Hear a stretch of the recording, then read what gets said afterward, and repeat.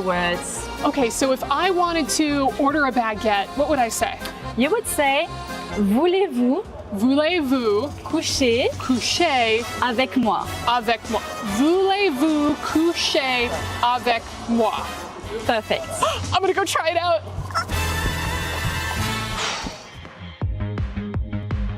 Ooh, this is really cute. How would I ask to try this on? Oh, actually, you can say, je mange des gens. Je mange des gens. Okay. Ah, je mange des gens.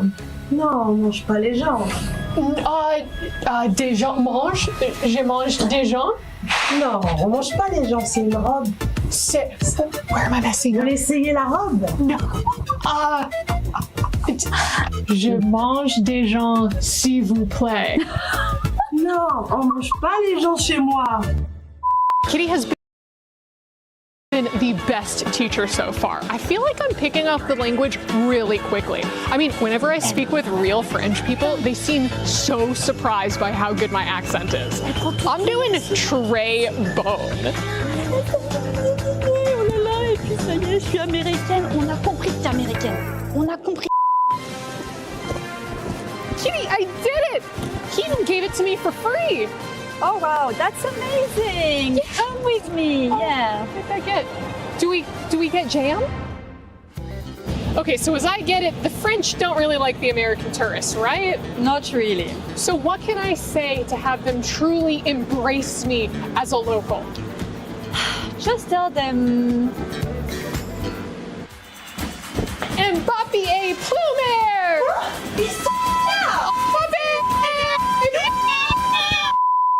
Kitty, it worked! They've accepted me as one of their own! I'm off to see Paris and it's all thanks to you! Bon débat.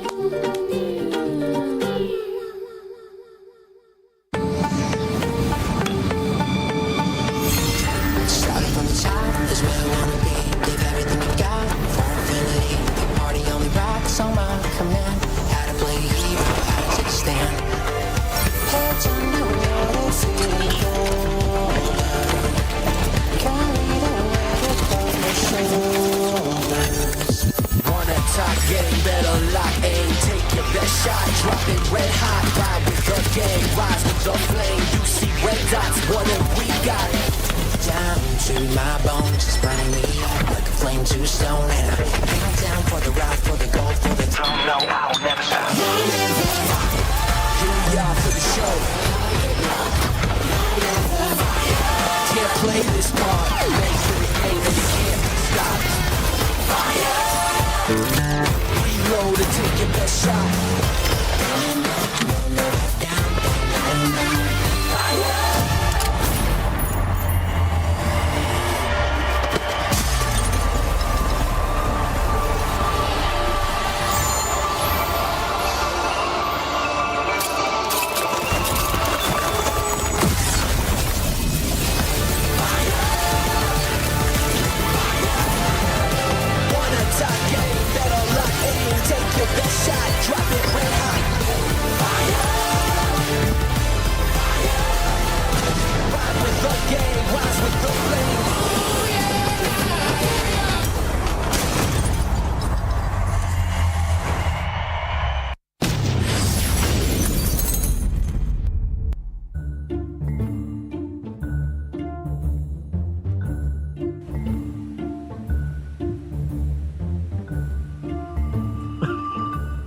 Montanha, mano.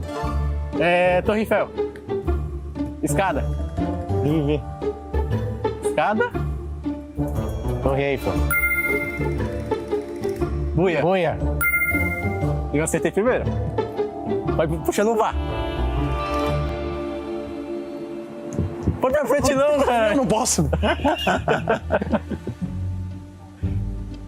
Procurando. Macaco. Que isso? Mas esse aqui tá muito difícil, essa. Hoje, Ó, cara. quantas letras?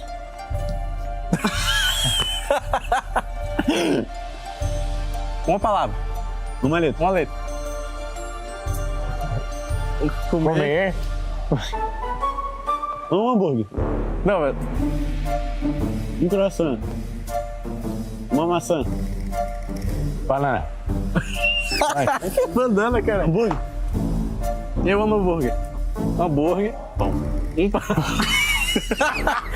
Como ele confunde? Pão. Um pão. Pão de queijo.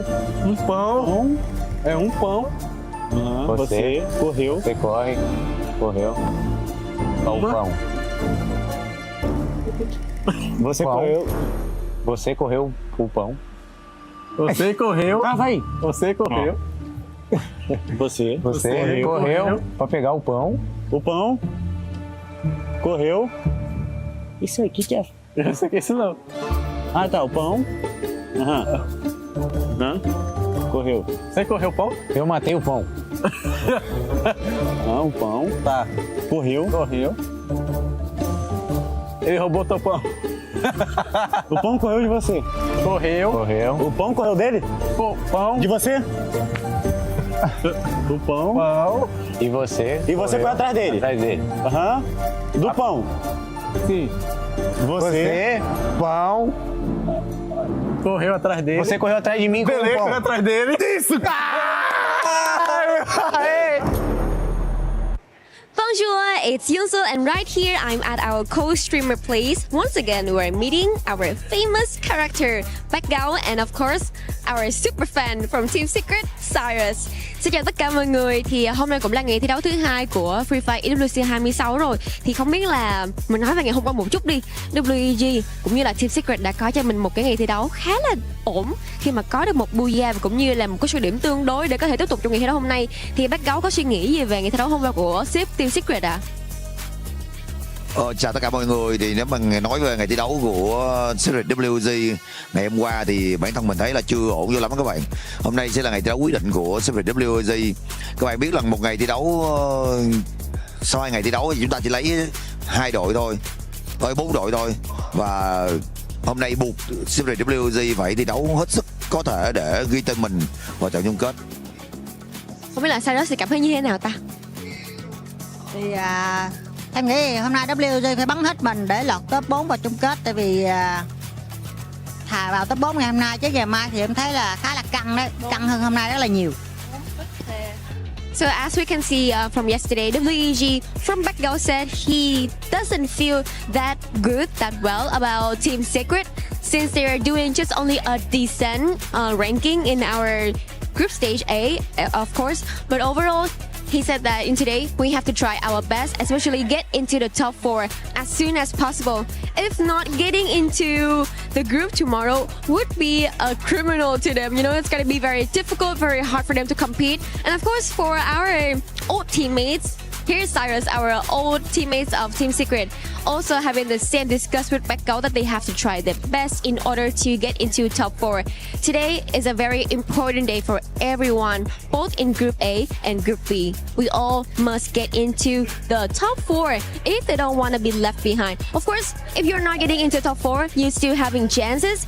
But if you're at ranking 11 and 12, boom, you are out, not being available into the game anymore. So, as we can see in the chats, ở đây thì em thấy là mọi người có vẻ như là tương tác rất là nhiều. Thì không biết là phần lớn, bác con nghĩ như thế nào là mọi người sẽ thường nhắc đến chủ đề gì ở trong cái phần chat của comment mình ạ? Ở trong cái phần chat comment của mình khi mình coi stream thì tất cả mọi người đều tập trung về Secret WG cả, và ủng hộ cho một đại diện duy nhất của Free Fire Việt Nam. Tất cả mọi người đều muốn rằng một kết quả thật là tốt trong cái buổi thi đấu quyết định ngày hôm nay của Secret WG.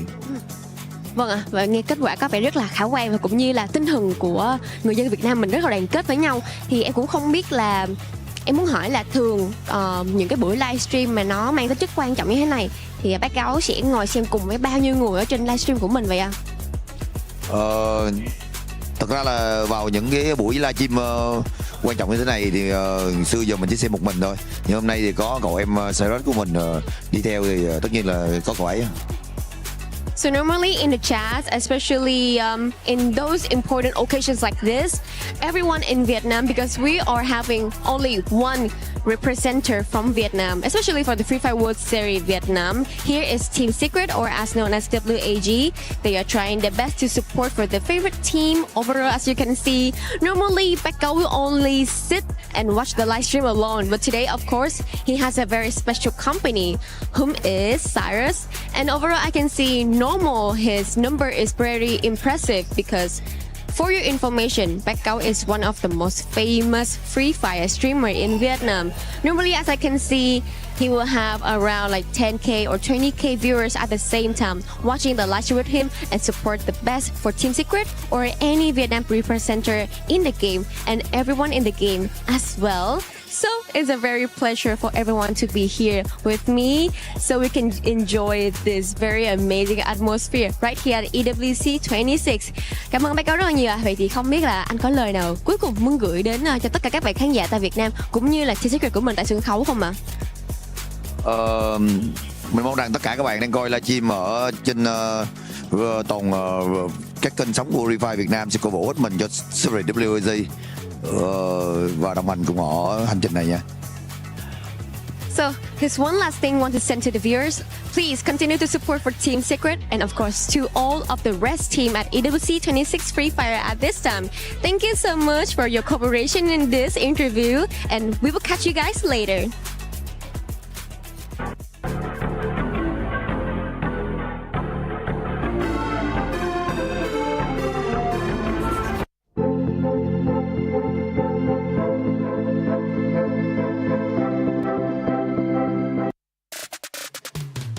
We have had 2 amazing days of Free Fire at EWC 26. From the group stages, we have had some surprises. Going to the finals, EVOs, the defending champions, as well as some of the other squads. We've had a lot of turbulence going around as well. But now, the pressure comes some even tougher. 4 teams from Groups A and Group B were able to move on to the finals. Now, top 4 are going to be moving to the finals. This is survival stage.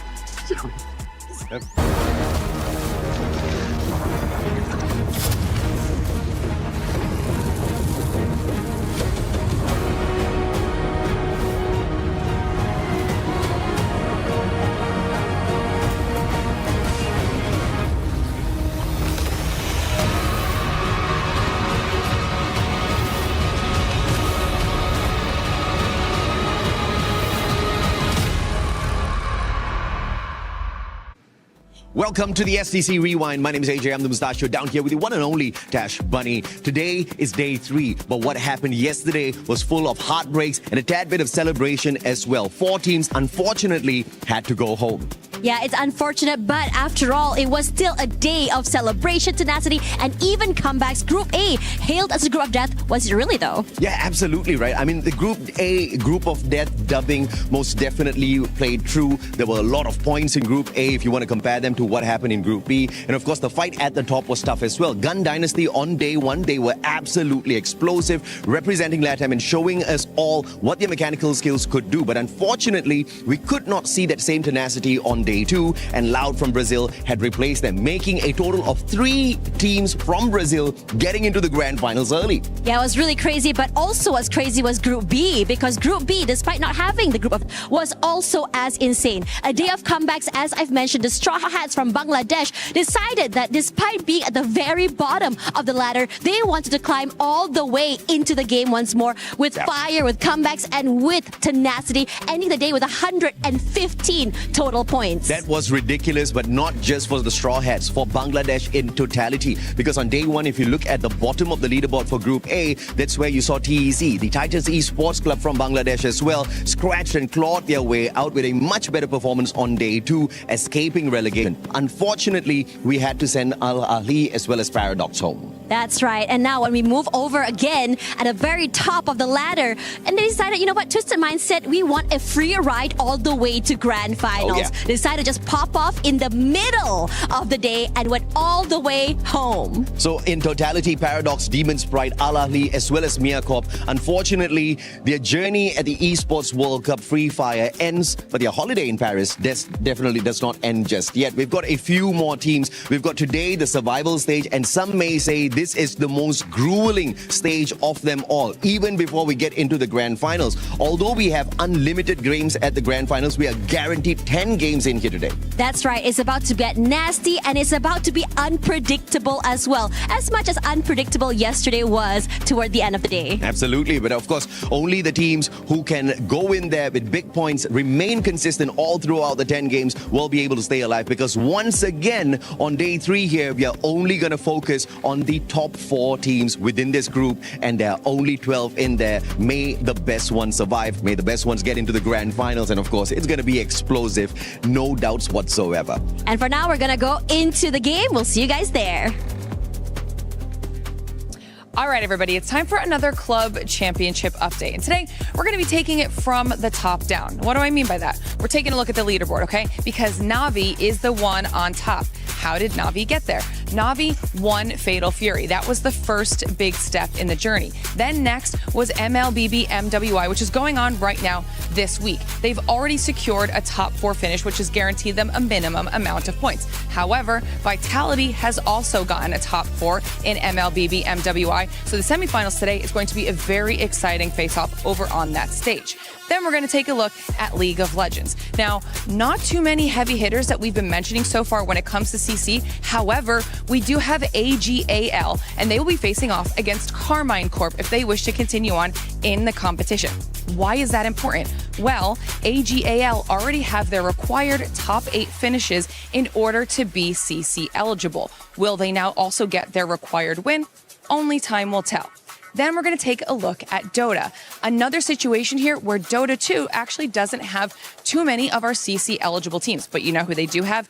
They have Falcons. And Falcons are playing today. If they're able to win that match, it's going to be a guaranteed top 4 finish for Falcons, which is going to be massive because they are a club that's had a slower start to EWC 2026. So this would be a massive opportunity for them to close that points gap down just a little bit. And then if we're talking Free Fire, what we've got going on our stage today, it is the survival stage. This is what it all boils down to for some of these squads. Only 4 teams will advance out of our remaining 12. And we've got the likes of Aurora, we've got Vitality, we have Falcons and S8UL all fighting for those top 4 spots remaining in our finals. So it's going to be an absolute banger of a match day here today. How will it all play out? We'll have to wait and see. I can't wait to get into it. Welcome back to Free Fire at EWC 26. We have had a lot of surprises, as I was saying earlier on. But now, the top 4 are going to be moving on to the finals. This will be survival stage. My name is the 7WG. I'm going to be your studio host, and I'm joined by Conchita, Neptune, and Lace. Conchita, how are we feeling today for survival? I am surviving, but super duper excited for the survival stage. Honestly, this is actually the most exciting stage for me because this is where we'll see the true fight happening. It's definitely going to be the true fight happening because a lot of the squads, they've had 2 days, they had some rest. In total, they had 12 matches.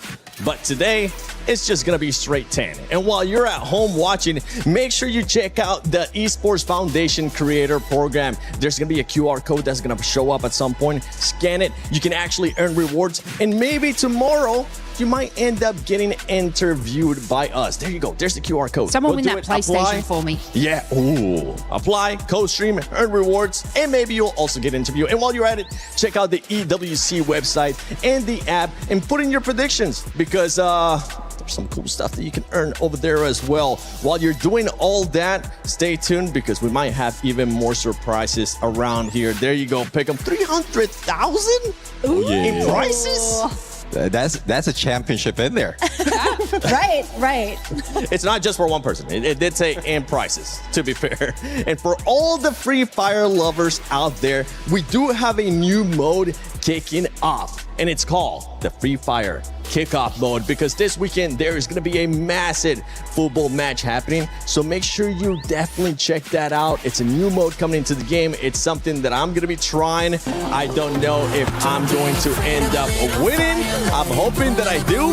And Conchita, honestly, I think if we played, you would absolutely destroy me. Yeah, I can see that. I think it's very exciting because it's also the Football World Cup, right? So it's right on theme, and I'm so excited to try this new mode. That's right. I mean, for Free Fire, this is going to be an exciting mode. Lace, I might have a higher chance against you, and I'm not just picking on you.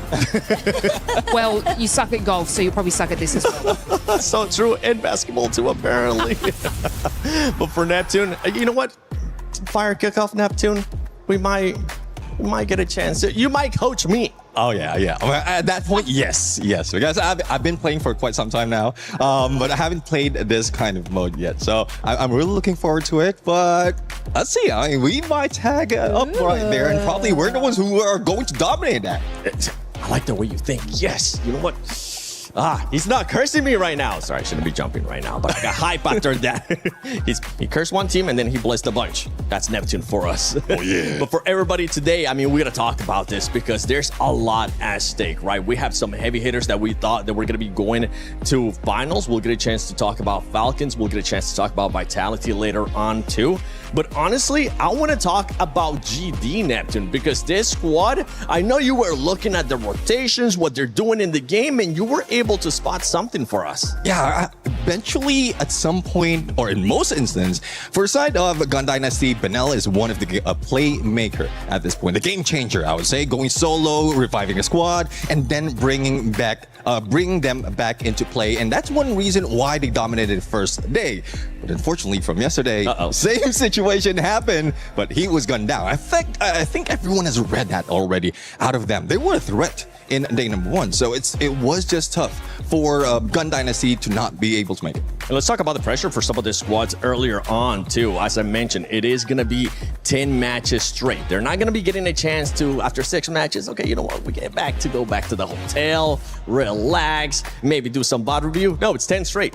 They have to watch out for just exhaustion in regards to what these players are used to, Conchita. True. Then again, it's called the survival stage. So they have to learn how to survive. And we talked about this yesterday. Remember, we talked about endurance. We talked about the stamina. We talked about how this tournament is not a race. It's a marathon. So I'm pretty sure the teams know exactly what they're doing and getting themselves into. And I do think that the teams that we have right now are the heavy hitters. Like one of them, Gun Dynasty, I agree completely. I mean, 162 points, 111 elimination points. They should have made it straight to the next stage, but here they are. So yeah, I think it's going to be just another fun day at the EWC ESPORTS World Cup Free Fire 2026. Luckily for Gun Dynasty, those top teams are not going to be here. But also, unluckily for Gun Dynasty, they did have an awful, and I mean absolutely awful day too.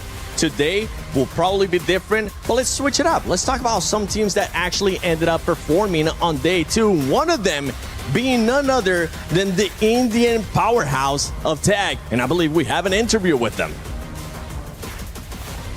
Hello everyone, Carol Bombshell here, and I'm happy to be here with the Shotter, the player from Apex.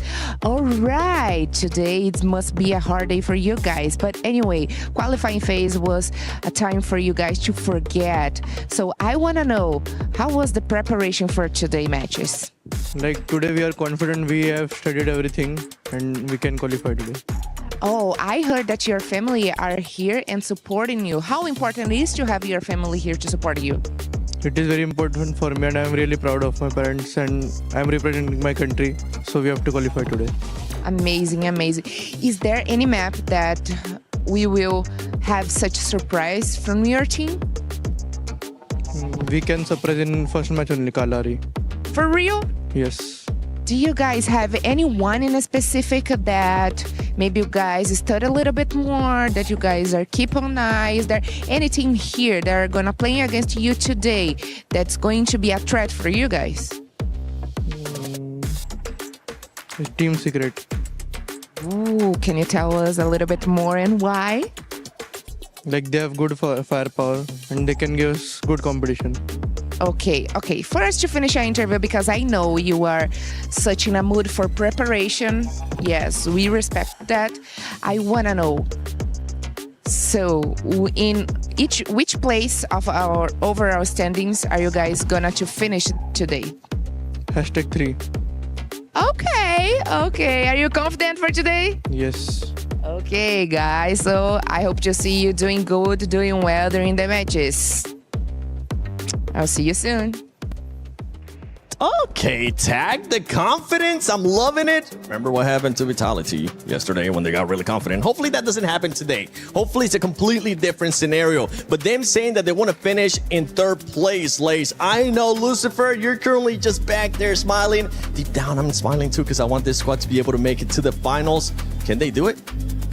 I mean, I believe so. It's something that, well, obviously every single team wants in this position, but the thing is that everybody else wants it just as much. So I like what he said when he was like, our biggest threat is Team Secret. Yeah. And look, if we can take into the performance yesterday, I don't think they really sort of gave it all they had. We saw them sort of play more on the edge, being like an edge hunting team, and the rotation was where they had their downfall, and they weren't able to sort of solidify themselves in the middle of zone, which is where they couldn't capitalize on more eliminations and more points. They need to focus on like their rotations more. So, Tag, I don't know if you got anything to worry about Team Secret, because they need to do something crazy. Yeah, I mean, there's also one map wherein they got 0 points. So I actually, that was difficult for a team as well, who are really catching up. They did place 3rd if you take out the top 4. So they're already doing it. But let's see though. I mean, it's getting tough right now, tougher and tougher. But it's a good thing as well that we've eliminated removed the top dogs out of the competition. Yep. So it might be easier for them to make it through right now. And I do agree for the surprise bit in Kalahari, because at this point they really need it, because they didn't do so well in that map the first time they played it. We'll get a chance to see what the maps are going to be looking like later, but I think it's time for our PS5 story of the day, which is none other than 2 of the heavy hitters, Team Vitality. I have to say it every single time. Yeah, you have to say it like that. Vitality. Sorry about that. And Team Falcons. I'll work on it, Falcons. Okay, I'm gonna work on it, but I don't think that's the one that you want to go for. Lace, I know you've been keeping a close eye with Falcons. What can they do to make it in the top 4? Well, I mean, this team is actually one of the teams that have had the most eliminations out of every squad going into the survival round. So from the group stages, they managed to capitalize on those eliminations, and this is above Dynasty, Vitality, Lion as well. However, where they struggle is their placements. They have about 7 teams that are actually outplacing them in this category, and only achieved about 2 top 4s and 0 booyahs. So if you look at their rivals, they have had several top 5s and booyahs. So it looks like, placement is going to be their downfall if they aren't able to get a little bit better in that. But if they can keep this same pace with eliminations, they should be fine, because they are looking like a really good team. And if we would take the points from the group stages, they are outbeating everyone. About 169 points is what they had there. So look, I do believe that they will probably be a part of that top 2 conversation. Yep.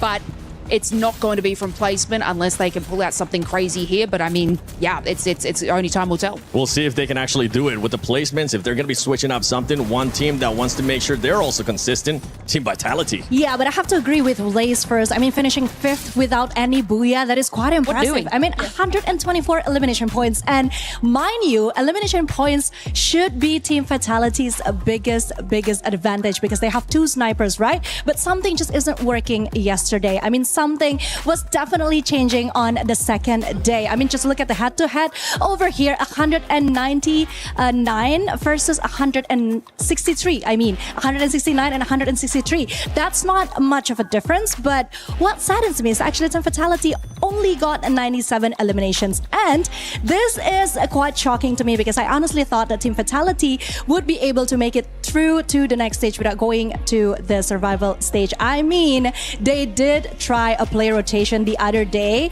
On the last 2 games, if I'm not mistaken, from 2 snipers, we have Chibang and Joel, to a normal composition of Chibang and Kyong as the rusher. And I think that was slightly too late. I mean, it could have been done sooner, and that was when the downfall happened. Yeah, I think the adjustment that Team Vitality has been doing is because even Team Falcons are bringing in those double sniper setup. We've seen it from Kiroro, we've seen it from Limit X7, so it's really tough right now for the competition of being the first. For Team Vitality being the first to bring in one specific gameplay and everyone else is coupling. But this is what I'm asking them, especially the coach, Chris Jaw.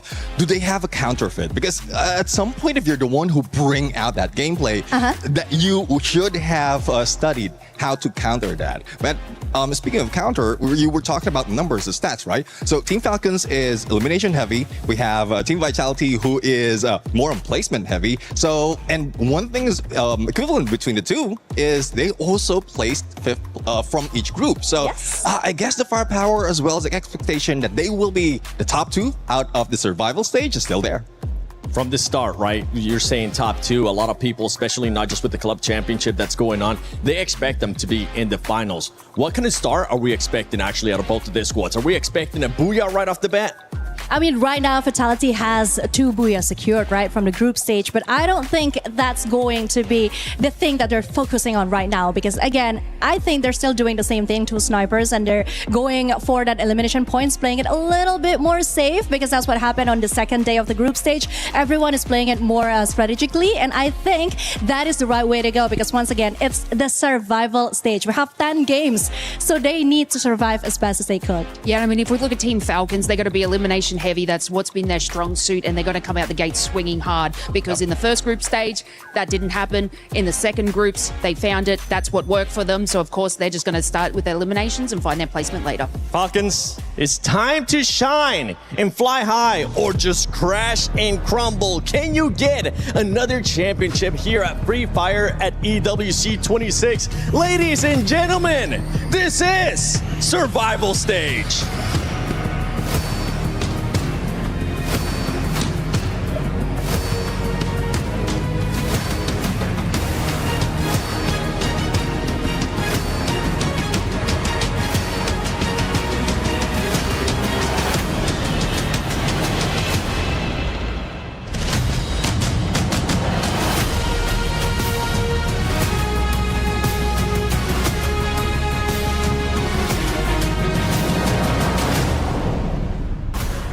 Months of preparation, thousands of hours played, and regional finals dominated. But now, our teams stand on the edge, fighting for survival. Every day, 33 millions of people are playing these games. And today, some of these players will qualify among the world's best.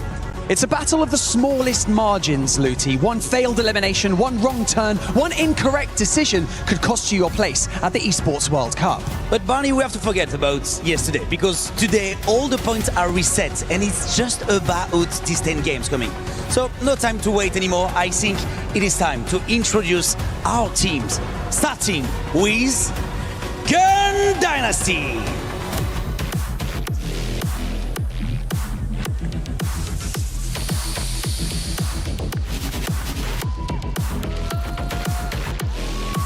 Titan Esports Club.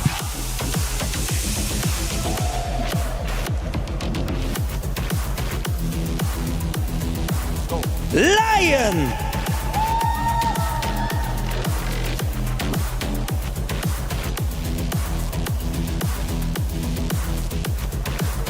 Total Gaming Esports IQ.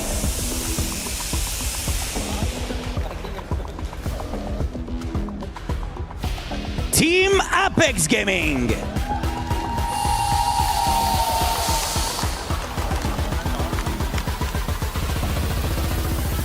DRS Gaming.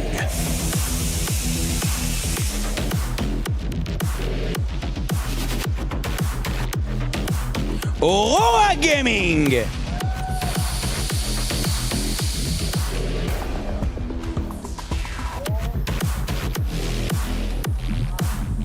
Team Secret.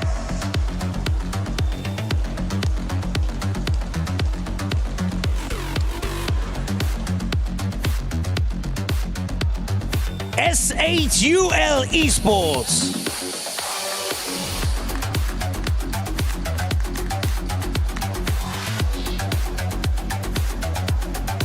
Straw Hats.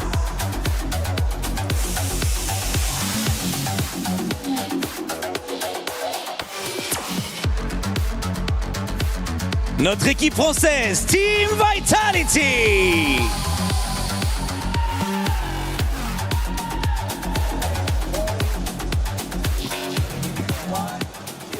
And finally, your reigning club champions, Team Falcons.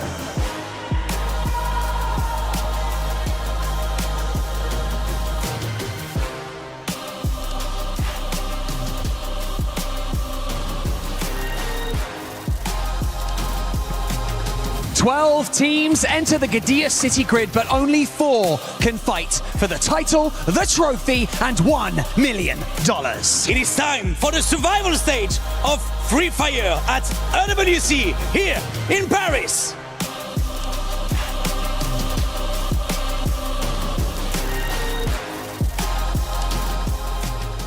The survival stage begins, and as you can imagine, we're going to crush some hopes, going to crush some dreams. Expect absolute chaos.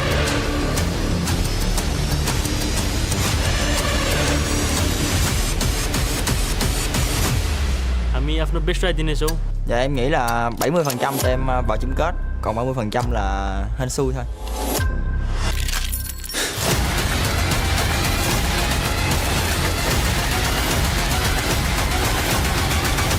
Time to introduce your next 12 teams to fight for survival.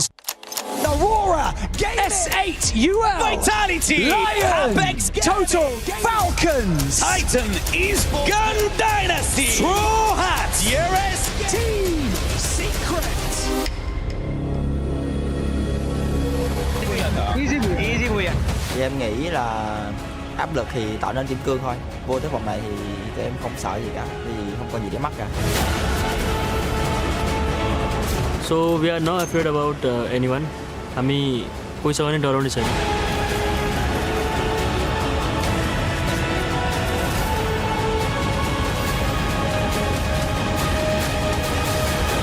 Final एक दिनको हो, जे नि हुन सक्छ, तर final चाहिँ पुग्नुपर्छ. त्यही हो हाम्रो main goal.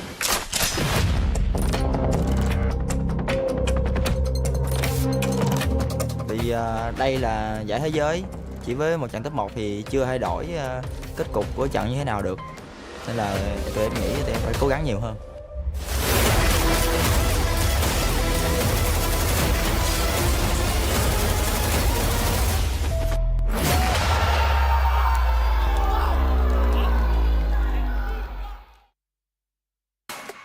Ladies and gentlemen, this is Free Fire at the Esports World Cup in Paris, France. It's 2026, the 3rd year of the big stage. My name is Husky and I'm joined by Tash Bunny on the mic. Survival stage is now officially underway. 12 teams with their keys on the line, and only 4 will be able to take it into tomorrow's grand finals. Yep, where we do have our grand finalists already waiting. They will be taking a break for today. But as we know, that survival stage is not going to be easy. While the Titans are out of the server for now, that doesn't mean that the journey today is going to be easy. 10 maps to go, and every single player or every single team in this lobby are equally matched. Yeah, most of the Titans have made it to the grand finals, but there's only limited slot from the group stages. We have Team Falcons, our reigning club champions, still here, and they are the ones to be feared. Team Vitality, known as the Falcon Slayers, have hunted their prey down to the survival stage. And if we just look at, on paper, a lot of people would say that theoretically there are only 2 slots today. The other 2 most likely secured by Falcons and Vitality, and that's what general consensus, and it's not my words, it's what people would think, but I'm a sucker for underdog story. We've seen Straw Hats, we've seen TAG, we've seen Gun Dynasty. I want some of them, at least one of them, to get through. Yeah, and it's really exciting as well. I mean, especially since yesterday was Elimination Day as well. We saw a story of comebacks, tenacity, some hard work and tears, and also some heartbreaks. But again, today the heartbreaks doesn't stop because, like you mentioned, there are very, very limited slots. A majority of players today and teams today will be, having their journey stopping today as well. You can see how grim the faces are for so many of these players. For me personally, I think that you come in through a survival stage, you get the momentum, you learn a bit more about what needs to be, to be fixed as we go to grand finals. But at the same time, that extra day for grand finals for the Titans at the top there, being able to watch, dissect, is also quite scary to think about. Yeah, and this is also quite the test for some of these new hopefuls that might not have been in this spot before. We are most of the time used to a regular day of 6 matches for each team, right? And then we swap between the groups, just like what we saw in the group stage.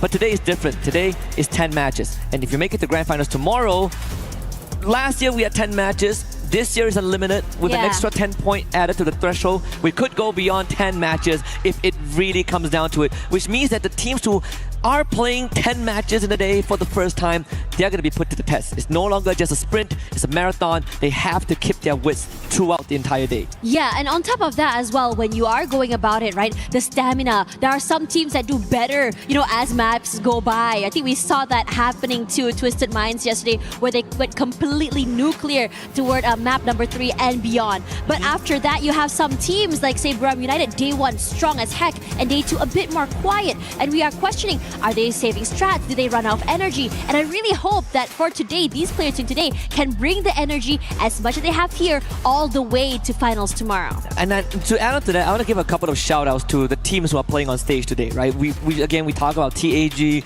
Straw Hats, TAG nearly not 1 but 2 booyahs for India, right? The history of the region. And even I think Shoto's family is here as well, and what a moment to behold. We have Straw Hats.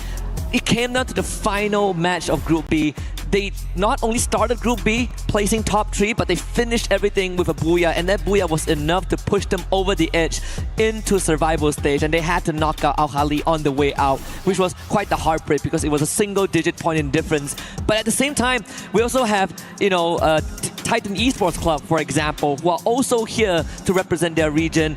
Gun Dynasty, the newcomers, first time on the big stage, feels no pressure and were able to finish top 3 on day 1. Yeah, yesterday they dropped out of top 4, sure, but they are still quite the threat. Yeah, and I think that this is where things get super interesting because, again, so many of these teams, we saw day 1, day 2, what a night and day performance for many of these teams were. There were a lot of different drop spots. There were a lot of different styles of play. Conchita mentioned earlier that, even teams are starting to just change out their rosters to change into different meta styles and different shooting styles coming into yesterday as well. Now, I am curious to see what exactly is the name of the game after all because, in their playbook, I'm sure there's multiple pages. But which page are they going to use? And are they going to pull out all the stuff today? And will they have more coming into tomorrow? Well, they have to get to today to be able to get to tomorrow, right? Yes. And I think if you talk about showing all your cards, I think the time is now, right? There's no better time to do so. You only have 10 more matches, and unfortunately we only have 4 slots, and that's the nature of competition. If you ask me to pick a team that I want to go through that is not Falcons or Team Vitality or Team Secret, I have more than just 4 teams. My hands are a bit tied. I want Aurora Gaming to go through because it's the first time in 4 years we've seen them back on that world stage. I want India to have a team to go through, especially TAG. I want Bangladesh to have Straw Hats to go through. I can't make my choice. It's like going into a buffet. It's like a lady in a perfume store. It's pretty hard to find what you want. But in the grand scheme of things, I personally want to see if the teams themselves can make it through, especially our reigning club champion, Team Falcons. Yeah, on top of that as well, I really want to shout out Lions as well yesterday. I think they had a lot of tenacity. They're very hot, very sharp as well. But sometimes it just feels for this particular team, they're sometimes they get over-aggressed, sometimes they can overheat as well. And which is why it's really scary to see what exactly they have in store today, and what better way to start off with an interview with the team. Hello everyone, I'm Yusel and welcome to day 3 of EWC 26 Free Fire. Right next to me is Games King from Lion. So since today you guys will go into a survival stage, I think it's going to be very tough, very difficult. Have you guys have any plan for your team to get into the top 4 today? Sí, ¿cómo te sientes para el plan de hoy? O sea, ¿qué tienen planeado para entrar en el top 4? Bueno, sentimos que hemos fallado en varios aspectos, tema de coordinación y quizá un poco mecánicamente, y lo que vamos a mejorar fundamentalmente yo creo que va a ser las rotaciones del equipo y un poco más centrados todos juntos. We are doing better the rotations for the map and work together. Work together because, you know, me and everyone around can all see Lion is a very strong team, especially people that are in love with Games King because his playstyle is very special, very unique. So are you confident enough to get the top 4 to go into the grand finals tomorrow? ¿Te sientes confiado para entrar en el top 4 y estar en la gran final mañana? Sí, obvio, me siento muy confiado, sé el equipo y la capacidad que tenemos y lo vamos a dar todo para poder mañana estar en la gran finals. He's well for today and he's very confident for tomorrow. Lovely, I love that. Okay, so one more questions. So in the board today, which is 12 teams, who do you guys aware the most? Wait, repeat again? In our top 12 today, so who do you guys aware the most? Which team? ¿Cuáles son los equipos que tú crees que están en el top 4 de hoy día? Bueno, Lion, Aurora, Boon Dynasty, and Team Secret. The teams are Lion is the first top in the top the table, and Gun Dynasty, and Aurora, and Vitality, and Team Secret. Oh my god, thank you. One from my country, but I'm very surprised you guys choose Aurora. Well, thank you so much, Lion, and I hope you guys will have your best day today to get into the top 4, and we will see you guys tomorrow in the grand finals. Thank you for your listening, and now let's see what's up more in VIVO. And that was Games King from Lion. And if you don't really remember who he is, used to be with, well, I want to say used to be. Last year he played under the banner of Movie Star R7 back on the world stage in Jakarta, and we actually celebrated his birthday there. And he also, I think, missed his graduation ceremony, if I remember correctly, but all for that big cut of glory. And here he is again under the banner of Lion and being one of the favorites to make it through to tomorrow and join some of the big dogs that he has competed with. We're going to head into game 1 right now, ladies and gentlemen. It is going to be none other than Kalahari.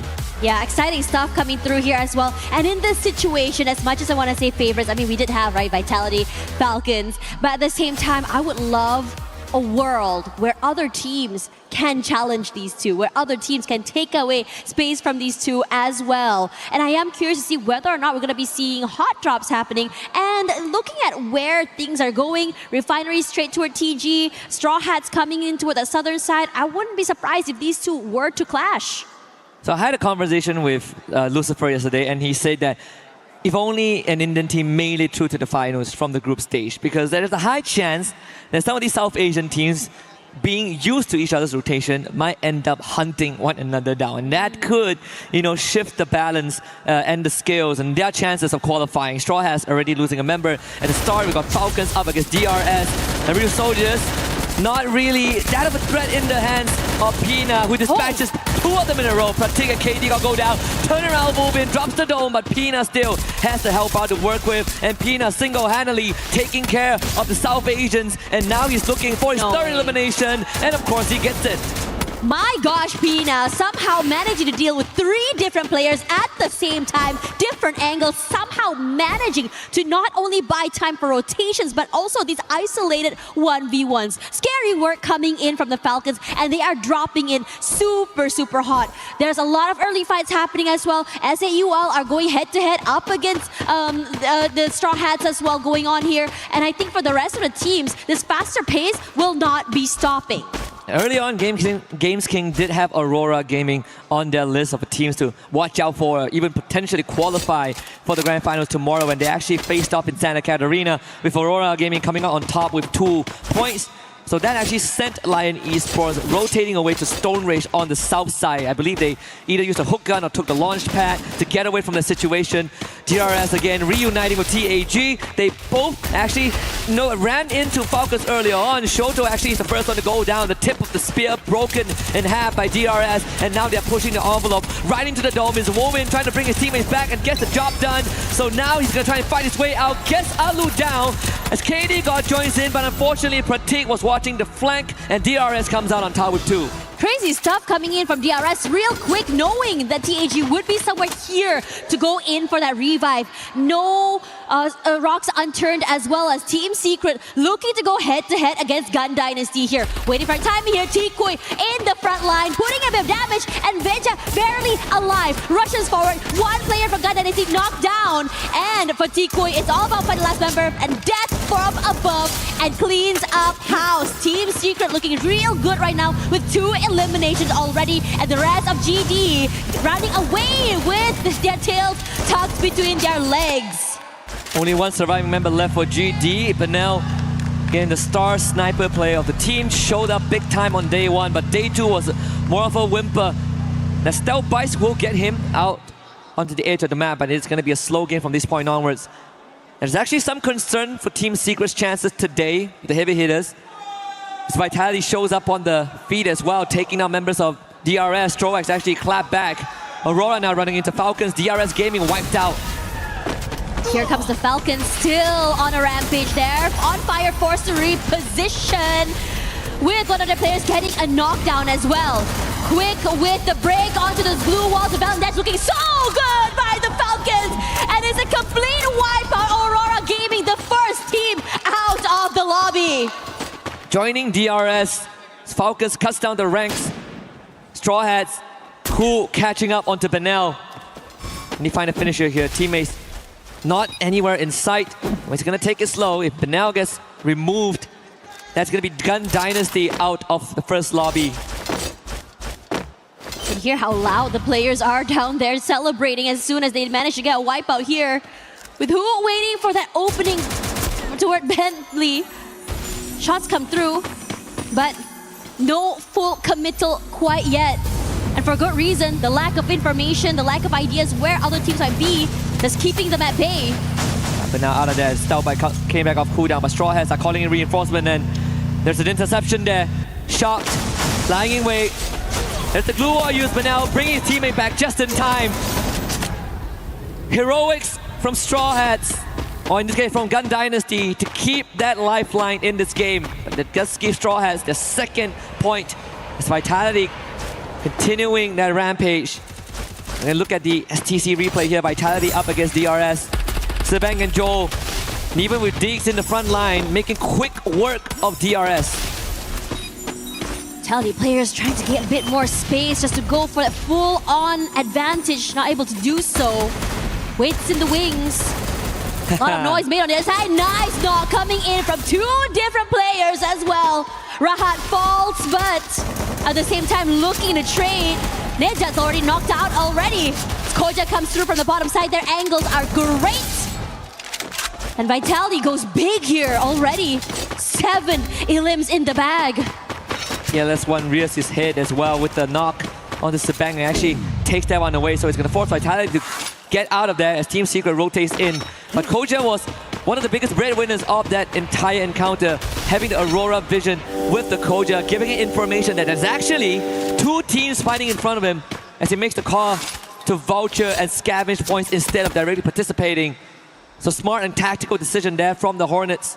They will survive with 3 members for now, but shouldn't be too big of a problem as Team Secrets were a bit too far behind to have any impact on that outcome. Koja brings the bank back into the lobby. Let's say UL's one more player left as well. I think it shouldn't be a problem for him to be able to get this space. But if KD God's timing is good, might be able to run away with another point. Regardless, as we look at the rotations here, Northern side so interesting. Never mind, hold that thought here. Troll definitely heard the footsteps of KD God there as well. Gonna cross by one another. But the glue walls keep Troll at bay, and managing to get his teammates back into the game must be frustrating with the off timing. Both of them having the same idea.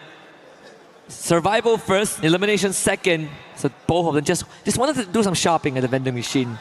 No harm, no foul there. S8UL and TAG continues their run. Some teams so far silent. I was looking for Total Gaming IQ to have some early impact, but they are taking it slow. And rightfully so at Mammoth. Big area to work with.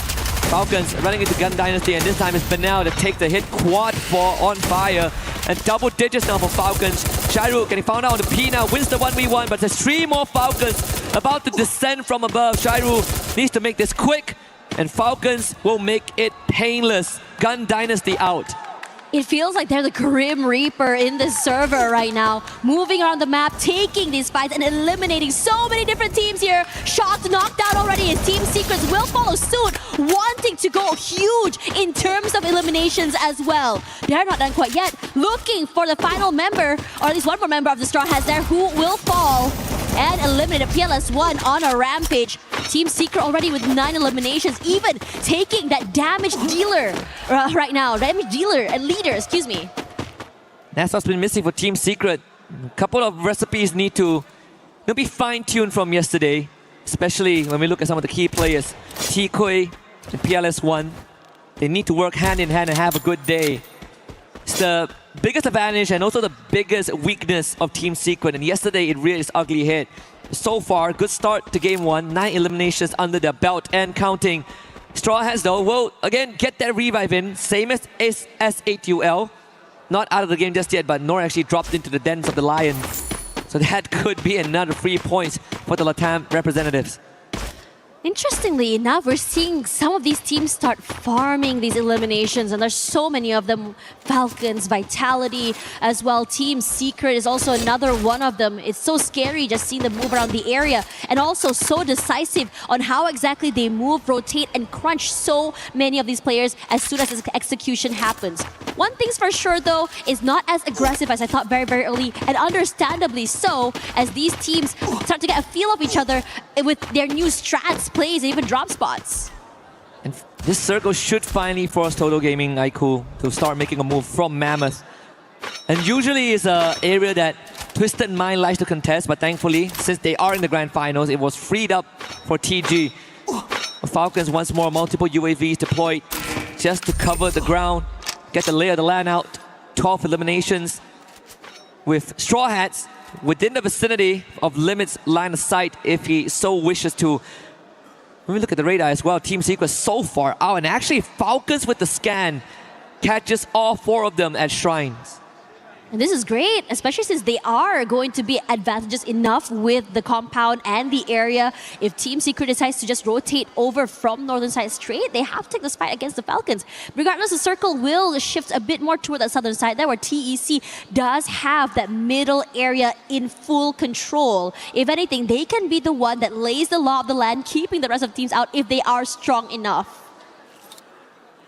TEC taking the center of Kalahari around command post, so there are some structures that they can still lean on for now, but my guess is the next circle shift will bring them all out into the open, and we saw that happen a couple of times yesterday. And that really is the true test for some of these teams. Can you fight out in the open? When it comes down to just raw decision making and the resources that you have, the battle of attrition will become the primary focus. For now, most of these squads still manage to slow it down. You see even the satellite dish occupied by Koja, Vitality spread out around Refinery, and this could help them intercept Team Secret. Yeah, but they're not really showing their hand either, being very cautious right now. I don't think they've been spotted out quite yet. I was sort of expecting them to just really, let her rip as the members of Team Secret rotate over and just really maybe steal away an elimination or 2. But I think at this time, they're prioritizing on more opportune situations. Oh, crossbar here. There's the first shot coming through. PLS1 barely survives that first encounter. This high ground run is not going to be easy. They will have to use that glue wall. PLS1 sent onto the flank to try and get a couple of pickoffs. But this is where Team Secret sometimes struggle. Again, we talk about them having 2 key players that both need to have a good day. PLS1 starts it off good, takes out Koja on the satellite dish, and that is going to eliminate a big anchor for Vitality. Rescue come in, the medic in the form of Sebank. PLS1, if you can pin them down, Secret have a chance. But Joel is there on the end, but got caught out there. Team Secret so aware, and even the Balan dash to quickly break those glue walls, but Dix a bit too aggressive there, does not realize there's someone waiting in the wings and chunks him down. And Vitality, they thought they had the high ground here, now in trouble, but able to recover. Joel left bleeding, and the rest of Team Secret, well, for PLS1, is all about the reposition and just trying to get away and bring his teammates back into the game. The setup was great for Team Secret, but the response was better from Team Vitality. Again, Koja bailing out his team, even though they lost the vantage point. And that's all thanks to Bang as well. The revive on the top of the satellite dish allowed them to recover in time. Not to mention Dix putting up a pretty good fight despite getting pushed by Tikui. So now Team Secret are really in hot water. Vitality, not willing to give up. Koja actually getting tagged his limit from downtown, saving PLS1. You cannot cross the Falcons right now. So aware! Positioning so good with the snipers. Nasty work. You can't cross. Your head has to be down. And the rest of the Falcons there, I don't think Jack is going to survive this encounter anytime soon either. They're just keeping an eye out for any other stragglers coming into the circle. I don't think any more than that is going to be achieved. 14 points now for the Falcons. Next in front of them, Titan Esports Club. Fortunately, the point on Jack wasn't able to be picked up, as the blue zone was the one that got the elimination at the end. PLS1 is now going to get pushed. Let's see how much he can make out of this. KD got with a good tag. And TAG making good on their promise, but his limit steals it away. Team Secret outwoven, shot mid-air by Lion. So TAG now will have to make that small move, but they are going to try and pin down Falcons on top of that command tower. Just really taking this step by step. First step was just taking out the Team Secret player and then crossing through.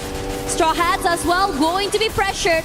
Troll hasn't been noted quite yet. He could be able to run away with an elimination or two. Regardless, Straw Hats still on the outer end here, but TEC, there we go. Quick, just knock him down there. Blade finds him in the end so quickly. We'll be able to walk away with another point as the elimination does come through. But the fight's not over quite yet. You also have to cross the final boss, which are the Falcons. The high ground full in their control, but Straw Hats, the rest of them, are going to try and wrestle this area away. And like I said earlier on, Tash, the circle is going to move out into the open. That's going to be the true test. TEC up against Straw Hats. TEC winning it out in a dominant fashion there, led by Blade with a triple.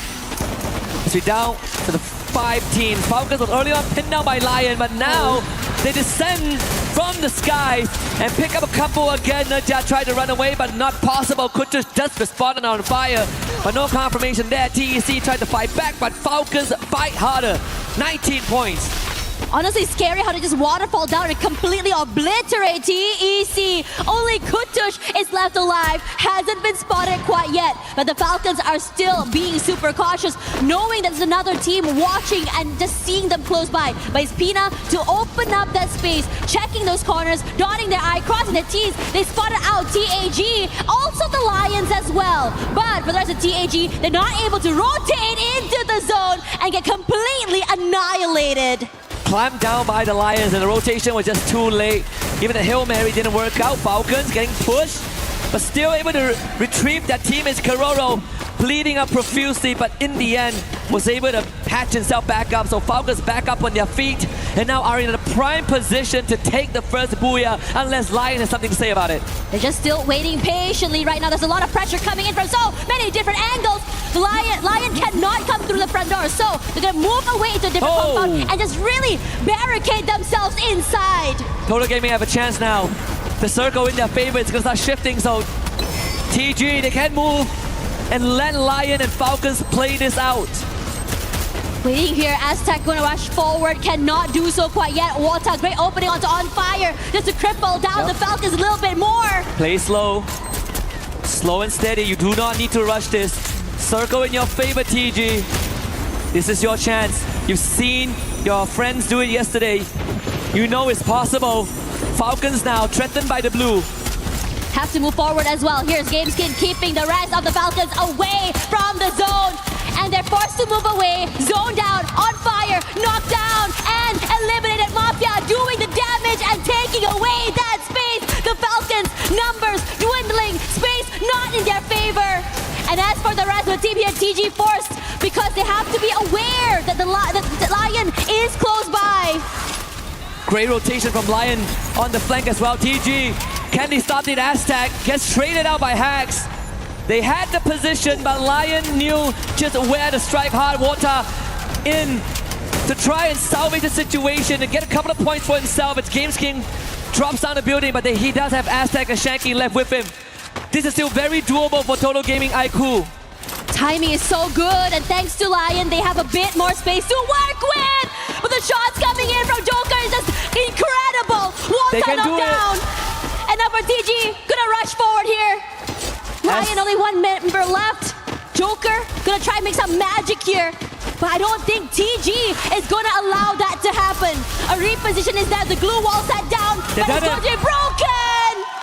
And TG, a booyah to start off the day.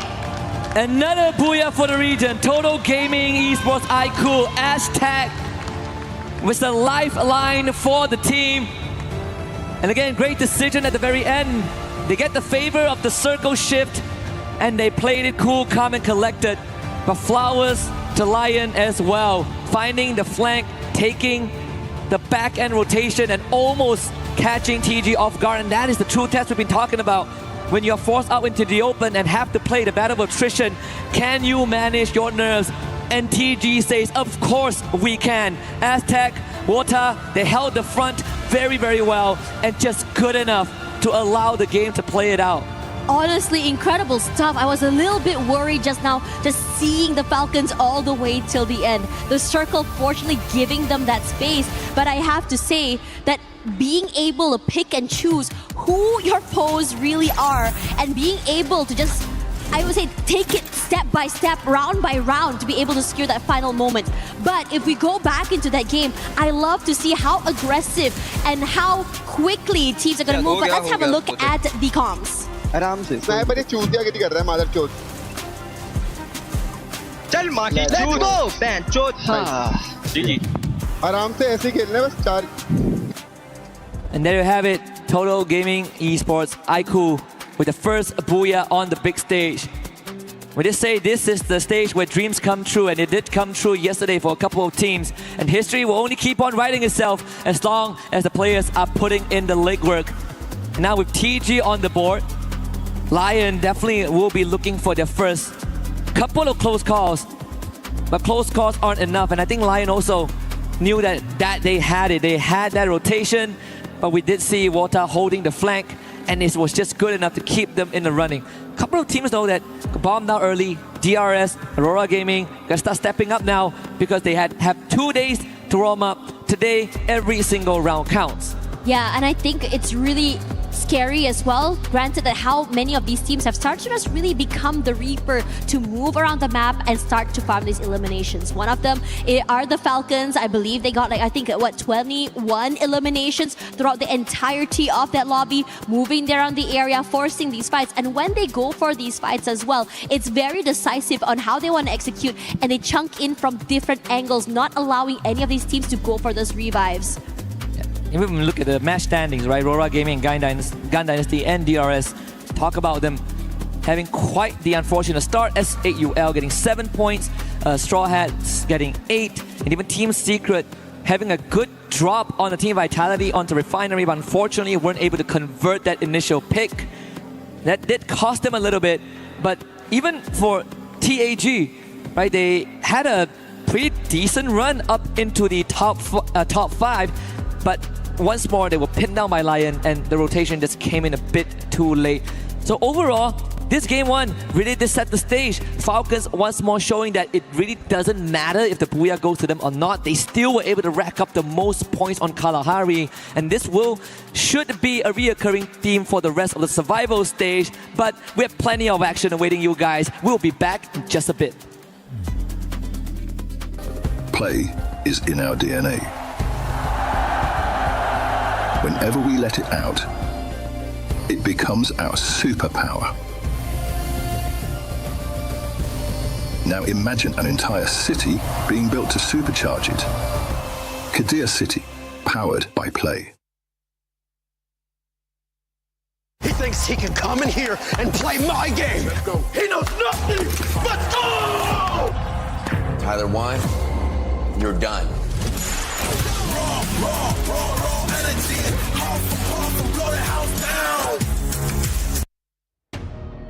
And that is exactly the start that we expected from the survival stages, with Total Gaming taking that booyah, which was a little bit unexpected, don't you think, Conchita? It was. But then again, that fight, the top 3 teams, oh my God. We have Total Gaming, we have Lion, and of course, that was some intense fight. I did not expect to see the fight breaking so soon, honestly.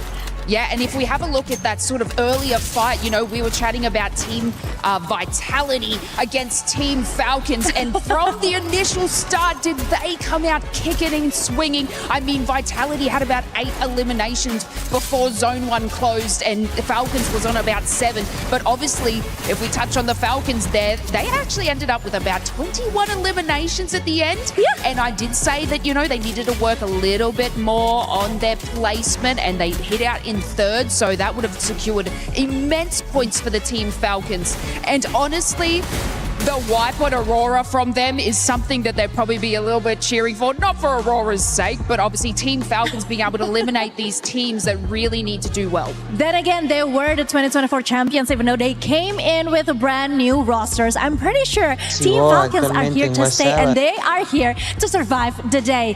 Then again, one thing that really interests me was the way they take out Falcons one by one. You know, I see that they got their advantage by being in a better position during the last circle, but man, that was so amazing what they did to Team Falcons. Yeah, and I mean, you know, this is where like Team Falcons probably played a little bit too aggressive in the final circle. It is okay to do that stuff at the start, but again, we have to bring Lion in the conversation as well, because from the group stages yesterday, they were up in the top sort of series on our leaderboard. So the fact that they were able to come in that 2nd place as well and holding it in there, finishing off, I think it was about 7 eliminations, and that was a great feat from them. But of course, not taking away from Total Gaming, so it is something that, you know, these guys are going to be doing incredibly well. But look, if we touch on Team Lions, do you think that they have the grit and tenacity to keep going? Yeah, I mean, did you see how Joker was the last man standing and he really gave him all? Just take a look at the key players. It's dominated by mostly the players that are showing their true identity, and that one of them is, of course, Joker from Lion itself. Yeah, and you don't want to be, you know, messing around with the Joker, okay, if we've seen anything from that. So looks like these players, you know, they know exactly what is meant for them today. And something that I sort of wanted to bring up as well is Gun Dynasty. Yeah! What happened there? It was quite unfortunate, of course, what happened with Gun Dynasty. But then again, I am hoping and praying for the best. I am keeping my fingers crossed because I really want to see what they bring to the table today. I mean, we all saw some hope just on the first day of the group stage, right? We are hoping that they keep the same spirit, they have the same tenacity, and that is exactly what we're looking for today. Yeah, and we talk about these sort of slow starts across our matches and obviously from the group stages, but when we've got 10 matches today, no break, just all surviving in the survival stages, these teams need to sort of take more of that, you know, I guess play style from these top hitting teams like the Falcons and even Team Vitality, where they sort of progressed and had these eliminations up the top there. This is probably the crucial moment that these teams need to capitalize on eliminations. Obviously, it's awesome to get the booyah and additional points for placement, but it is the sort of kicking things off that they need to cement themselves at the top, because we only send, is it 2 through to the top? Yeah, and talking about Team Vitality, one thing that I really want to talk about is when they were facing Team Secret, the only Vietnamese team that we have in EWC this year. That was something, right? They finally built themselves out of that situation just to be taken out by S8UL. So they need to be more careful. Okay, I'm talking to you, Team Vitality, but I guess now it's time to go back to the casters. I'm pretty sure they have a lot to say about the first game. So without further delay, take it away, guys. Thank you very much, Conchita, as well as Lace. That was crazy stuff coming in from Kalahari. Map 1 already. Total Gaming Esports IQ starting it really hot, but it's the Falcons that went all the way till the end, farming those eliminations, showing us what aggression looks like, and I don't think they'll be stopping anytime soon. Not at all. That's the 3rd booyah for the region of India. You know what? I'm just gonna rub it in, Yunsu. That's 2 more booyahs over Vietnam so far at EWC. All right, Secret, you gotta step up. We've seen some moments of brilliance there. Again, it really came down to what I believe Tikoi said in an early interview piece, that 70% effort and hard work, 30% luck.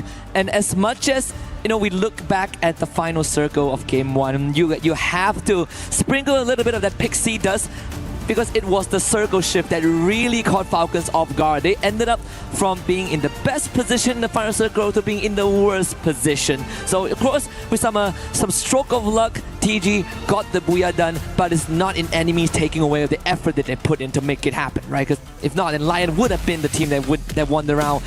With that aside, we're going to head into game 2 in just a little bit, and I want to see if this trend is going to continue, because we're going all the way back to a classic map.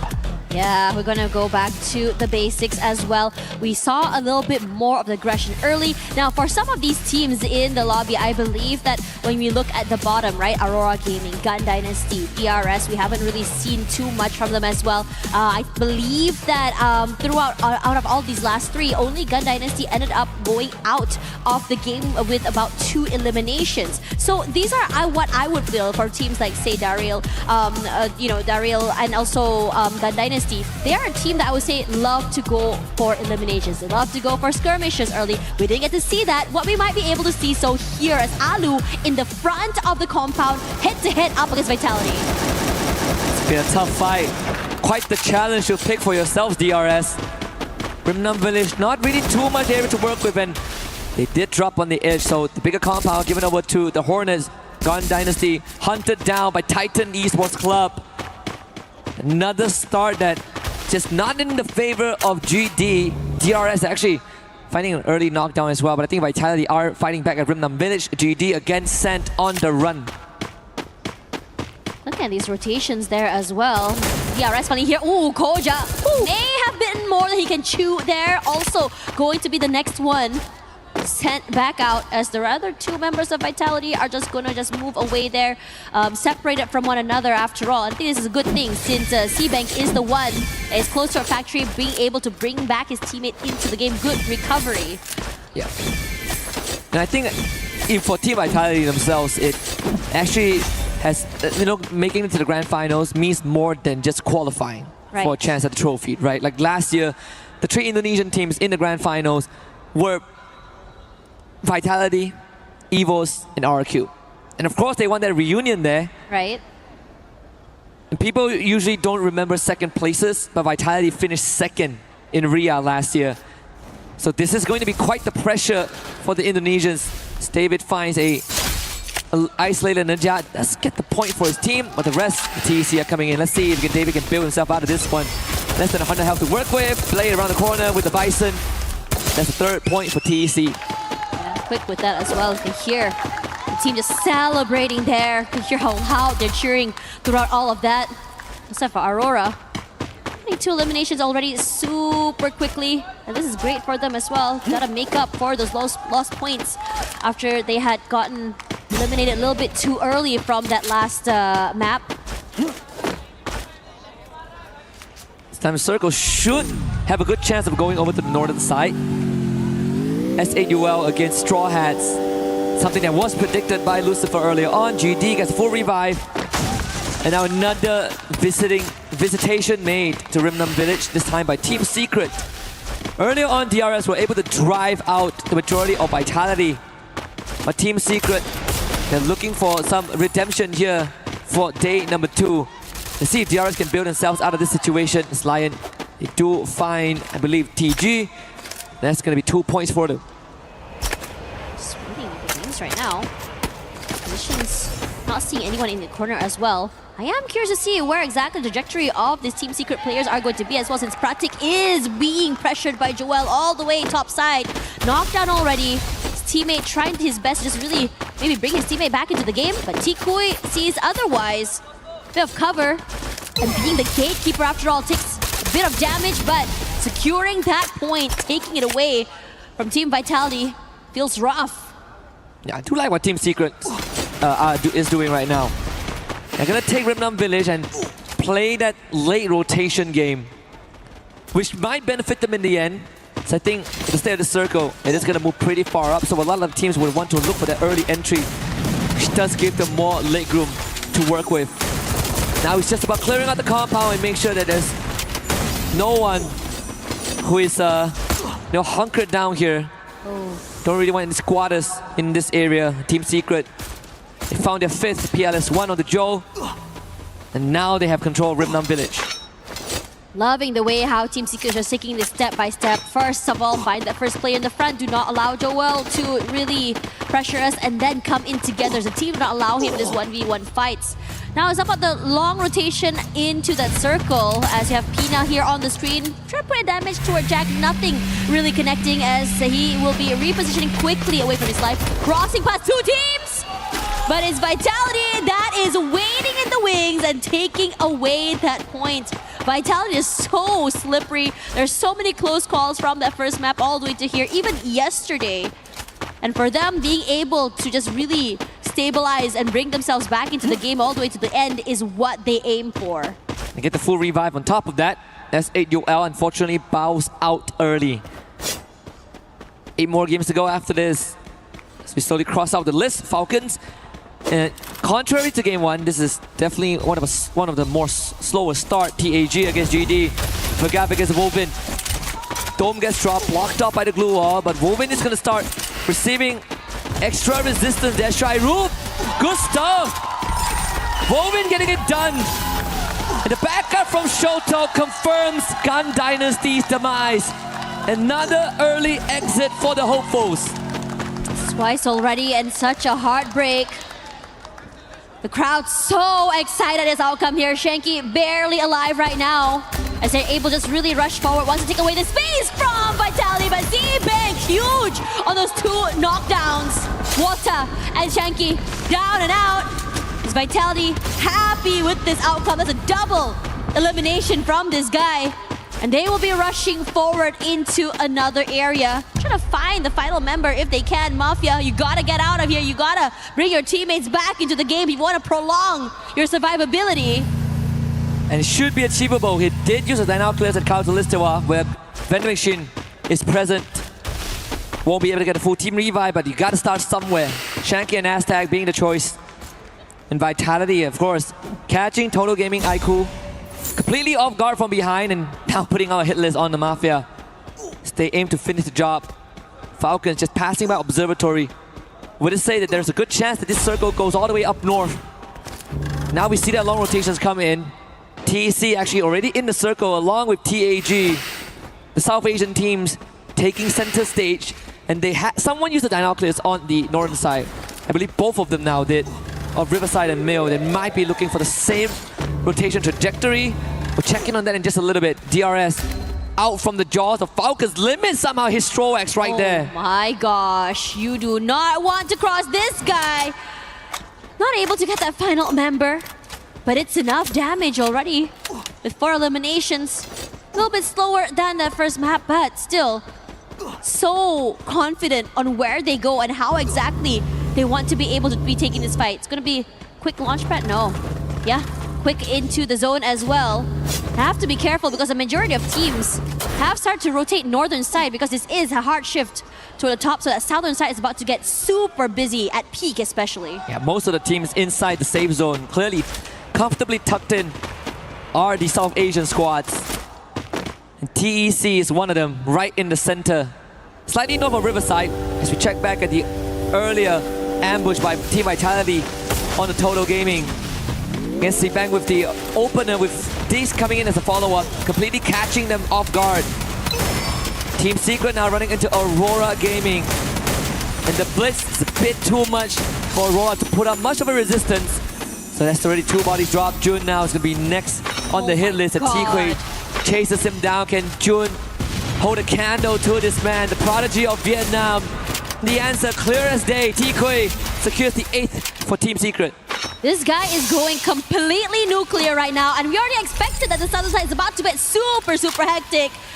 With the Axel, the last person standing for the team, forced to move away here, but Team Secret has been hot. Rushes forward, goes up head to head here, but Koja goes huge with 2 knockdowns already. Now it's all about just finding the final member there and on to the hunt.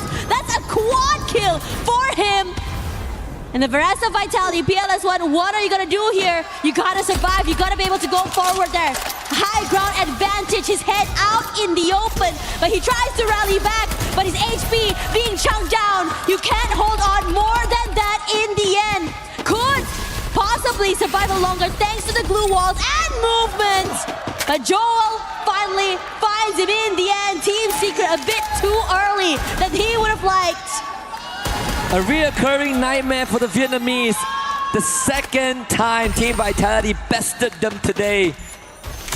First time was in Kalahari where they were able to fight back at Refinery, and now a full team-wide after Team Secret just got up to a good fight off of Aurora. TAG winning this one against Lion. Sahil Jha leading the charge with a 9th point for the Indian team. Crowd goes crazy down there out of that fight. Now for the rest of the team, they want more. You know, Lion close by have to be aware that the high ground advantage they have could be detrimental. And a good call going for this 2-2 split, a crunch, could be huge for them if they're able to just really pull away the attention from one end. Now Hacks and Games King pull away from TAG, relenting, giving away that space, choosing to go into the circle instead. But this later rotation makes me a bit worried for them, especially since TEC and the Falcons, Straw Hats, very, very healthy, early, and ready to receive these later rotators. I like what Team Apex Gaming are doing right now. Making sure that they stay close to the safe zone, but they're also avoiding conflict. So this mill area is going to be their stronghold. And when the circle closes in, they could slowly work their way through. Because with this density of populations, there's quite the high possibility that TAG doesn't even have to get their hands dirty. Strorex and gunned down by Hacks with the Mac 10. The rest of DRS comes in through the doorway. Pratik, next victim. This Games King gives him the knuckle sandwich. Lion are barely holding on, and DRS trying to blow through the front door. Trogon in hand. The electrotherapy to work with as well. So these long fights benefit them a bit more. Hacks around the doorway. Outlook getting flanked. Games King good on the crossfire and has completely turned this around. Lions somehow managing to find that final window of opportunity. Very small though, but able to be abused. Still aware there's still one more player on the top side, DRS. Could he be able to make magic here? It's gonna be a 2-on-1 situation. But you also have to worry about Total Gaming IQ coming into the fray close by. Perhaps if they come in and join on the fight, could give a window of opportunity for Takuri to survive. No, Aurora is also here, coming forward.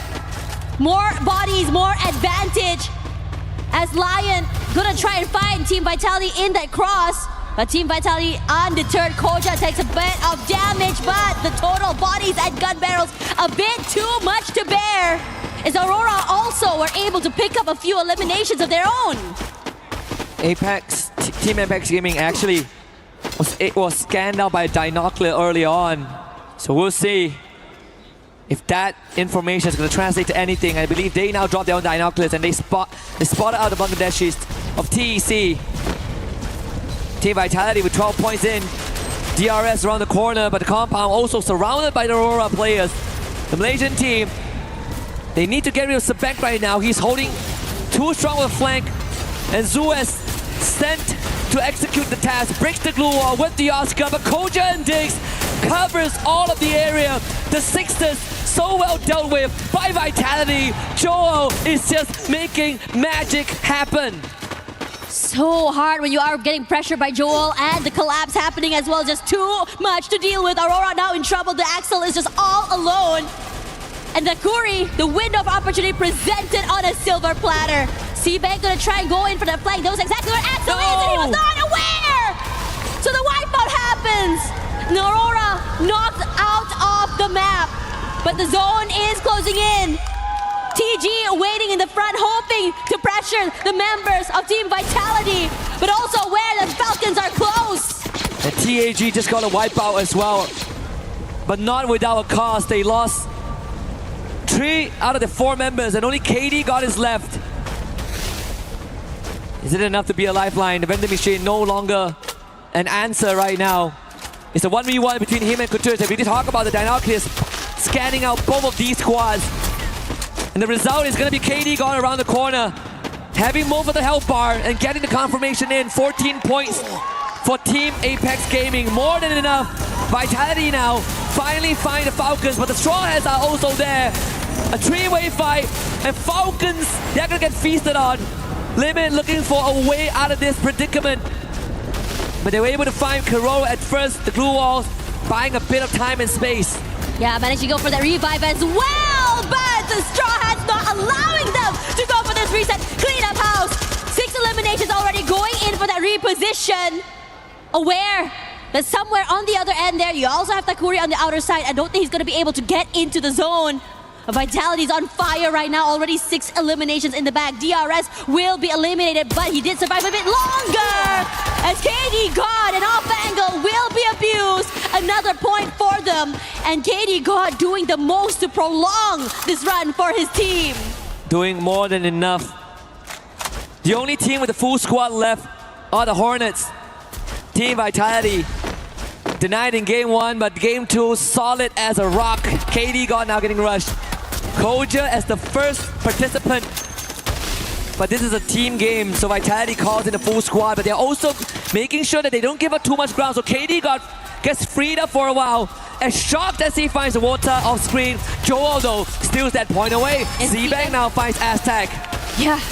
Now quick reposition, trying to run away with their lives, trying to find a different way, but Koja is on the hunt and chasing. A quick knockdown. Who as well will see the same fate? KD God all alone. What are you gonna do here? A whole team is coming for you. And that's all they can do because Vitality comes here for that booyah. Aggressive as hell. You gotta deliver a booyah on home soil.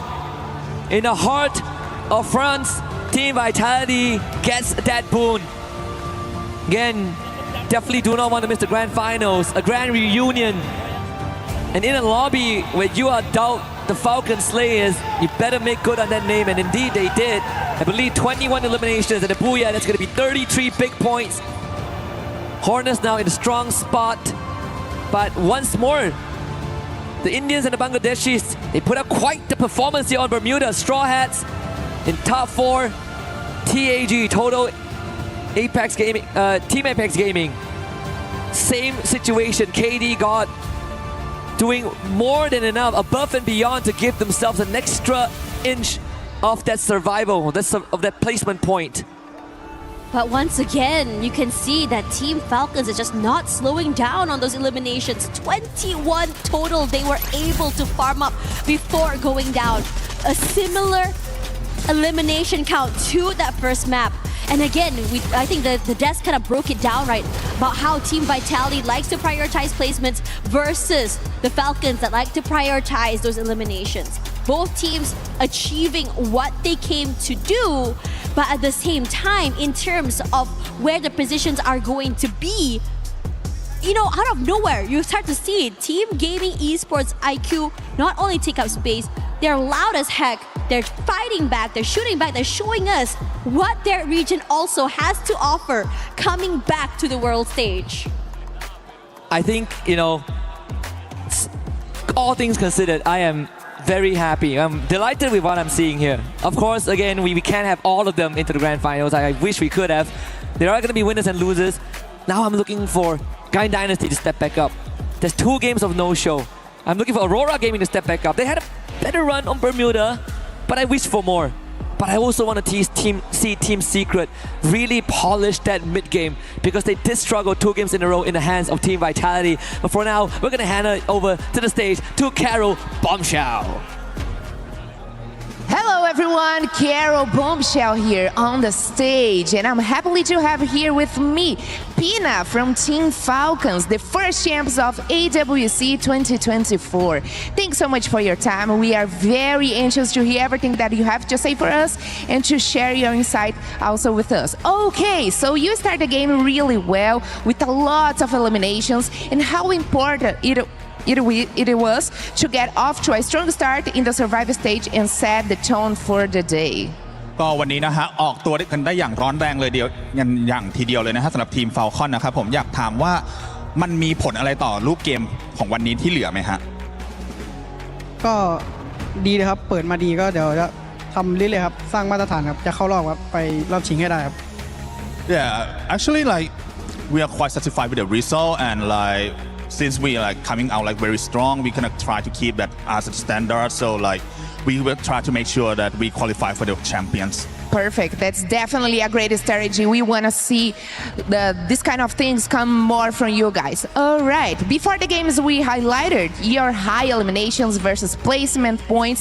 Is the lack of high placements in the game something you were concerned about moving forward in the competition, especially given the disappointment result back at EWC 25? ก็อย่างในปีที่แล้วนะฮะ EWC 2025 นะฮะฝั่งเราเนี่ยค่อนข้างบอกว่าแบบถึงแม้ว่าเราจะทำ eliminate ไปได้ค่อนข้างเยอะทีเดียวนะฮะแล้วก็ point ค่อนข้างเยอะแต่ว่าเราก็ไม่ได้ไปถึงใฝ่ฝันนะฮะรู้สึกยังไงบ้างครับ ก็ปีที่แล้วก็ผิดหวังครับแต่ปีนี้ก็จะทำให้เต็มที่ครับจะไม่ผิดหวังเหมือนปีที่แล้ว Yeah, last year to be honest, it's quite disappointed for all of us, but this year it will not be the same. We will try our best to claim the trophy and claim the glory back for Falcons. Amazing. That's probably a really good answer. For us to finish, I really have this really one good question right now. Please be honest with me. Which one of these teams here today on stage with you, that share the stage with you, you wouldn't like to see reach in the grand finals? คำถามสุดท้ายนะครับผมทีมที่เราเจอในวันนี้เนี่ยในรอบ Survival เนี่ยฮะทีมไหนที่เราไม่อยากเจอให้อยากให้เขาเข้าไปในรอบแชมเปี้ยนมากที่สุดครับก็เป็น BTR แล้วกันครับ Yeah, probably gonna be BTR. Ooh. Okay, Pina, you gave me the right answers. Thanks so much for your time. We wish you the best luck in the next matches, and we want to see a lot more from Team Falcons. Thanks so much, guys. You heard enough here, and we are back in the studio.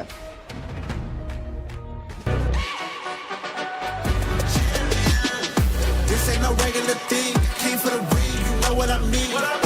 You see my name in the lights. Better get right, I'm champion.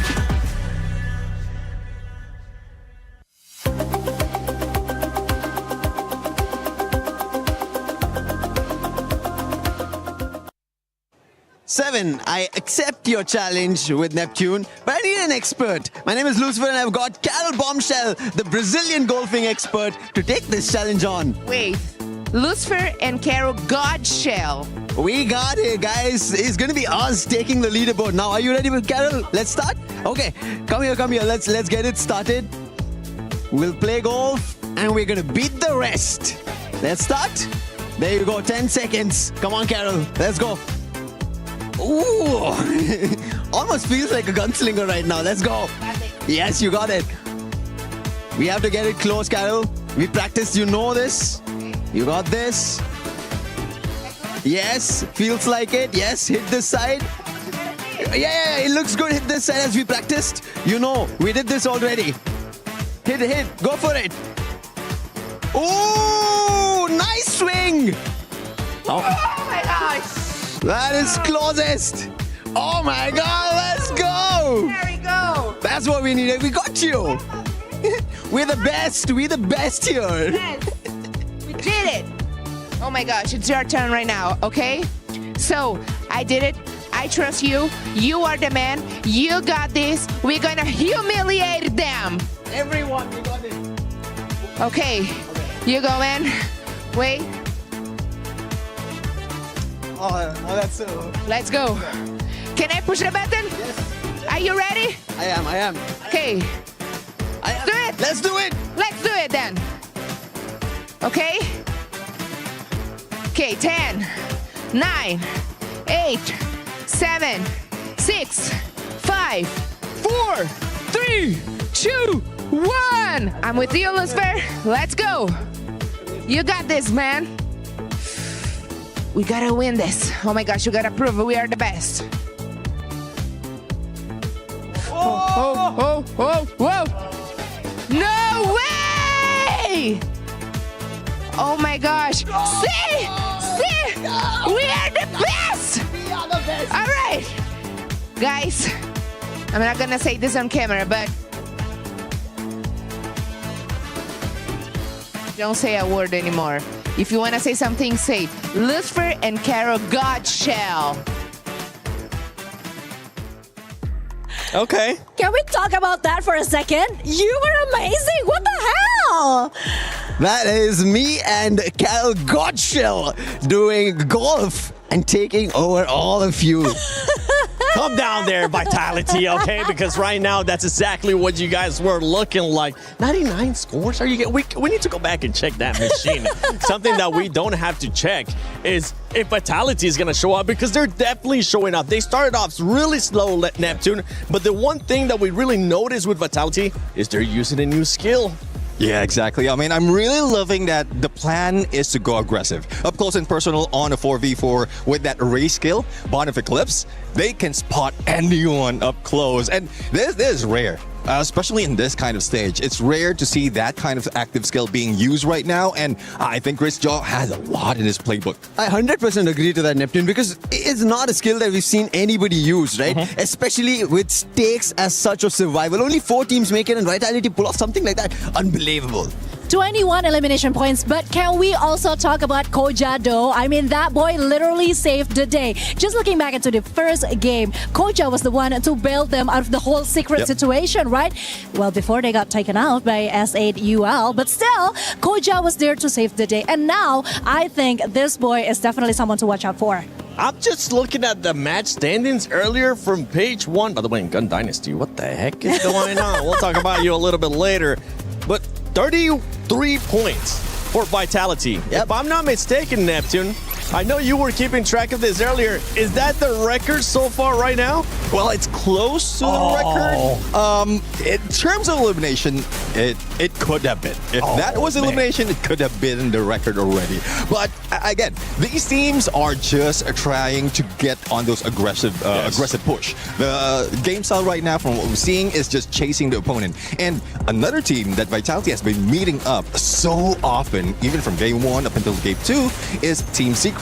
And at some point, we thought Team Secret's going to win that rush, especially in Kalahari. Well, Team Vitality, or I would say Vitality, just beat them. Now, Conchita, I know you love the Indonesian squad. I know you love Vitality. One thing that we do have to point out that I feel like the confidence is quite there.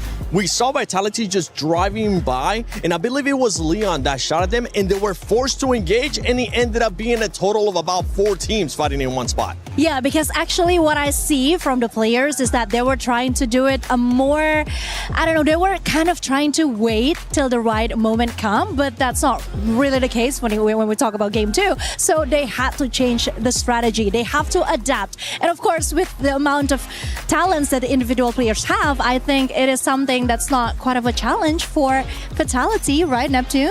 I do agree. I mean, other than Koja, there's also Sibank. Like, more of information is being gathered by these teams. And I'm loving the roster they have right now. It seems like, again, despite of losing out, just very, very close. In the first 2 days, they are now trying to get that reign. And even against Team Falcons, like Team Vitality right now is leading. How about Falcons, though? What an amazing start out of Falcons in game 1. We saw an insane amount of eliminations as well, because this is the 2 squads. I mean, it's like we know what we're doing here with the PS5 story of the day earlier on. We were talking about Falcons, we were talking about Vitality, and both teams ended up showing up, especially Falcons in that first game.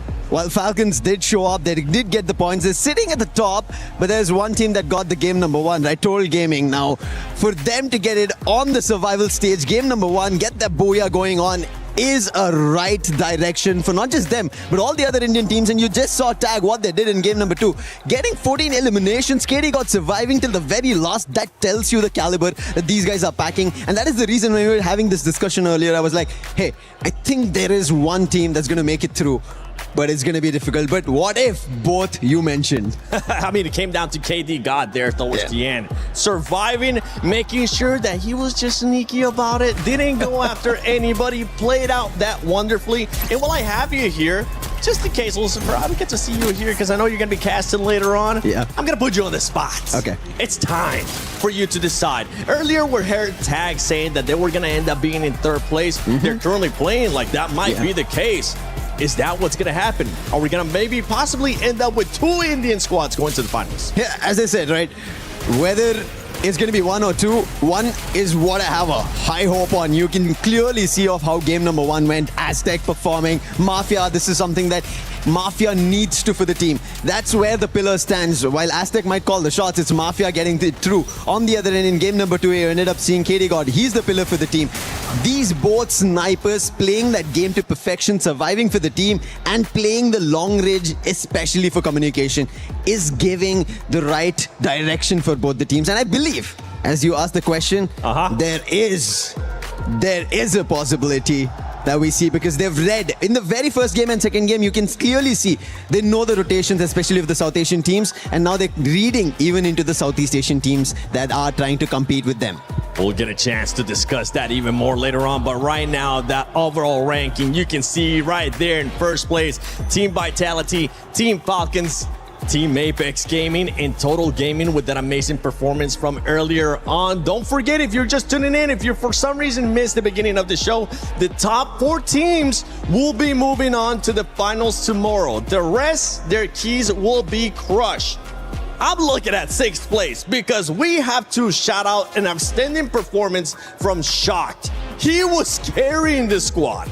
Yeah, exactly. I mean, for the first time we saw them, he was just getting all the elimination for the team. Straw Hats, this is something that we want to see, but we really didn't expect, especially on this kind of level. But you know the theme of the day right now is to survive. And, well, how are we going to survive? Take out your opponents. Next map is NextEra, and honestly, I'm just so excited to see how it's going to be like between Fatality and, of course, Falcons, because if we're talking about rivalry, these two are very similar, and I think that is exactly what makes it interesting. Like, they have the same rotations, even drop zones. So yeah, I'm just waiting to see what's going to happen in the next map. Well, let's see though. You're talking about the next map, NextEra. One team has been on the high right now once we are jumping in NextEra. Yep. I don't want to mention the name, but they're from Malaysia. Any guesses, Conchita? I knew it. It starts with an A, I think, and also ends with an A. Okay. Yeah. Husky over there on the desk. Yeah. He'll be like Neptune. Yeah. Scream louder, Husky. We can't hear you. Oh, that Aurora. Thank you, Husky. I've really got a way of like saying their name. I don't want to jinx them again. I want them to first. We said it for you. Yeah, we said it for you. We got this. Don't worry about it. But there's one thing I do want to point out. We were talking about the South Asian teams, right? Not just India. India, yes, sitting at the top for the time being.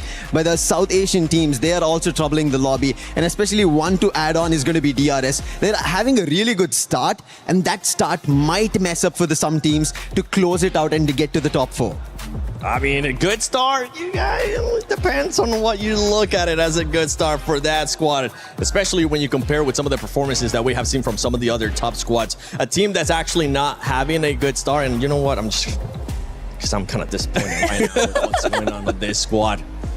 Conchita, talk to me about Gun Dynasty. I am so disappointed. I mean, you are not the only one, because I actually have quite a high hopes when it comes to Gun Dynasty. I mean, we've seen what they are able to do, and we are hoping and praying and crossing our fingers that somehow they can bring that spirit back. We haven't seen that yet. We don't know what is exactly happening to them now, but if we were to, analyze Neptune, what do you think is the biggest problem? It is more of Benel just carrying the squad. Like, he's always the one remaining after everyone falls in this gunfight. So if he would just be if everyone out of Gun Dynasty will be relying on Benel, then that would be the case. That will be the scenario overall. If he gets eliminated, especially in the early parts of the game, where a lot of teams are still available, then he will be a target by a lot. He is already being a target, and you could see he's been forced to use his skill, that is stealth bites, every time he has to run away just to get that revive. That tells you of how much pressure he's under. But along that lines, I think when we were talking about Gun Dynasty, the team who made it to the top from LATAM, that's going to be Lion. They are slowly picking up. Games King or Games King, I really like. This is the form I wanted to see from day one of our group stages, but it did not happen. Maybe in the survival stages, they take away the chance, because day 2's end, Lion were almost about to bring in. It was only the day 1 points missing that did not give them the top 4. Well, let's see if it's going to be the top teams just continuing to dominate, or maybe we're going to get some surprises here. You won't see all of us until after match 4. But for now, enjoy the rest of the games because it's going to be packed with action if the previous 2 matches were anything to tell. And also, Husky, Tash Bunny, thank you so much for screaming Aurora for us. You are welcome, my dear panelists. Yes, the sacred A word that Neptune shall not name ever since after day 1. But I have the right to say it, right? We're from Malaysia. We should be cheering for Aurora Gaming, who have picked up a pace just a little bit onto Bermuda. But there are some picking up that needs to be done for teams like Gun Dynasty, who hasn't really gotten anything going just yet. For teams, to a certain degree, I would say Team Secret, I want to see a bit more from them. Lion as well, you know, they got to the final circle. That one was probably the best we've seen so far. But as we head into Nextera, this is where my eyes will be on Team Vitality to take it all again. You know what's really interesting as well, when you look at this team in particular, Vitality somehow has cracked the code of not only just going for placement points, but also eliminations as well. And it feels very natural because these fights that are coming in from the beginning of the game all the way till later. It's very different than before, where they are going to be having a bit more of a quiet fight and showing their hand maybe toward the last few circles. But now they're saying, bring out all the guns, because not only do we have to make it all the way till the end, but perhaps this will also give us a big advantage to allow us to make some mistakes as we go throughout the entirety of the day. And after all, it is going to be a 10 map per day. You have to be able to survive this long, as Joel will be the one to open things up here against the Straw Hats. And the Straw Hats, this is not the start that they wanted to see. I was just about to bring up a point that Lucifer mentioned earlier on, that the South Asian teams could really shift the tides of the round. They could be the reason why some of these teams don't finish top 4. Team Vitality, again, we say that Xterra is one of the maps, Solaris is also one of the maps that they are very skilled at. And even Neptune brought out Coach Chris Joe, definitely has more in his pockets. He has deeper pockets than we think. This Ray from Koja has been quite the menace, right? In game 1 on Kalahari, he played the usual Aurora Vision from the Koda. Now Koja, instead of the Koja Koda, we get the Koja Ray. And in a close combat situation, it is incredibly strong to use. Get them knocked out when you hit the threshold in HP. The STC replay tells us a good story as well, that Straw Hats didn't really stand a chance against Vitality. Here comes Benel as well. He's always been the last person standing. The desk did bring him up there. How he's able or needs to make magic. He's always the last person alive. And, you know, somehow in this situation, it feels like it's a tale as old as time. Right now, most of his team also have gone again.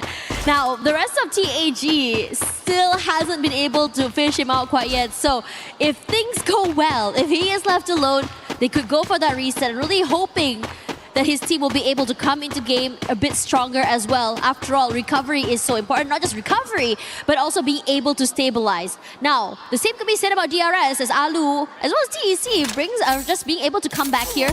Falcons, this time around, a bit slower. Did try to take those early fights, but Straw Hats not on happen. I think they want to just take away the space and go full all in on the Falcons. When you stir the Falcons' nest, you better be ready for retaliation. TG learned the hard way, strolling into the Lions' den, losing 2 of their members off the get-go. But I think Total Gaming Esports IQ still have members lurking around, and Wako is going to find him very quickly. Wota, the one who bailed his team out of danger the first time they met. Now we have to face off again. The P90 in hand, subpar weapon, but enough in close range.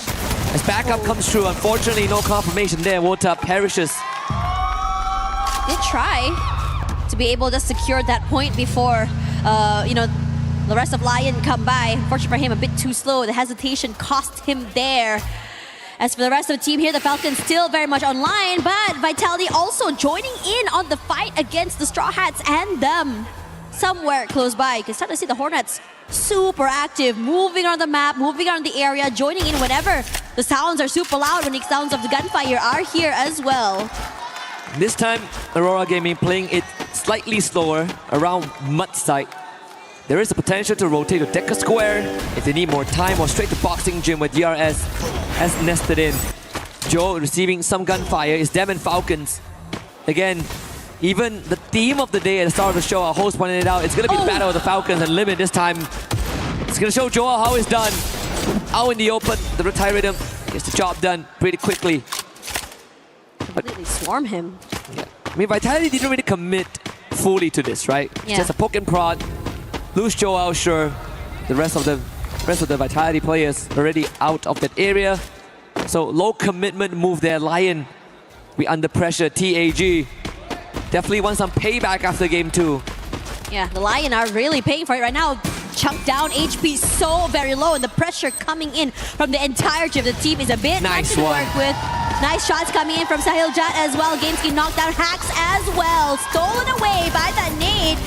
And for the rest of the final member there, well, it's gonna be Joker all alone running away with his life. This guy is good. I mean, he's able to steal away a few points, but we want him to be able to not only bring back his team into the game, also survive as well. And it's gonna be a long trek for him. And it's a good time to bring up the fact that Team Apex Gaming, even though they haven't gotten a booyah today, but they are second in terms of, well, third in terms of the total placement points. But if you add on the accumulated elimination point, they're actually in second right now based on the system. Team Falcons getting another straggler, so that makes it 6 for them. I believe there's a rotation coming in. Straw Hats unfortunately perishes right out in the circle. Even for GD, still looking for a way back into this game. Aurora runs into Team Secret, who has been quite the challenge for them during the group stage, as Aurora are constantly haunted by Team Secret. The way that Vitality has shut down Team Secret so far. Team Secret trying to find a nice angle here to go out there in the open, as Aurora just keep them boxed inside of the compound. But for now, it's all about trying to break down those glue walls first before coming outside. I'm worried about the choke area as well if that were to happen. Yep. They're now out in the open there, gonna have to take away the space from Aurora. Jun forced to move away here. They keep themselves barricaded inside. Blue walls also just strengthened up here as well. Aurora crossed through. Arjun takes a bit of chip damage. They try to rally back, but the crossfires and choke coming in from Team Secret. A bit too much to work with. And not only they get the eliminations, but also being able to bring the teammates back into the game. A great start by Team Secret on this map. Valiant effort there, honestly, from Aurora.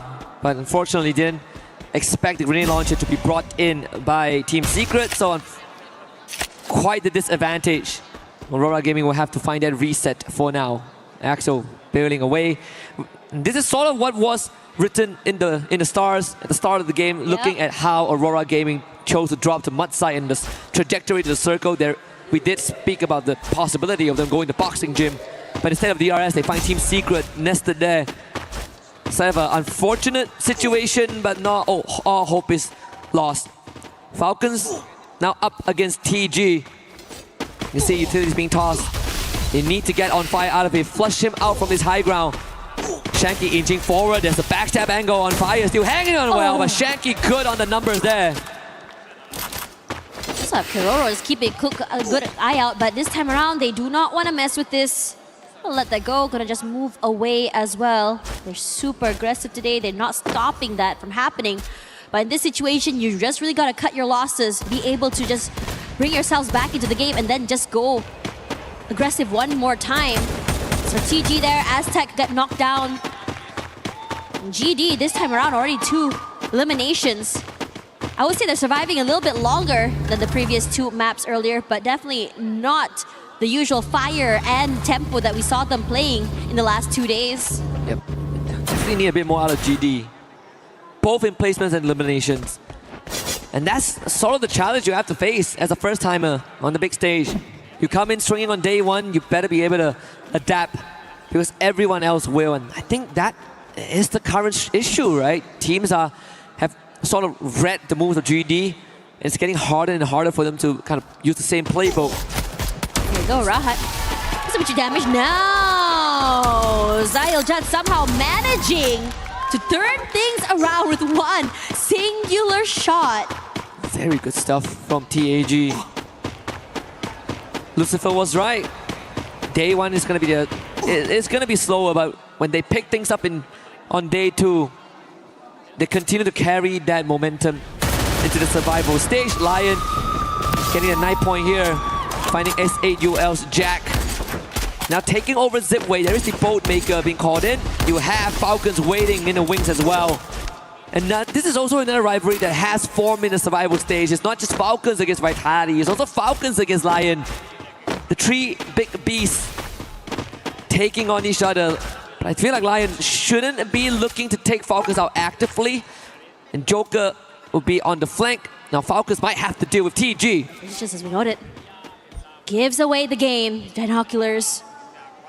And now for the rest of Falcons, I am curious to see how exactly they're going to be doing. They are 2 bodies short in this fight, so could potentially be overwhelmed. And on top of that as well, if you look at the rotations there, the Falcons are moving away. Lion is just pressuring them. I'm pretty sure they managed to steal away a pickoff. I'm not too sure whether or not it was Troll that took it away or not, since S8UL just slowly moving around the area.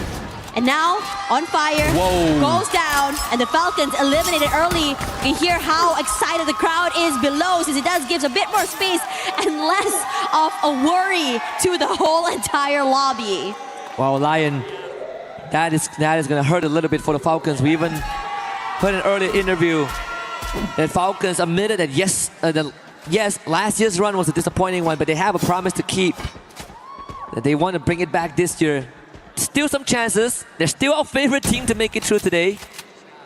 We've reserved a slot for Falcons in the grand finals, but if a team wrestles it away, they're gonna earn the recognition of everyone else. Aurora managing to fully recover. Same for Titan Gaming Club. Starting to get messy. 11 minutes in, 10 teams left. And even a circle, plenty of open area to work with. Yeah, I was about to say that as well. But the compounds, majority of them had already been taken away. There's space for S8UL though to come in toward that northern side of where Vitality is currently holding.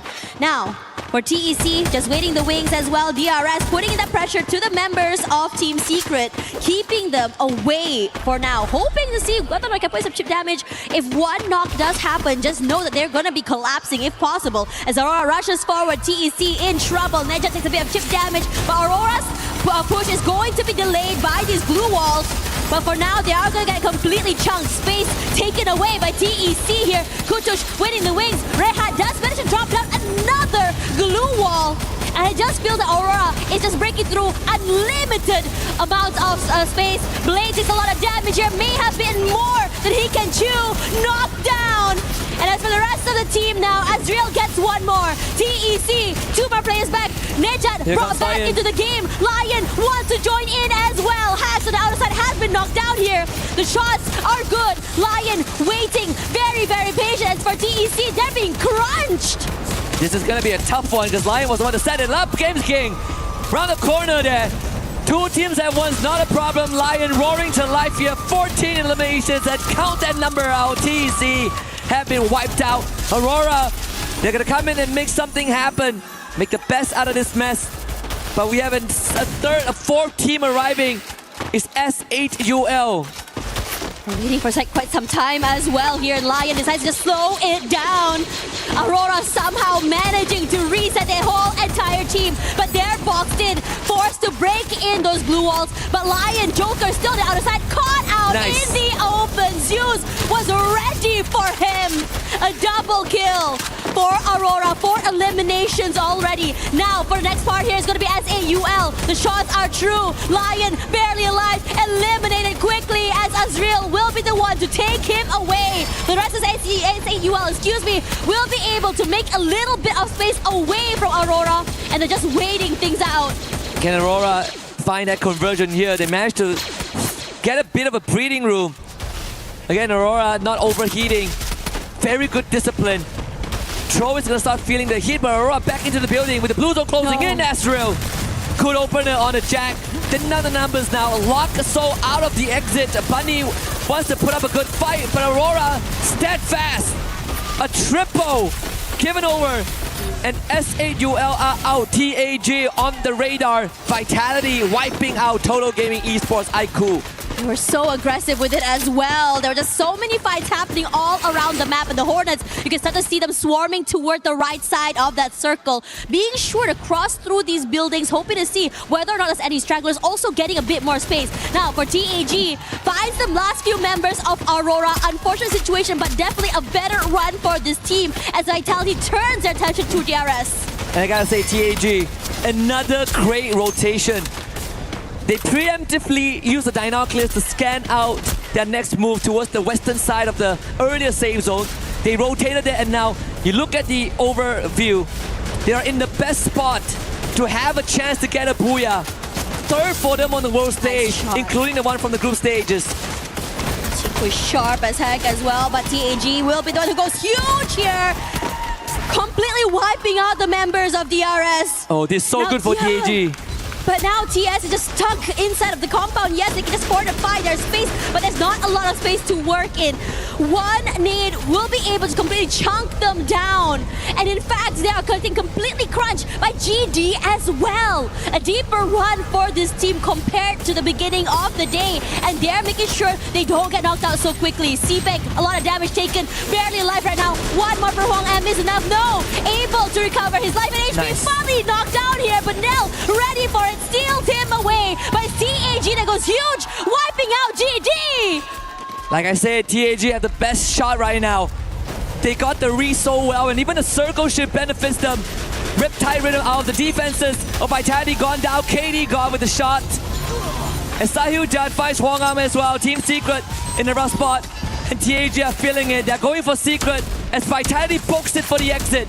Sahil just putting in the pressure to the members of Vitality. One member gone down already, but decides against it. Gonna go for a nice shot too, and shot knocked down already. The members of TS are limping right now. PLS1 will follow suit from the members of TAG. Hwang M brought back into the game, barely alive, but the pressure and crossfire coming in from TAG is too much to deal with. The walls completely get broken. Tikui alone in this situation and fed it to Shoto. Another point, 19 in limbs. Can they get Sauja back up to make it a fair 4v4? But here comes the Hornet. TAG, they've been in this spot multiple times, and they're looking to do it again. Shoto leads the charge, 19 points. The Hornets falling under the force of TAG, and they do it again. Are you proud, India? Team Apex Gaming with their booyah in the survival stage and the third in Paris. Crazy work coming in from TAG. Positioning was good, and it was so methodical how they take each one of these fights. Every call was just phenomenal, being able to just take it step by step. And finally, in the end, taking down the Giants is a statement in itself. India having a field day today. First, it was Total Gaming, Esports, IQ, and now Team Apex Gaming. They've done it again, man. All those years of waiting has finally paid off on one of the grandest of stage. Make that 4 booyahs for the region. Crazy work, and what a way to just really make an entrance to your comeback back to the big stage. And it just feels like what AJ said, today is a day where you really cannot count anyone out. In the beginning just now, we had our favorites. We had the Falcons and Vitality taking 2 spots. But now, with this speed, with this aggression coming through, perhaps we might just all be wrong. We could be wrong, honestly. I was talking to Lucifer on the way here, and I was like, hey, what do you think about the chances of TAG? Because I think they have a good chance of making it through. I think TAG really have what it takes. And I think he agrees, right? Obviously, we had some discussion about how much of a problem TAG is going to pose to some of the front runners here. And he feels like...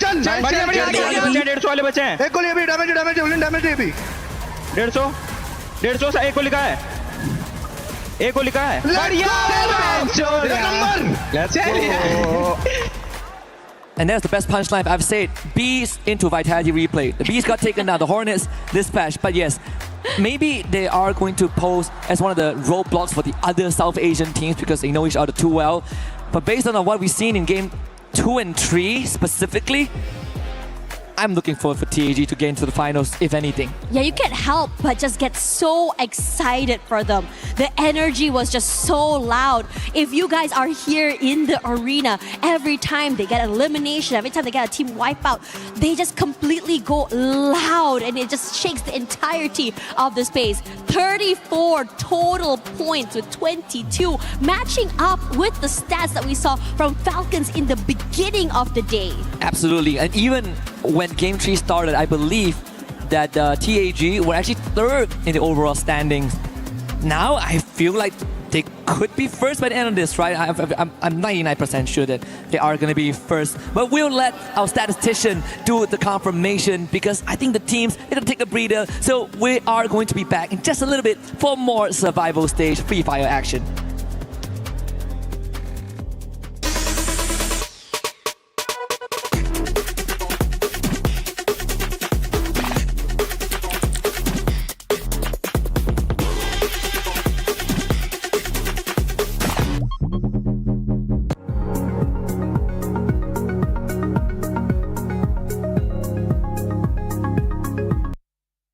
Garena Free Fire requires a high level of artistry. So today, we are going to be testing our Team Secret's capability, their creativity in how good they are at art. Nan7 is going to be our very brave rusher. His job is to draw the character of his choosing.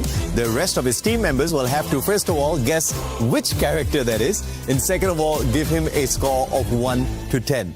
Let's go. You've got 3 minutes. I assure you it's not a stick man. Oh no, it is a stick man. Okay. Okay? Done, yeah. Okay? Done. All right. I'm sure it's very easy to guess. Come on, guys. You should know this. Yes. Okay. What's your score? So easy to guess and you only give him 3.5, 2, 1? Based on beautiful. Hoàng, are you ready? Okay. Confident? Yes. Okay, let's go. Mấy hồi xưa tao đi học tao ghé với môn vẽ luôn á. Tao nghiên cứu môn vẽ, tao ghé môn vẽ mới liền. Tao phải môn vẽ lắm. So obviously, you guys can't be too harsh with them, okay? They've only got 3 minutes to do this. Okay. Look at that. Can you guys guess who that is? Ignis? Hiểu từ chớp. Tatsuya. Yes, it is Tatsuya. Okay, now how many points? Not too bad at all, not too bad. Okay, Tikui. Okay. You know, sometimes you watch these videos on the internet and they're drawing something weird. It doesn't look anything like the final product, and then they flip over the canvas and boom, you've got some artistic stuff there. This is not that. Okay, Chikui, your time is up. That's 3 minutes. Capella. Capella? No. Moko. Moko? No. Nikita. No. Tao chịu luôn á. Này nha, còn đẹp gì đây? Có Moko nè, Nikita nè, Suzy nè. Có gì? Cassie. Say yeah. Yes, okay. Give him some marks. I see a 0.25 there, man. I did not even know we can go down to the decimals. Okay, ready? You can start now. Tao biết cái gì. Rồi, biết luôn rồi. Yeah, now. It took less than 10 seconds. Đoán đây. Vô công. 10 out of 10. 7.25, I'll take that, man. Okay, good job. So we clearly have the winner of the day. Ladies and gentlemen, boys and girls, you're back here with the Mustachioed Brothers. And you know what? India is absolutely killing it on the battlefield today. I mean, I cannot know exactly how they are manifesting everything, but Lucifer, things are getting done in the best way possible for the region. In the very best. And you mentioned this yesterday, Chak De India, and it's almost happening Amen, here. yeah. Brilliant stuff. 34 total points is what they ended up bringing to themselves, and that was very much crucial. That puts the right strides for the ship of India, as well as Team Apex Gaming. They made it possible. Got 2 booyahs, even Husky was mentioning. In a total, if you add Total Gaming for India, it's 4 booyahs. That's a big and phenomenal stuff to do at EWC 26 Paris. Quite a consistent run today for the squad, but a team that's not having a great start here is Gun Dynasty. We saw how well they did on day 1. The mechanical supremacy of that squad definitely got proven on that day, but day 2 on survival stage, they just survived off of whatever they got on day 1, right? Today, we barely see them on that leaderboard. I'm expecting them to rise up in a little bit, but let's see exactly what Husky and Tash Bunny think of that. Oh my gosh, everything has been so high energy here. We're seeing the Titans getting challenged, and now we're already at the 4th map of the day. Can you believe it, Husky? I want to say I cannot, but yes, I can. Well, guess what? We still have a lot more to go through. We are closing in on the halfway point. In game number 4, it is going to be another map where the Hornets are looking to take some big points away. It is going to be none other than Solara. And we also did say that by the end of match 3, high chance that TAG are going to be first on the leaderboard. And I think we're correct. I think TAG now are at the top. And can you believe it? India qualifying in the grand finals on Survival in top slot. I can't wait to see them pull that lever and crush the remaining 8 keys. But, you know, I don't want to keep being too hopeful. I want to see the results play out. The point difference aren't that far apart as of now, but there's a clear discrepancy from top 2 and the rest. I mean, it is, after all, a very long day, right? I mean, we're only about to hit that halfway point, which is honestly insane, because yesterday we saw moments where, you know, toward the halfway point, teams just start to switch it up, go completely crazy. I'm talking about you, Twisted Minds. And now you look at DRS up against TEC. Both teams aware of where each other might be here, but no one really wants to start off this fight quite yet. Perhaps trying to get a bit of information where anyone might be here, but again, it's too early to just really go in for this all-outs. But speaking of all-out fights here, Nil going huge up against Games King, moves away, and you don't want to make a mistake against this particular player. Absolutely not. See if Nil can win this out. He does have the mini Uzi. The bit of a fire, eh, boy? Movement. Almost. Bit too close for comfort. That's 3 for Straw Hats. The only Bangladeshi team that got a Booyah so far on the stage. And that was yesterday. And it's also the Booyah, the golden Booyah that sent them into survival stage, just slightly edging out the 11th spot team, which was our Ali. So far, we're still waiting for some magic for Straw Hats, but there have been some signs of life. The panel talked about Shocked being the card carry, and he's still putting his name on the feed. Extroff, not wanting to miss out, gets himself 2-piece. Yeah, and DRS will be the one taking the shorter off end of the stick here, With only 2 members left, need to be able to survive. Now, TAG, you can hear how loud the crowd is below. You know some stuff is happening somewhere in the wings, and I'm excited to see what exactly happened there. But for the rest of the Straw Hats now currently in the lead, hot in this lobby. And as for the rest of the teams as well, we saw Team Secret have a bit of action as Aurora is going to try and take away the space from S8UL. The other 2 members still alive and decide that they don't want to have anything to do with Team Aurora. And for good reason. Now, Zeus coming forward here away, going to be able to spot out some of the members of this team. But no movement yet. But now they rush through forward. Was not expecting a crossfire coming in for S8UL. Zeus, bit more than Jogek and Chu, decides to challenge, nor being able to come out up in the end against Azrael. And now Zeus as well will fall. Aurora, they started to have a good start earlier, but now it's just a quiet one once again. And another early conflict that they were not able to overcome.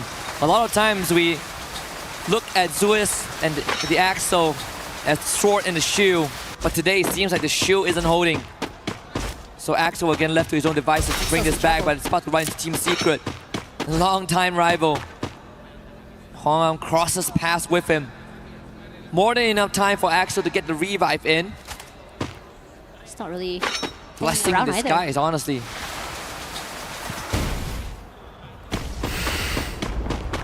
Now coming through forward as well. The lightning zone is online as Team Secret just quickly rush forward there. Joel doing Joel things, finds Nejat quickly and takes him away. Quickly brought back into the game. Aggression not stopping from Team Secret here. 2 elims already and decides to clean up house because Lion now in trouble. 2 teammates as well going to fall as quickly. Once again, Joker, the last person standing. And Team Secret, once they want that space, well, you cannot try and wrestle it away from them.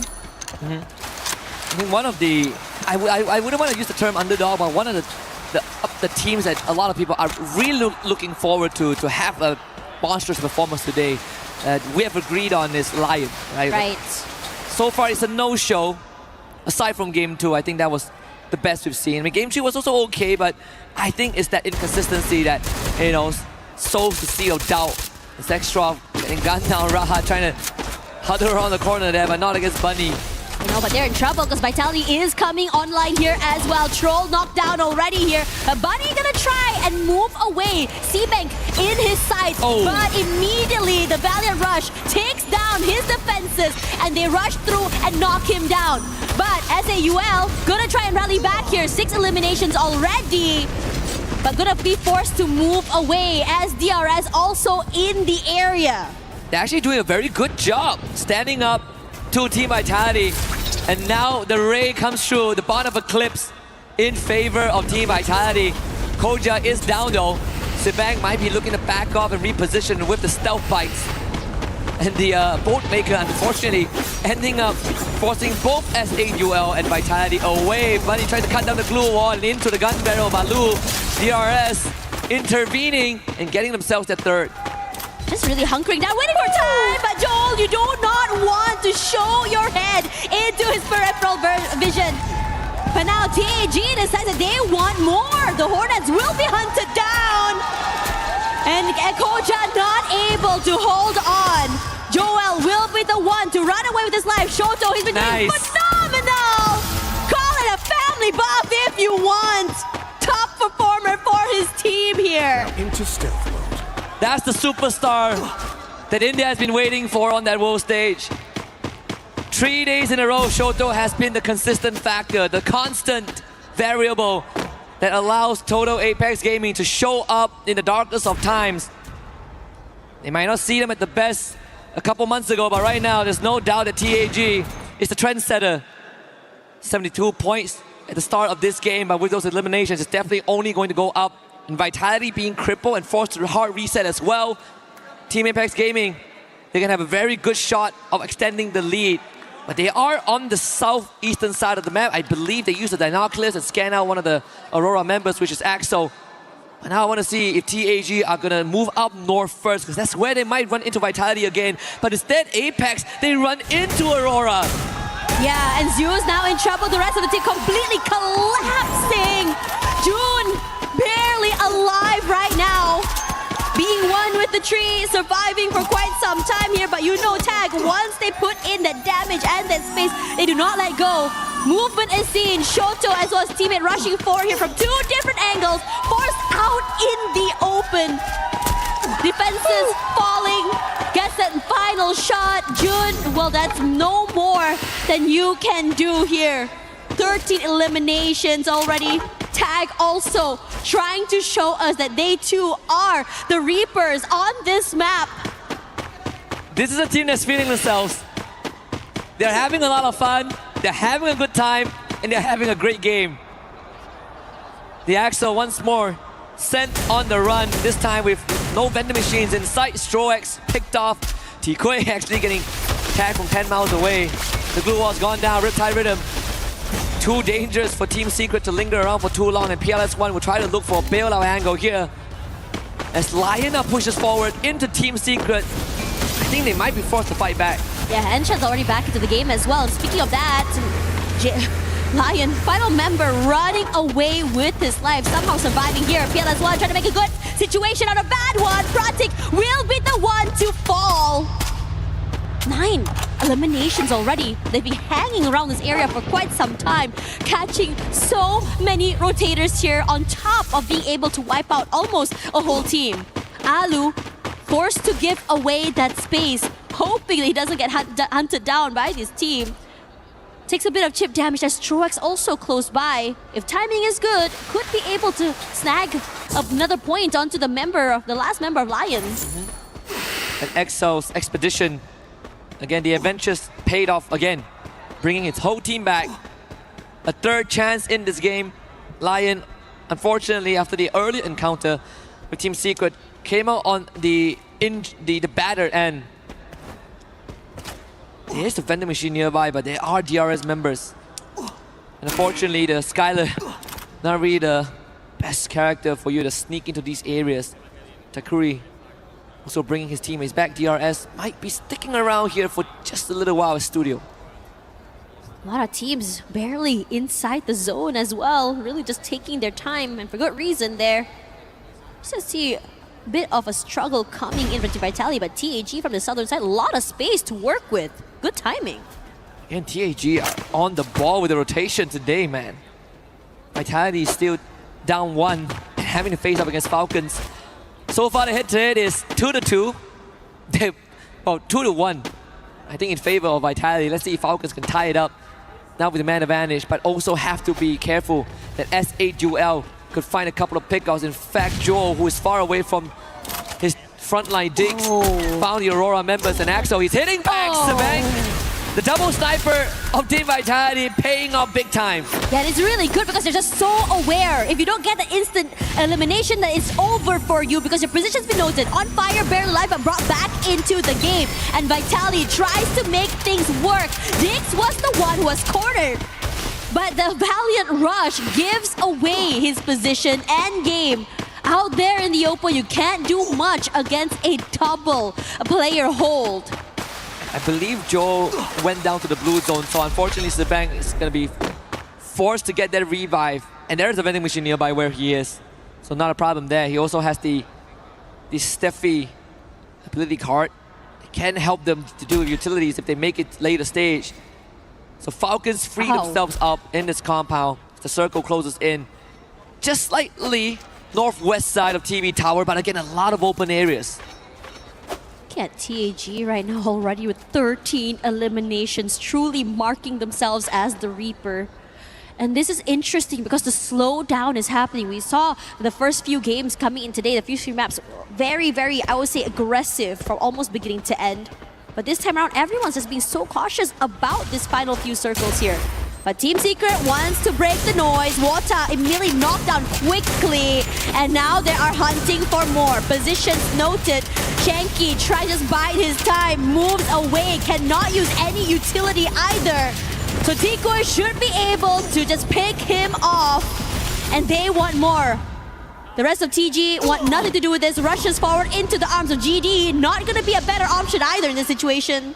Yeah, Aztec delivered himself into Gun Dynasty, and Vanel will gladly take that, but still Mafia able to bring him back. But this say one of the key figures of TG is Mafia, and he is still around.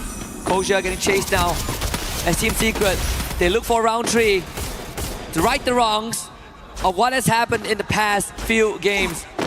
But unfortunately, still do not have the position. Diggs quick on the movement. And once more Vitality outsmart Team Secret. The players will just take Joel down, and Team Secret able to find some signs of life on the outskirts to keep themselves in this fight. Ensha just running with his life there. Koja with the backstab trying through, but none of the shots are actually hitting. So Team Secret able to get away with this, able to deck that space into the safe zone. And as all of this is happening, Aurora also knocked out. But Koja as well will be picked off here. Not the best situation for Vitality to be in right after that reset. Yep. Vitality has been playing the survival game the entire round. Kutush tags Joel as things escalate from bad to worse as Joel is now out. Koja's gonna get brought back, but more than 13 minutes into the game, there really isn't much more real estate left. Dinoculus used by Team Apex Gaming scans out the entirety of S8UL, just hogging TV Tower. Launch pad at the ready. TAG, is this gonna be the rush? Yeah, they have to. They're so far out of the zone as well. PLS1 gets knocked down here, but Jack wants to see whether they can land those shots. Wolven falls. Zahil Jet takes a lot of damage. They do manage to put down those blue walls and try to turn things around. But somehow through all of that, the Falcons also are just in trouble with Keroro being the last few members alive and knocked out. While the rotation there from TAG, the fact that no one went down means that they get a second chance, but how do you get out of this situation? There is the low ground. They find cover. TAG again making good on that movement. And Shoto will find a roll Koja out in the open. Give him number 8, man. 15 eliminations for TAG, and they're still hungry for more. Yeah, healthy as well. The only thing stopping them right now is just positioning, but good change. Especially since GD might be in prime position to take some fight from different teams. Regardless, DRS also close by, but no one going for full commits. But TAG decides to take the fight to GD's front door. Gun Dynasty now in trouble, stuck inside a small little corner, cannot move at all. forced to reposition as SAUL decides to chunk them down for a different angle. But they do manage to reposition because DRS pressuring SAUL from the other side. This is gonna get messy in just a little bit. Shoto finally gunned down by Bunny as he spams away. KD got tagged as well.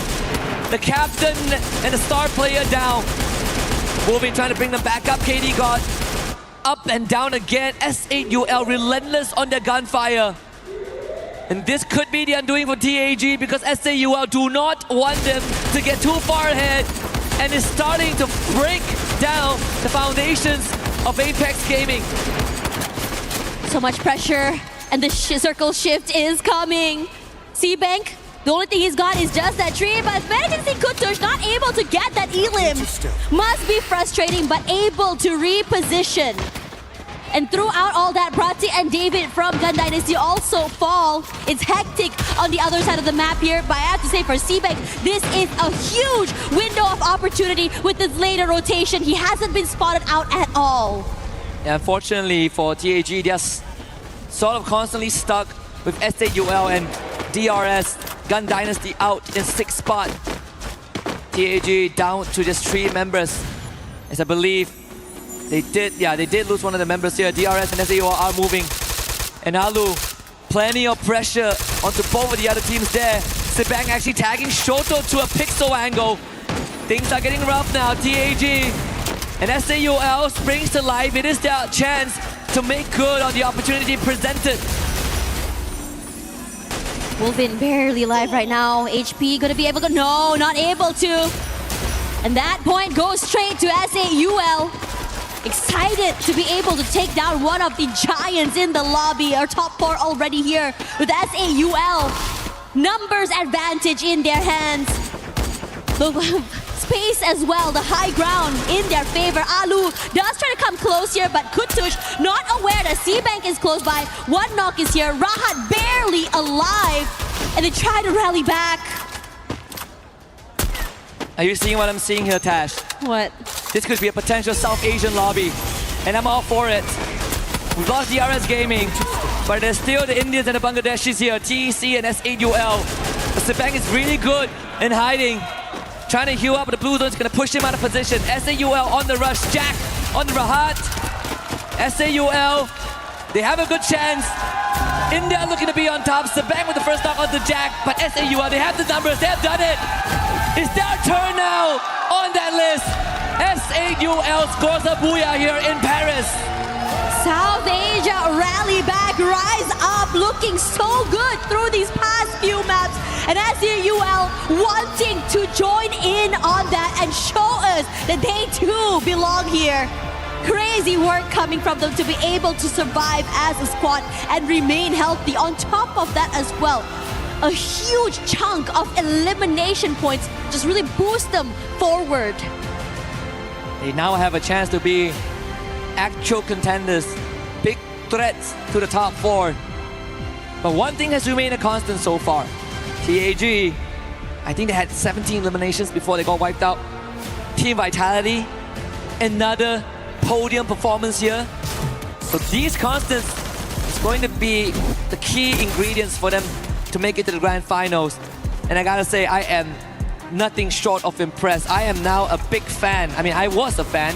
I'm already a big fan. Right. I'm an even bigger fan. I mean, अंधा हुआ ओए वो head मार दिया उनका देख के ball नहीं है कोई ना गया मादर चोद माँ चुदी वो गंदा man, you can see them just really cool, calm, and collected throughout all of that. And it's a huge win for this team. If anything, right now, I agree with you. These constants, we're starting to see which teams are able to make it all the way till the end. We're starting to see which teams are more aggressive in terms in collecting all of these eliminations. After all, a nice combination and mix of the eliminations and these placements will be able to launch these teams forwards. And I'm really excited to see the overall score, to see which teams are on top. But the match standings here, there, you saw 18 and 17 from both these teams, outnumbering Team Vitality and even Team Falcons that the desk was just really hyping up as the favorites. Yeah, I mean, this is this is just the start of the day. You know, it's not like they warmed up and then they started, you know, grinding their gears. No. We are not even at the halfway point. Out of the 4 Booyah so far in the survival stage, 3 of them have gone to India. Yeah. We have a lot of Free Fire fans on site and watching from the comforts of their home. You can quote me. India on top right now. They're doing better than Thailand. They're doing better than Vietnam. They're doing better than everyone else so far today. You know, we had a conversation with AJ and he just said that, you know, wanted to see South Asia, India, and all of these teams just really just put up a fight. I mean, after all, it has been a while since they have come to the big stage, right? But now, you know, they have not only exceeded expectations, you could really tell they came here to win it. They 100% did. But we talk about the star of the show, the star of Team Apex Gaming, which is Shoto. And guess what? We've got him. So let's hear what he has to say. Yes, we do have him live right here on the main stage from Team Apex Gaming. We have got Shoto joining me. Shoto, we've got to talk a little bit about day 1 and your progress as a team into day 2 and now day 3. Day 1 was, let's face it, it was pretty difficult for you guys. Day 2, you picked up the pace, a few booyahs, and now today, you guys are playing incredibly well. What's changed from day 1 through to now? On day 1, we planned some things, but that didn't go as planned. So on day 2, we studied the other teams and we played. Just made adjustments throughout each day. Have you changed anything from yesterday to today? Yes, we changed drop points. Changing drop points. Okay, now I do want to ask you as well. I had the opportunity yesterday to talk to your family in the stands. We had a really nice chat. To tell you the truth, I think it's the same in a lot of esports, right? Your dad didn't quite understand esports, so didn't really understand whether or not to support you through it. Now he's here and he told me he's your biggest fan. What's it like having your family here supporting you while you're here on the main stage doing what you love? Like, I'm really feeling proud that my family is supporting my passion. And that's it. A man, a few words, but don't worry about it, Shoto. You guys can do all the talking on the battlefield. Now, congratulations on everything so far. Spud me, my man. Stay right here. But for now, we're gonna head back to the studio very shortly. We've got more Free Fire action after this.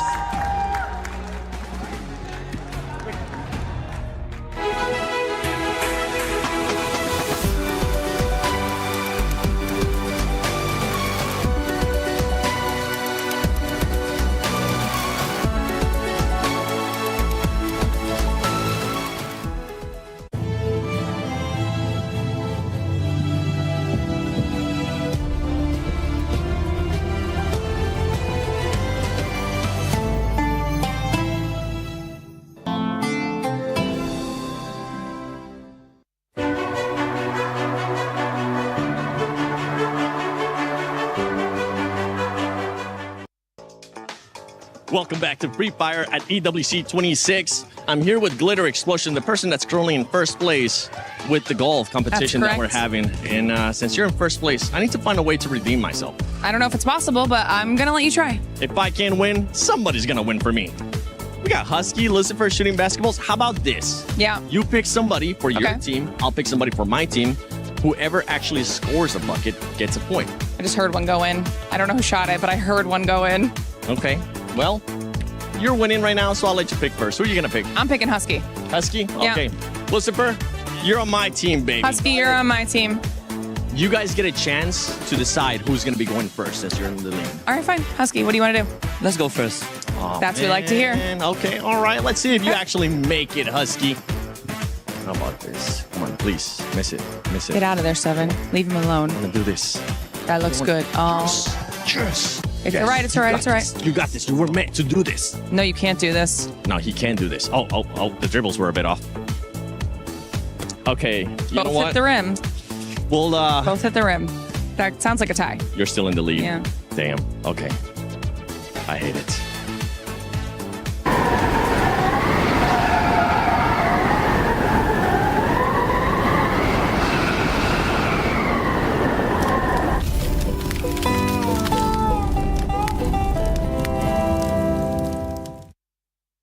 Well, newsflash, Glitter, you're actually not on the lead anymore for golf. It's that man right there. He's on my team, and he's also beating me in that one. But right now, honestly, the storyline for Free Fire at EWC 26 Survival is India. We have gotten a booyah from every single Indian team.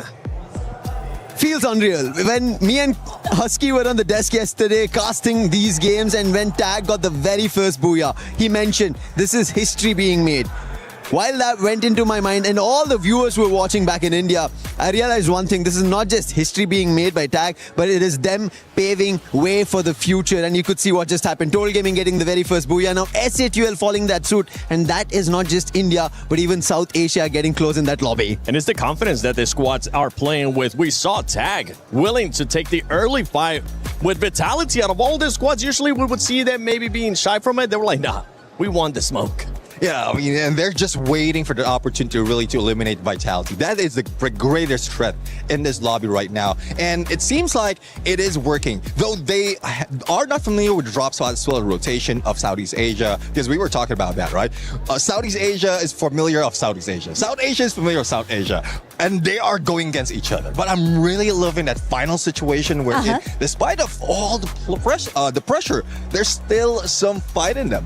Yeah, because I did not expect that we, Vitality, can outlive Tag actually, because we only had one person down in that game. We only had Chibang, and he showed great way of playing where he himself was on stealth mode. He tried to take one person at a time to face. And I mean, let's take a look at the highlight one more time. That is just amazing what he did. 5 elimination points. That is so great. I know you want to talk about this one. Neptune, the M249. Yeah, exactly. I mean, we've seen this used very often, especially in recent time. Yeah. M249, who's worried about Riptide Ridden? If you have the M249 to break down all those blue walls, it cleared the way for SAUL. Buddy was just in there rocking it and just sitting in one corner. No one can get away from him. Hey, I don't have my lasso here, but with the M249, he was rounding up every squads down there. That's what he ended up doing. Buddy, brilliant job coming in from his end. And towards the end, while you mentioned about Sibeng, right?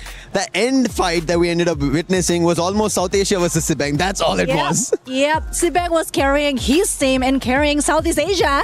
And I mean, take a look at this point. 58 elimination points from Team Vitality right now. We have the same amount of Booyah 1. So basically, this is Conchita versus Lucifer. Well, right now, it's also that top 4 squads wanting to make sure they go to the finals. And the crazy thing is that we have SAUL Esports tied with Team Secret. Yes, Team Secret is something that I really been keeping an eye for, because I feel like they need to wake up. I mean, they had 21 points before and now they have 35. They do need to take a lot more focus on the next game, because the first game and the second game, it wasn't too great for them. I mean, they only got like single point eliminations, 8 or 9. So they do need to like take it up a notch. Well, let's see though. I mean, they really can bring it up a notch right now, but there's a lot of work that needs to be done. A lot of teams are really trying their best to put them down. Yeah, I think especially when already Team Secret is being spoken about, Total Gaming need to pick that pace. They need the points. Earlier, before this, the storyline was between Team Secret and Total Gaming, where Total Gaming were looking better. They were up on the rank, but now they've been pushed out.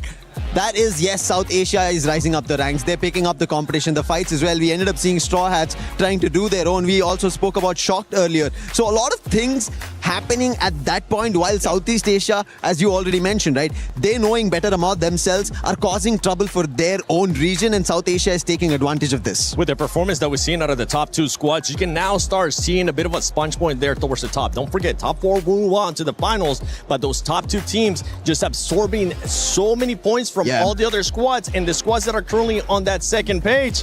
After this next match, we're going to be hit the halfway point. You don't get to go back to the hotel. You don't get to go back and VOD review and take your sweet time. No, you need to start performing, and if not, we're going to have to start counting some of these teams out. True, because when we're talking about the Southeast Asian teams, we know how dominating they was, especially on a group stage day 1.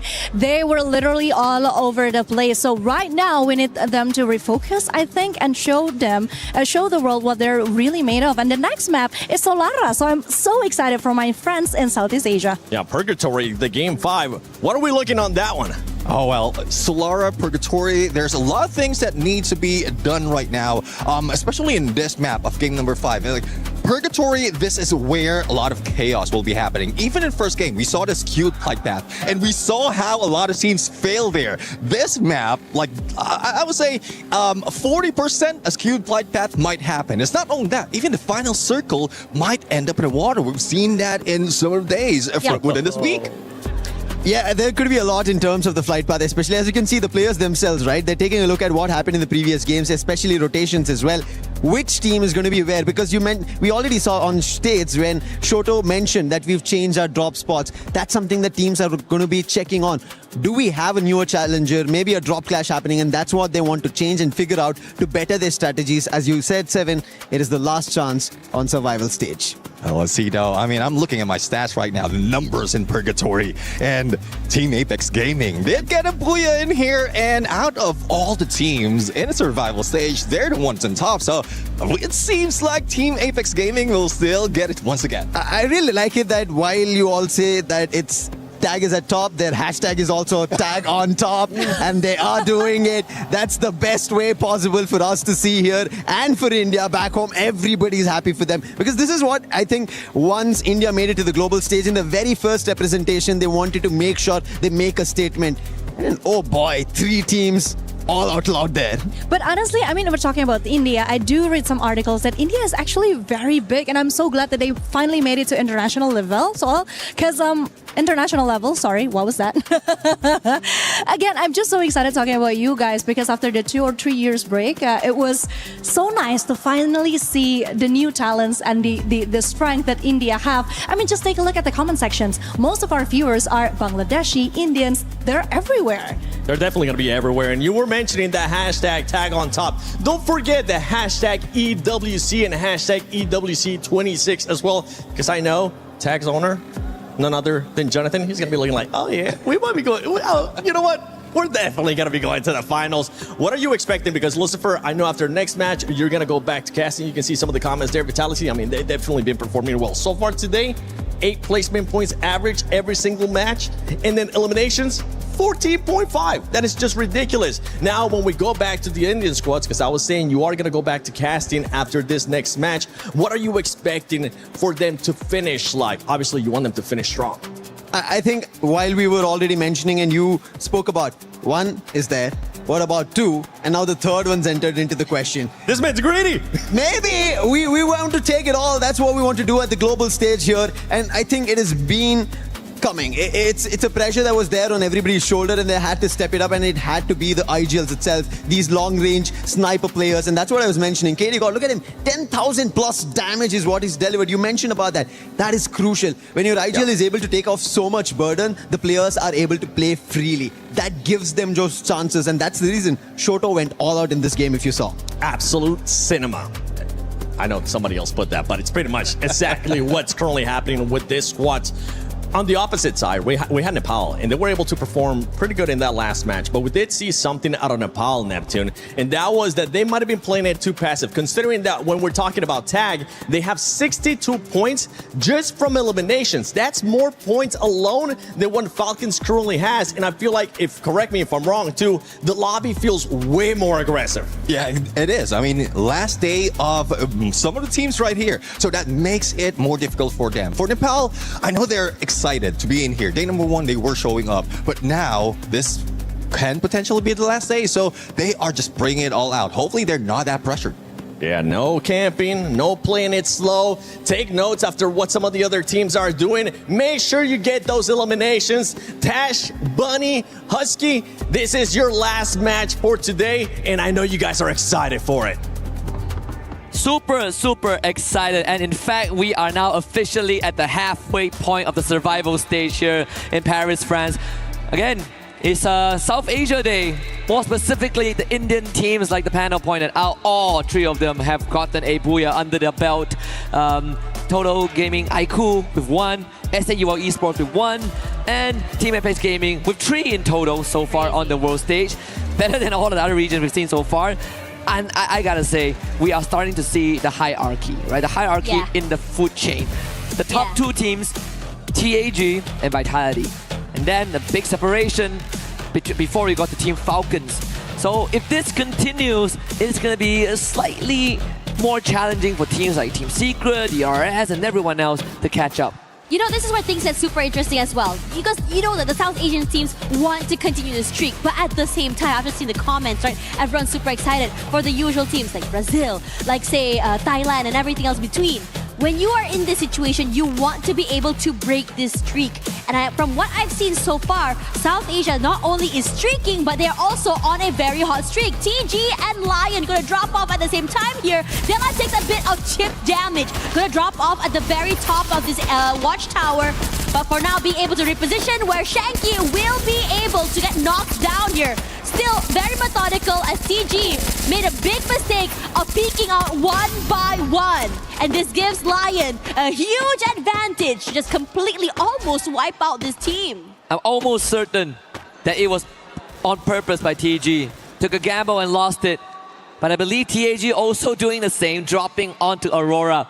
The South Asian teams emboldened by the performances in the previous round, now converting it more. TG though, because of their earlier expedition, will be the first team to get wiped out. Very unfortunate situation. Lion already so good on fire. Gonna have to take up their next matchup here.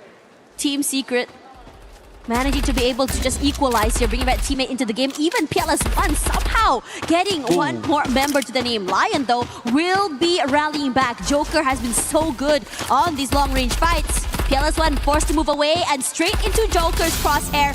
And Joker not only getting a knock, but also another elimination point in the bag.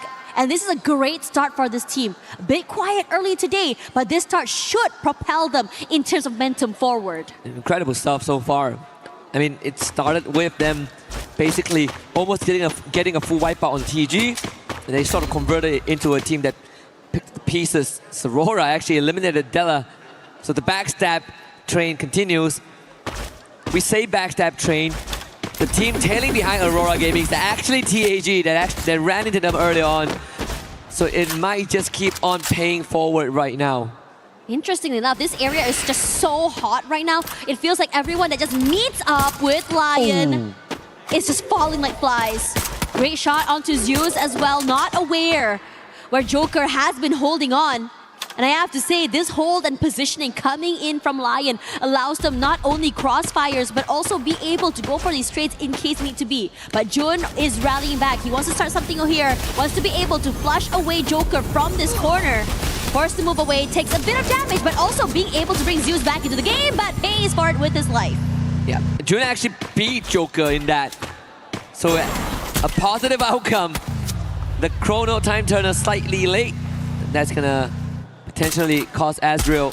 Axel though trying to back up his teammate. Lands a shot. Always reliable as a pillar of Aurora Gaming. Now the rescue mission begins. He's Games King. That's the tag. Give it second in a row. The Axel going big right now. And Jun back into the equation. Aurora Gaming stand tall. This is looking real good as well. Aurora finally being able to be a little bit methodical with how they play here. Nice crossfires, three-way hold. Almost like a pizza cutter shape if you think about it. Being able to just play off one another here. Now Lion just now was the team to start off hot. And now they are the ones trying to just run away for dear life. As for DRS now in trouble, the Valendash used! And TEC being able to just really reap the benefits here. But they're not done. They know where Takuri and Pratik are. Force them away with the utility and those nades. But taking this very, very slow. 3 elims already in the bag. Also aware that Vitality also joining in the fight. Koja will be here first, stealing away some members of DRS somewhere through there, reaping the benefits and the hard work TEC. And Koja putting in the pressure. Rahat solo forward. His teammate not able to cross up one another. Dix here with the Valendash, breaking down all the walls and cleans up the rest of the team. DRS out from the game as well. The double sniper setup from Team Vitality paying off. Completely uncontested in the situation. And it's also pretty unfortunate that TEC didn't have an answer to that. Dera gets to the vending machine. The revive train will start. SAUL doing the same as well. As they did run in the Team Secret. Bunny into GD, gets a trade. No confirmation there. At least not for SAULTEC removed. A lot of stuff happening right now. Shiro also getting knocked. But for now, for the rest of these teams here, Aurora wanted to go in for this fight a bit more here. David on the outer side might be found out here by Zeus, but his team and him, nice tag team going on there as well. Coming in together as a unit, double swings, triple swings, throwing in those bodies, not allowing or giving any moment to chance. GD, one member left, walks straight into the crosshairs of Team Aurora there. So not able to survive or get away with it, even giving some extra points. The very least, Shiro is still alive. Just go for a reset, bring back the teammates into the game. I believe Lion might pay a second visit to Aurora, as they did show up. Joker trying to run away. I believe he almost got ran down by both Jun and Suez in that vehicle. Kororo from far, that's off screen. So Tyridum actually went wide just a little bit. Joker out in the open, and Jun finds a shot here. The rest of his teammates from the side of Lion, they don't really have the clearest of angles as Axel pins down Della. Separation done very, very well. Aurora Gaming isolating the individual players. Strip Tyridon out, Games King flushed out into the open. Tagged again, they call for Jun to turn around, and Games King gets knocked down. Another just rush forward. Joker there somehow managing to cross over, but could be dangerous as Della here joins in on the fray. Aurora, two members going to be marking him, going to cross through together. Too much damage dealt, and even onto the other side. Joker not able to hold on. Yeah, unfortunate for Joker, he got hit by the thrill of battle as well, I believe. The A124 to disable whatever abilities that he has. Again, Lion, like you pointed out earlier on, they started off good with multiple eliminations, but ever since then, there's nothing but a whimper.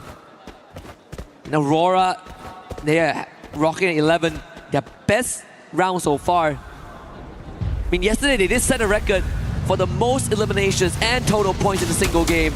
So let's see, I mean, if they get the second win, the stars align this game, we might see that record again. Vitality now firing on the Straw Hats. Yeah, and aggressive as heck as well. The Straw Hats forced to move away into a tiny corner of that zone. But Vitality wants to go in for that chase. Koja always out there with the opening, and the Straw Hats were just not ready for them in that cross down. No reaction means space given to Vitality to be able to just rush forward here. Nick stretches through Valor, perfectly done for a double. And the collapse is so good on the Straw Hats. Possibly not anticipating how aggressively Team Vitality will be able to just overcome them.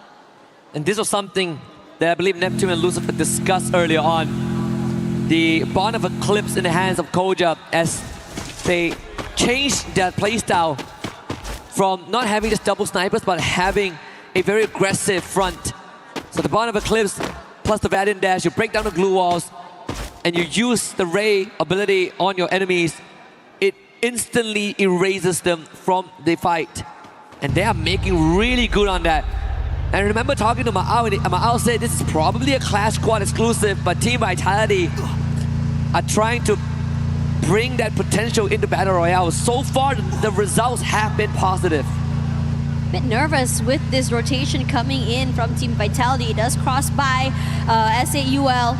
Could potentially run into Team Secret and GD as well. So, since all of them are on this one vehicle, I'm just worried it's gonna be not so great for them, but I don't think they're gonna be caught out quite yet. Regardless, as we go straight to the circle here, there's just so many teams there where Vitality is, and I think they're a bit aware that someone might be close by.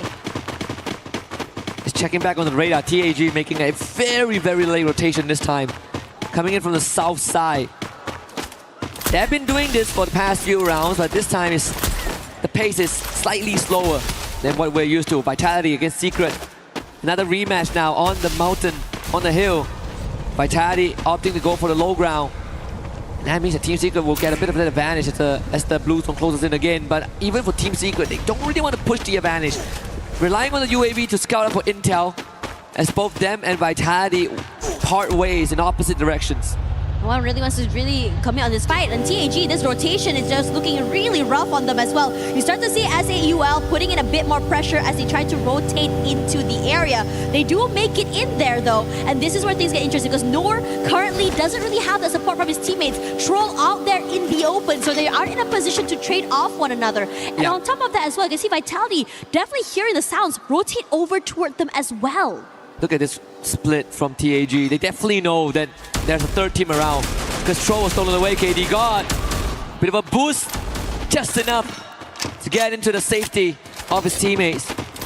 The warm embrace of the glue wall. Riptide Rhythm out from Joel. It's gonna catch Sahyujan on the cross. Another one out. And now TAG out in the open. The Chrono Dome keep them alive and healthy. TAG forced to backtrack and retrace their step. The captain now down, Sibank. Gets the confirmation here. Sahyujan found by Joel. Again, a double snipers from angles that are obscured. TAG into the dens, into the hornet's nest. Things just get taken out. But can the star of TAG make a magic happen? Shoto down low, Koja full health, explosives in the hand, up close range. Joel again with the pick off. TAG out. Yeah. And it's loud down there, especially since TAG has been an unstoppable force for the last few maps. And Vitality very happy with this outcome, really doubling down the situation. But now they are in trouble. Don't have space in the zone and pressured by the Falcons as well. Who've definitely been waiting for the right timing to stop the rampage coming in from the Hornets. Falcons have been quiet so far. Only 3 eliminations on the board, but a change of playstyle, I think, after the past 2 rounds where the aggression ended up being detrimental to them. They are now trying to play for the late game. They're gonna run into Lion first. Not the first encounter, but Lion has bested them early on, I believe, on game 2. Pina, good angle. Limit wants to join him as well. Blue zone is gonna hurt both them and Lion, but Lion is looking to get into the circle as quick as possible. Ooh.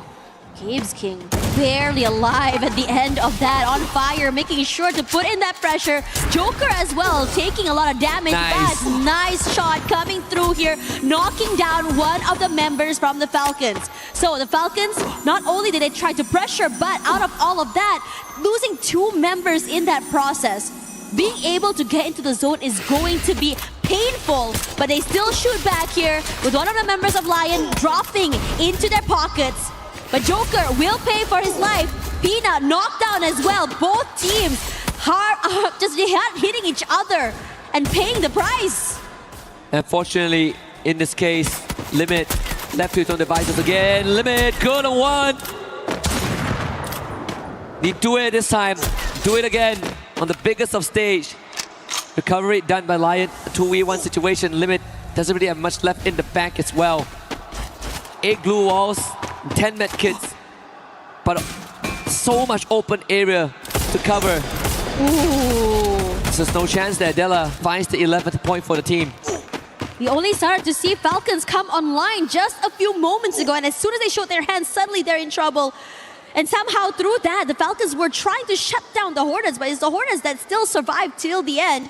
Regardless, time's a ticking, shifts of the zone is coming. And Vitality really taking their time, knowing that Team Secret is close by. Lion somehow still surviving as well through that chaos. Still alive as a 2. There are so many times that Games King nearly getting knocked down, being able to stabilize. Yeah, and we've talked about certain constants so far in the survival stage, and Vitality has been that constant. And running into Team Secret, this time into a firing range. Secret, more than prepared. Right as we mentioned it, they knew the risk of crossing over and they didn't really have too much of a choice. It felt like a desperation play in terms of that rotation. Now Team Secret very happy with this outcome. Gonna try and take this fight up against Gun Dynasty. Gonna be opening it up here with the utility, some chip damage to come through, but Gun Dynasty making sure to hunker down. But as fast as the glue walls were set up, it is broken with the Valiant dash forward, but will go down since Team Secret, ready to receive, rushes forward and crunches them 1 by 1. Completely completely overwhelming the rest of Gun Dynasty. Yep. Up against the Prodigy in the name of Tikwe as well. They did get rid of Hwangam, but that's pretty much it. GD now stuck in a rock and a hard place. Intervention coming in. Aurora, they want to join the fight. A party's not a party without a Malaysian team. 12 eliminations on the board. Something that was highlighted early on. When they get the second win, they might be able to do it. Tikwe steps on the landmine. Nan goes down. Tikwe to follow. Aurora reaping the rewards and making 16 and counting. They're just so aggressive and great timing as well. Different aggression seen throughout the entire day. Lion surviving as a 2 just now, barely alive. Della will be the last one standing, knocked down. They can do this. There's a very good chance. Waiting in the corner. I think Aurora has done it, right? The first booyah for Malaysia on the world stage. There it is, Aurora Gaming. 4 years in the making. And here we are, Aurora Gaming locks in first booyah in 4 years for Malaysia. Incredibly tough, must be great seeing this from them. Definitely a team, I would say, that is the epitome of taking it step by step. A rough map 1, it's okay, go again. And slowly throughout this day, they start to heat up, start to improve, and getting it finally in map 5. And once more, the story of the survival stage up to the halfway point has been the proving grounds of the hopefuls.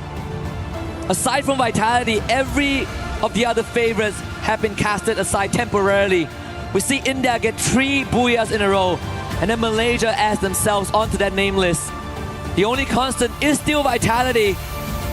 But I think the bigger threat now are those who are hungry for that trophy, and we are seeing that on the main stage. And you know what's crazy? We're only at the halfway mark of the day. There's still time for these teams to just really come together. We've seen so many last-minute aggression come online, last-minute changes that really changes the trajectory of this team.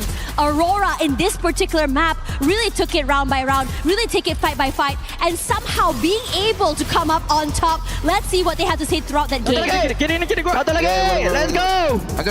Go maju. Mampus. Mentality kita. Let's go, bro. Take your time, wise words. One step at a time. You got 5 more rounds to go, Aurora. You can do it. There is hope. And I think, you know, when we saw Aurora get off on a good foot this round, I did say, when the stars align, Aurora can do it. They've set the record yesterday. Why not today? It's not a record-breaking round, but it's certainly enough to put them back in the conversation, to contend for the top 4. First and second, still hard to break through for now, but we have 5 more rounds to do that, right? Who's to say by the end of this, Aurora is not going to be in first place, or any other of these contenders. The match standings tells us that Aurora has gotten 30 big points, the big 3, and that is an incredibly advantageous boost. Yeah, should be able to boost them forward just a little bit more forward. But Vitality and Team Apex Gaming is still going to be very, very hard to beat. The discrepancy of points between the second place and the third place is a lot after all. But once again, if you're able to go in huge in one of these maps, you are able to really play that catch-up. And in Free Fire, anything is possible. There are games where you just go out a little bit too early, maybe 0 points, and the next you're just suddenly getting over 30. And I just gotta say, that match standings is the projected match standings for a lot of our fans before today happened, right? With the SCA teams in the front and everyone else on the second page. But hey, crazier things have happened. This is the halfway point. We got more games to come, and we'll be back in just a bit.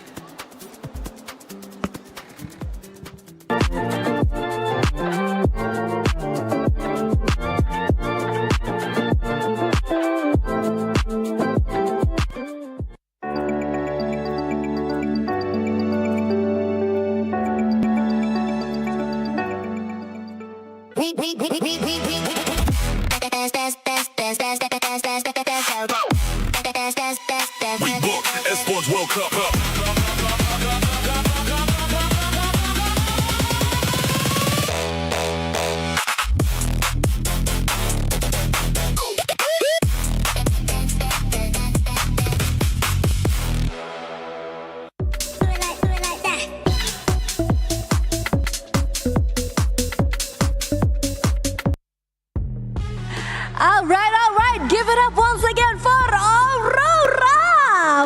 first booyah for Malaysia, 4 years in the making. Now that is amazing, and that is exactly what EWC is all about. The surprises, the suspense. I am so happy for them, Yunsul. Yes, totally happy for Aurora Gaming since this is the first booyah.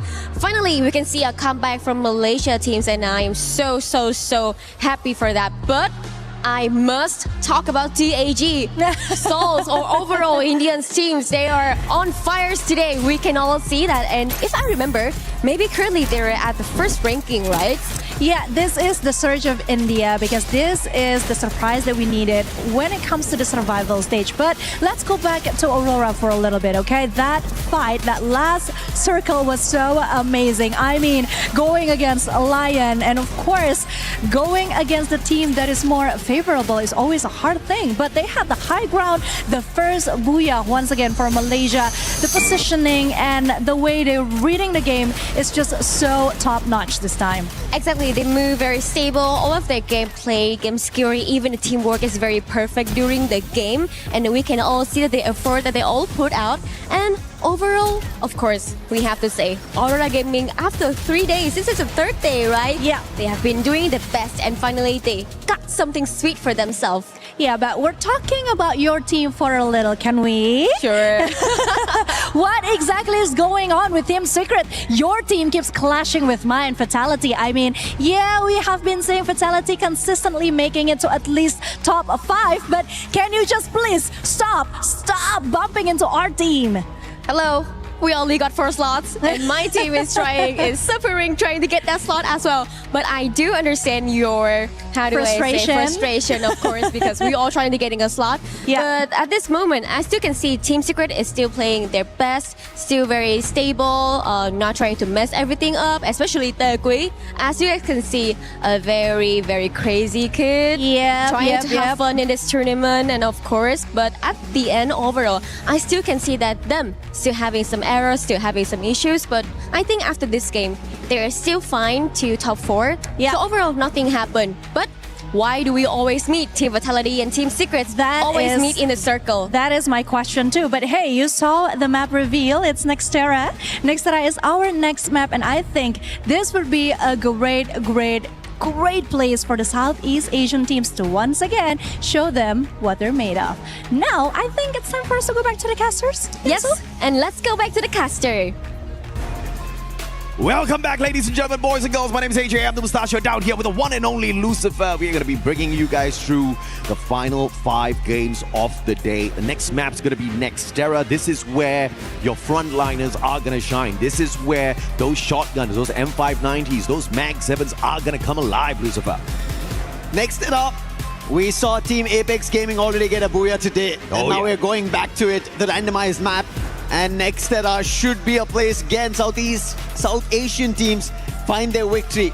Because on the other end, Southeast Asian teams are fighting amongst themselves, trying to take away the points. The South Asians are trying to rank. Yeah, it is everyone for themselves at this point of time. Yes, we can rally together as a nation, but out there on the battlefield, I see you, I only see points. And you are absolutely right. Team Apex Gaming scoring a massive booyah, 34-pointer on NextEra.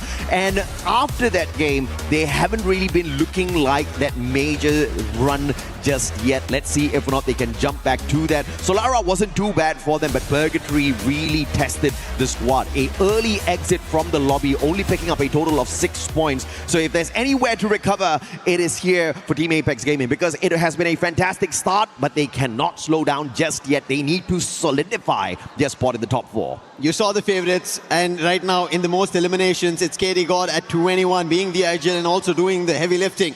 And yes, they have to continue it, but for the time being, it's going to be at Intellect Center, a clash between 3 squads, Toll Gaming, Lion, as well as Vitality. And Vitality have been fighting since game number 1. Yeah, not looking good here, Dix. One of the final players to actually land. Still got the mini Uzi in hand. Joker on the other hand, depending on his stealth fights to quickly back away from the engagements. Koja finding a knock onto Della.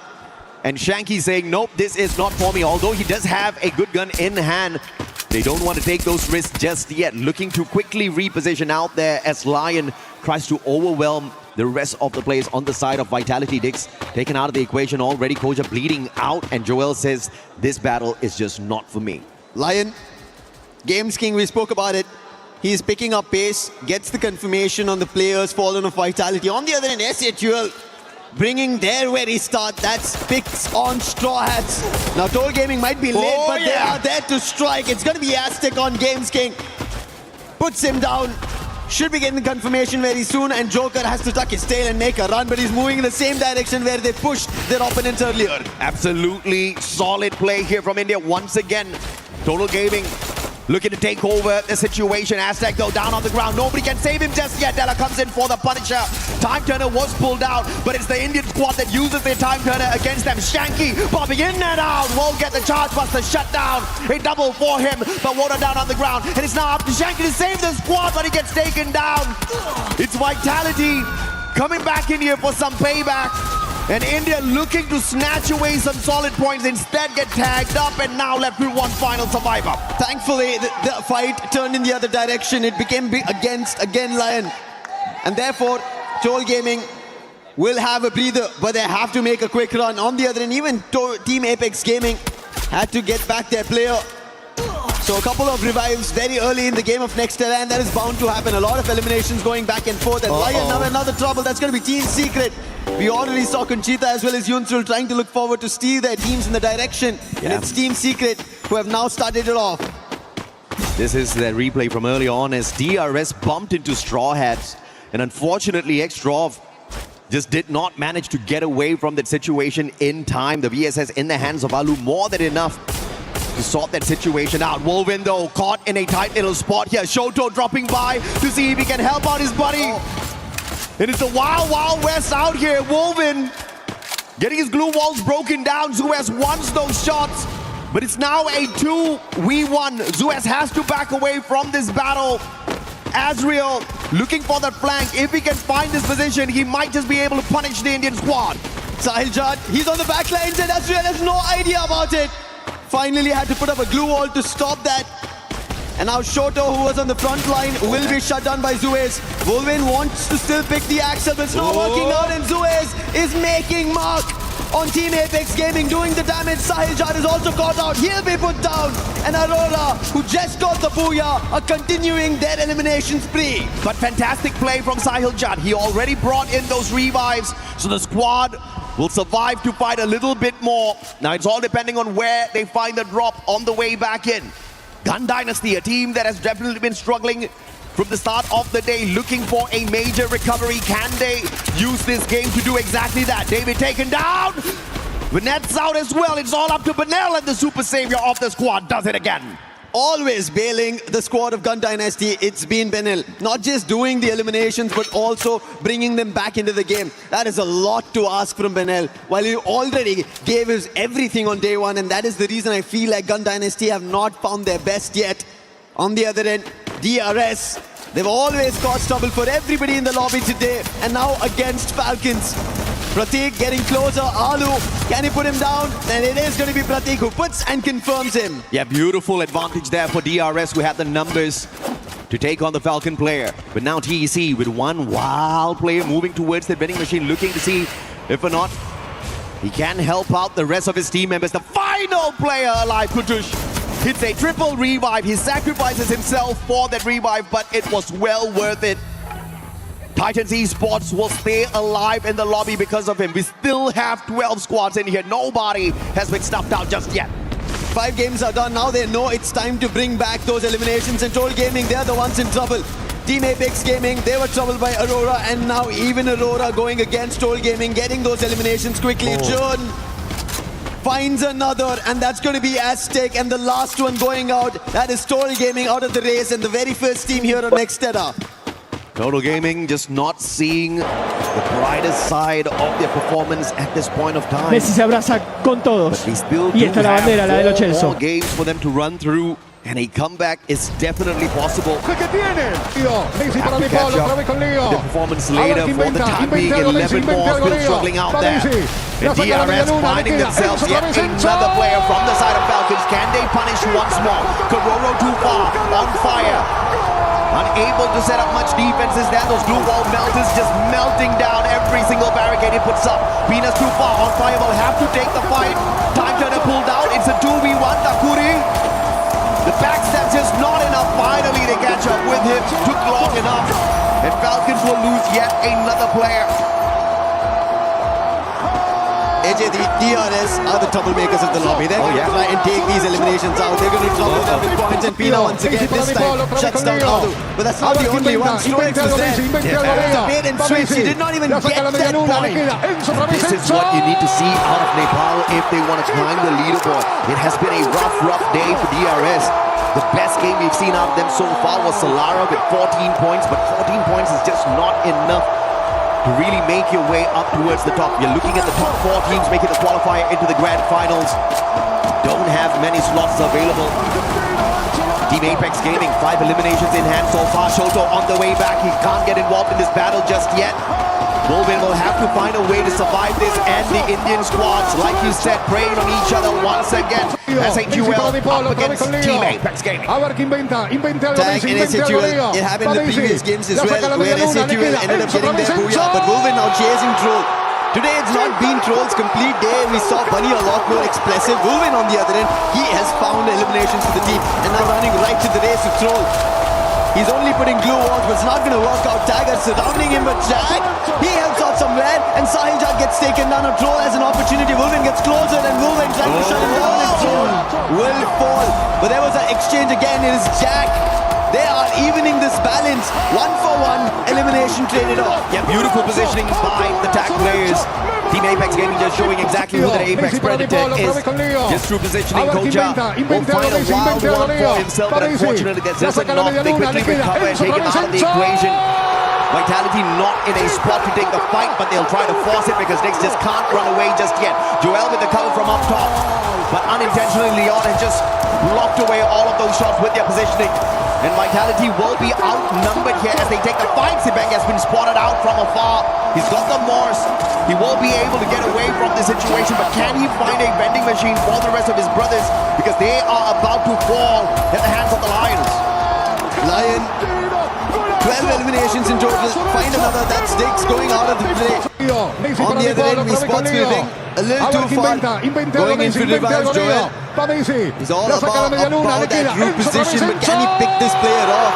Can Lion take him out of the play, or is it going to be an opportunity? It seems like Vitality do find opportunities. We saw them earlier itself in early game. The fight with Lion, they brought it back. Vitality were able to even wound Total Gaming in that mix. Now spending some time outside the circle here, Lion. They need to start moving. But just a tad bit entertained by Vitality and Joel. He could not get off the top spot there. Just tried to play a little bit of a advantage with that high ground, but it gets caught out. But now, as Lion try to rotate in, they're going to have to face off against the Falcons eventually. Team Secret versus Gun Dynasty. This is going to be a tough one for Gun Dynasty. But we've seen them go in for those mad rushes on day one. If they can pull off that aggression level once again, Team Secret might be snuffed out too early. But Secret as well are so close to the top 4. They not only need to survive, but they need those points. But TEC looking to sneak some away off of Gun Dynasty. Gun Dynasty have not had the best Benel. He might have brought them back into life there at the dead center right now. Team Secret also sharing a close compound. It could be an opportunity for either of these squads, but the one in the race is going to be Team Secret's. As we are at game number 6, everybody knows it's time to make sure that every elimination counts, every circle movement counts, and especially the zone shrinking itself. And right now, shrinking is going to be an opportunity for Lion as Joker gets taken down. FGL as well being used to make sure that there is no option of survival for the player of Lion. Falcons currently in the top 3, and they want to climb up a little bit higher because they understand Lion, WAG, Aurora will not give them any bit of breathing space. And Lion's on fire right now. 16 eliminations in hand already. And obviously jumping to the top is not going to be impossible for this squad if they can stay alive and get to that final circle. But still, placement points wise, it is very risky to get into all of these early battles. It's still too young in the game, although we're just reaching the 11th minute mark. This is where chaos will start to unfold. Vitality, on the other hand, just revives after revives after revives. They haven't been able to recover. Gun Dynasty, they also need a recovery that they need to put. They did it later in the day, but because of that small gap that they had in the early games, they could not make it to the top 4. And right now, that is also the trouble they're facing. Team Secret, They're slowly taking strides, which is working in their favor, and they need to make sure that it continues for them. And if it does, they will be in the top 4. And they are the recent champs, especially from SEA Spring, and they need to make sure they put their footprint here in EWC as well. You can bet on Team Secret to do that. But I have to say, this has been the best match so far for Gun Dynasty. 10 eliminations and counting. Katie God with a wild AWM shot from afar. And Lion, as expected, spending too long outside the zone.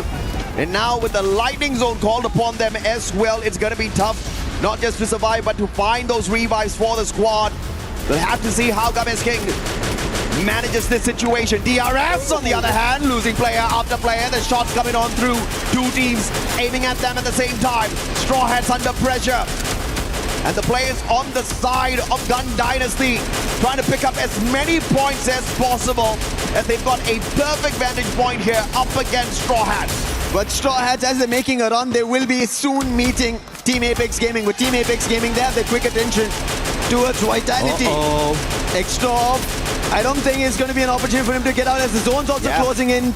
Tag have Straw Hats cornered. Shocked has been knocked. What can he do here?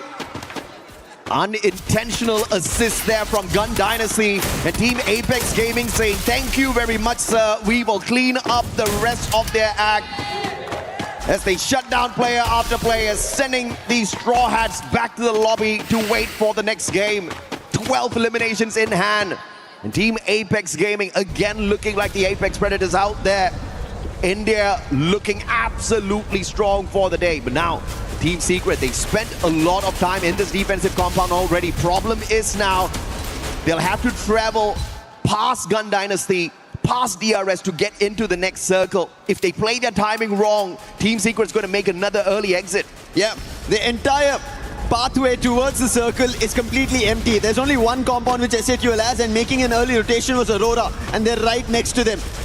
Wolvin, in the meantime, as Tag is right at the edge of the zone, they get knocked, and continuing that form is going to be Gun Dynasty taking that advantage. KD God also gets knocked. Confirmation coming in from DRS. Earlier Tag were troubling them, and now DRS is taking advantage. Wolvin also gets eliminated.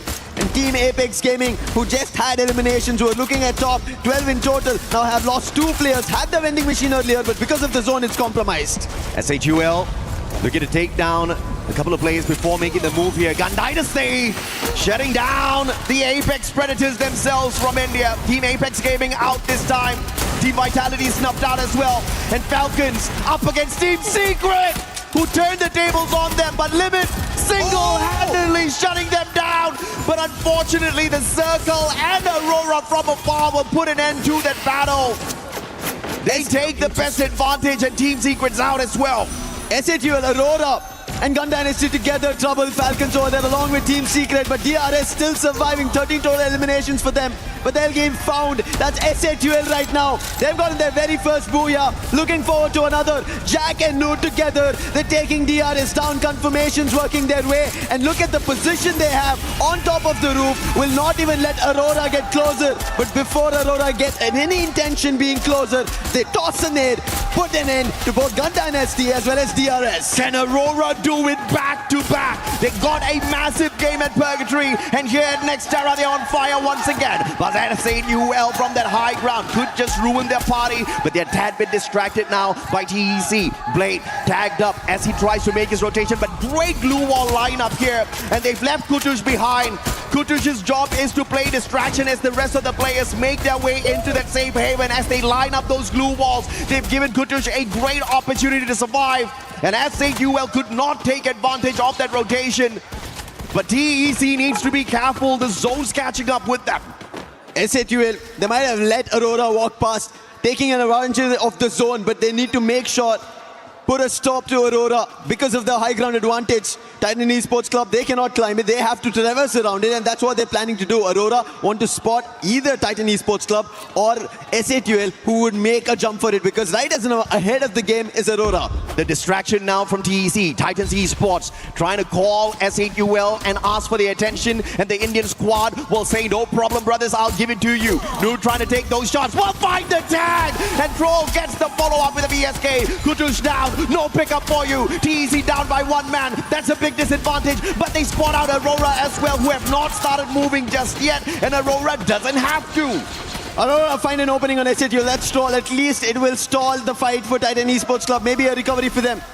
However, Jun could not confirm that elimination, so SHU will still have their 4 players standing on the higher ground. The rooftop is still working for them, but the zone will start closing soon. 20 seconds left on the clock. Either of these teams need to make a play, but Aurora, they are the ones who have control of the bridge, the compound, the entire open ground. Repositioning that vehicle, looking to quickly get to the opposite side of this circle if they need to, but they want to see what the move is like from SHUL as well as Titans Esports. You can see the Cassie's electrotherapy connected already between Blade and Rahat. That's going to be a massive advantage here for the Bangladeshi squad. But India up top, SHUL refusing to jump off of that roof, but they'll be forced by the circle now.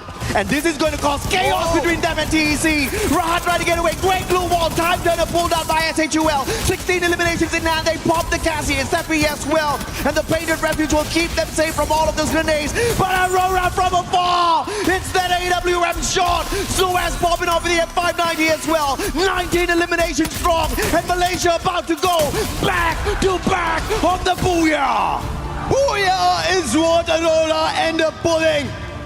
And for Malaysia, they wanted to rise up the ranks, they want to get the points, they wanted to make it to the top 4 and not be eliminated here from the survival stage. The counterparts from Southeast Asia, majority of them have already made it in. What a game again from Aurora. From so many jaws of death, and SHUL having the advantage, they still make a rotation faster under the noses of SHUL and make it across in an advantageous position for themselves. We've usually said about how Axel definitely carries the squad with the sniper and Suez on the front lines, but this time I have to say everybody stepped up on the side of Aurora. The game at Nextera was even better than what they showed us at Purgatory. They are on a mighty roll now, and just through 2 games they have gotten more than 60 points. How incredible is that?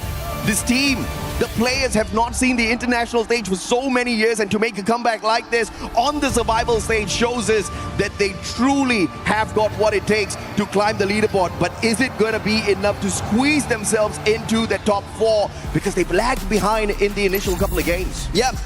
When we started the day, we were talking about it. Aurora have potential. They have the Axel, but yeah, it's only him so far that we were witnessing. Azriel was looking good. Let's hear them.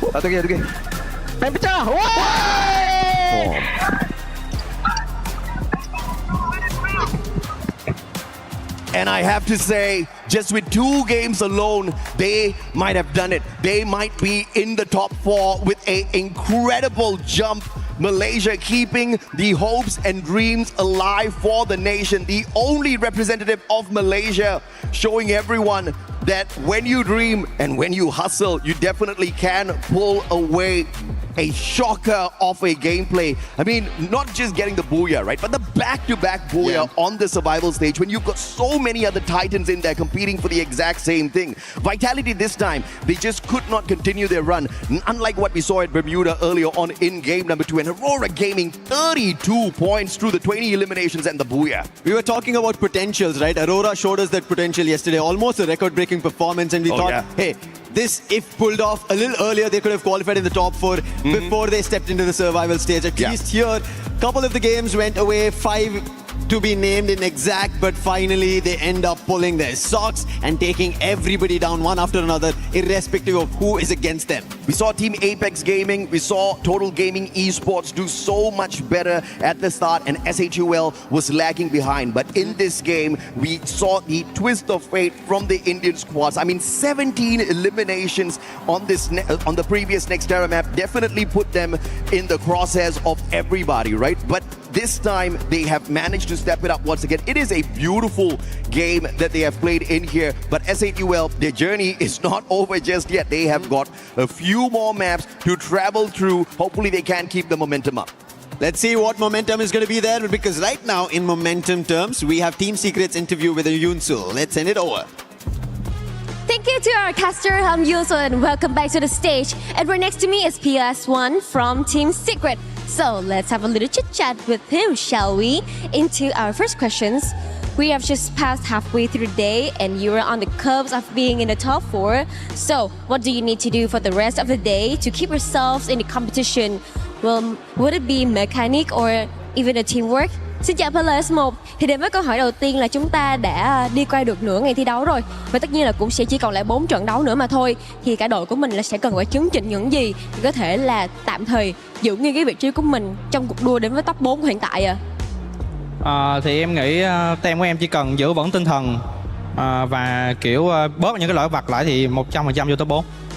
100%, very confident.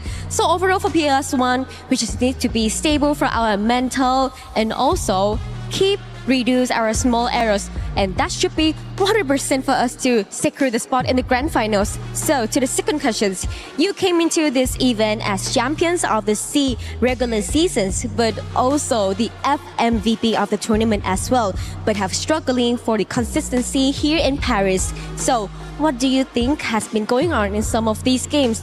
Thì tất nhiên là Team Secret đã đến đây với một cái vị trí rất là nổi bật, đó chính là nhà vô địch của giải đấu C vừa rồi của chúng ta, và đặc biệt bạn cũng là FMVP của giải đấu vừa rồi nữa. Nhưng mà đến với Paris lần này thì có vẻ như là đội của mình đang khá là chật vật ở trong các trận đấu vừa qua. Thì không biết là đội của mình đang gặp phải những chuyện gì thì có thể chia sẻ với các bạn khán giả được không ạ?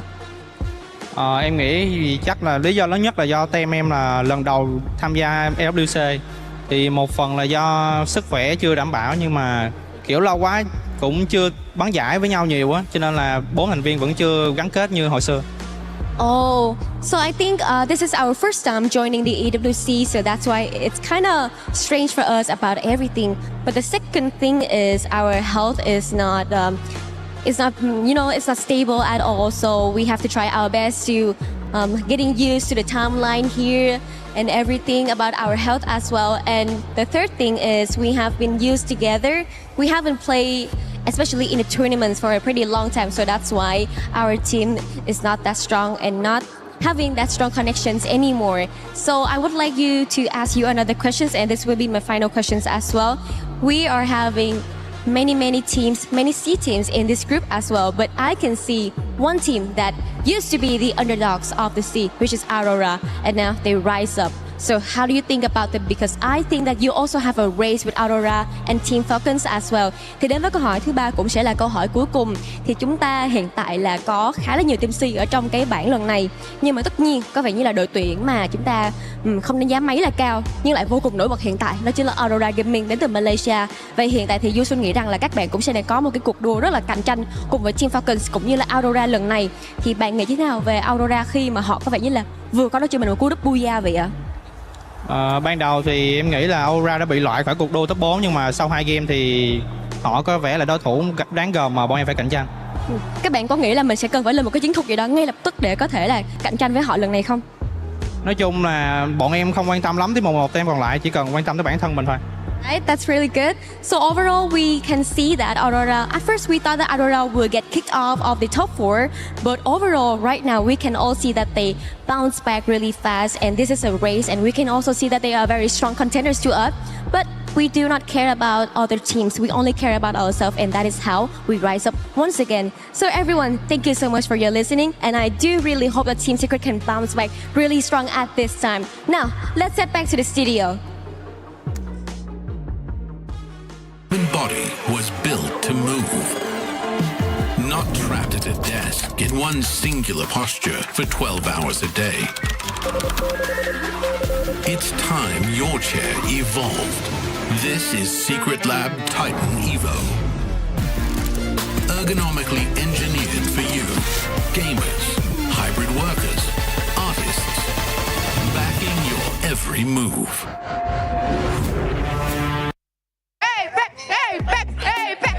Hello everyone, looks like Okera Bombshell. It's a big fan of Apex right now. I mean, what can I say? They are doing so good. They are firing me up right now. Oh, I got this energy over here in the crowd. You guys already know the parents of Shoto. He's doing amazing. Good job with their son. Yeah, good job. He's amazing. But right now I want to talk to you, dude. I mean, what is the feeling to see finally a team from India doing so well in a World Championship? It's great feeling for us, specifically for India teams. We are here after 7 long years at international stage. Back home, everyone is cheering for them, and these guys have made everyone proud back home. So yeah, we are rooting for them, and hopefully they will make it to finals from here.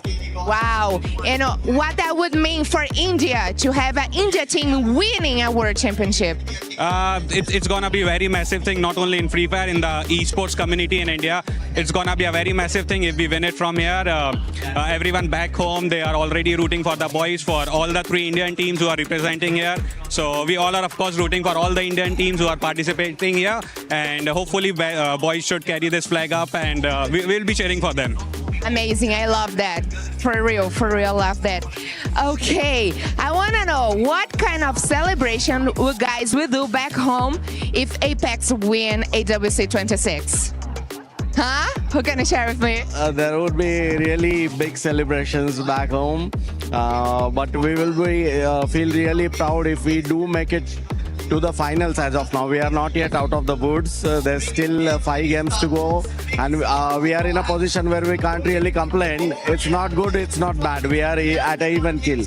But if we go on in the finals, we qualify for the finals, and our aim is to end in the top 3 as of now. We are not looking at the top slot as of now because there are really good teams in the group. I realize that.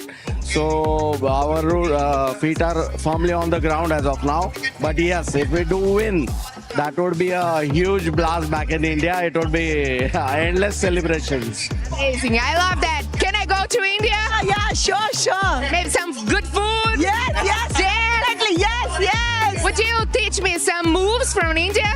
Coming back in here with some flavor. I want to go to India right now. Apex, please. Make to the grand finals. Win. Apex. Yeah, you don't want to see my moves. We can definitely give it a try, but it's just not going to be happening. By the way, welcome back. 6 games have gone by, and we have none other than Husky, Neptune, Lace, the 7WG here. Yours truly. I gotta say this because Neptune, you got a chance to curse earlier on when it was to Aurora, and we have the savior for Aurora. And for everybody currently watching at home, don't forget that you can earn rewards in game. Support your local team, qualify to the finals, and you're gonna end up being the champion of a lot of awesome stuff. Some predictions in there too. So make sure you log into Free Fire, participate, and continue watching EWC for those in-game rewards. But talking about Aurora, Husky. Yes, I've been waiting for this moment, Neptune. I've been waiting for this moment for so long. I can finally say the A word, Aurora on top, baby. I only have one word written on this cue card. Look, it's Rora. Nothing else but Rora. They're gonna make it to the finals at this point. But early on when I was on the test with Tash, and I did say when Aurora gets things going, when the stars start aligning, when they start getting a couple of eliminations, the snowball is gonna start rolling. And they did it. 2 rounds in a row, baby. 2 rounds, 4 more to go, Aurora. Let's get it. Let's get it. Give me 4 more. 4 more booyahs.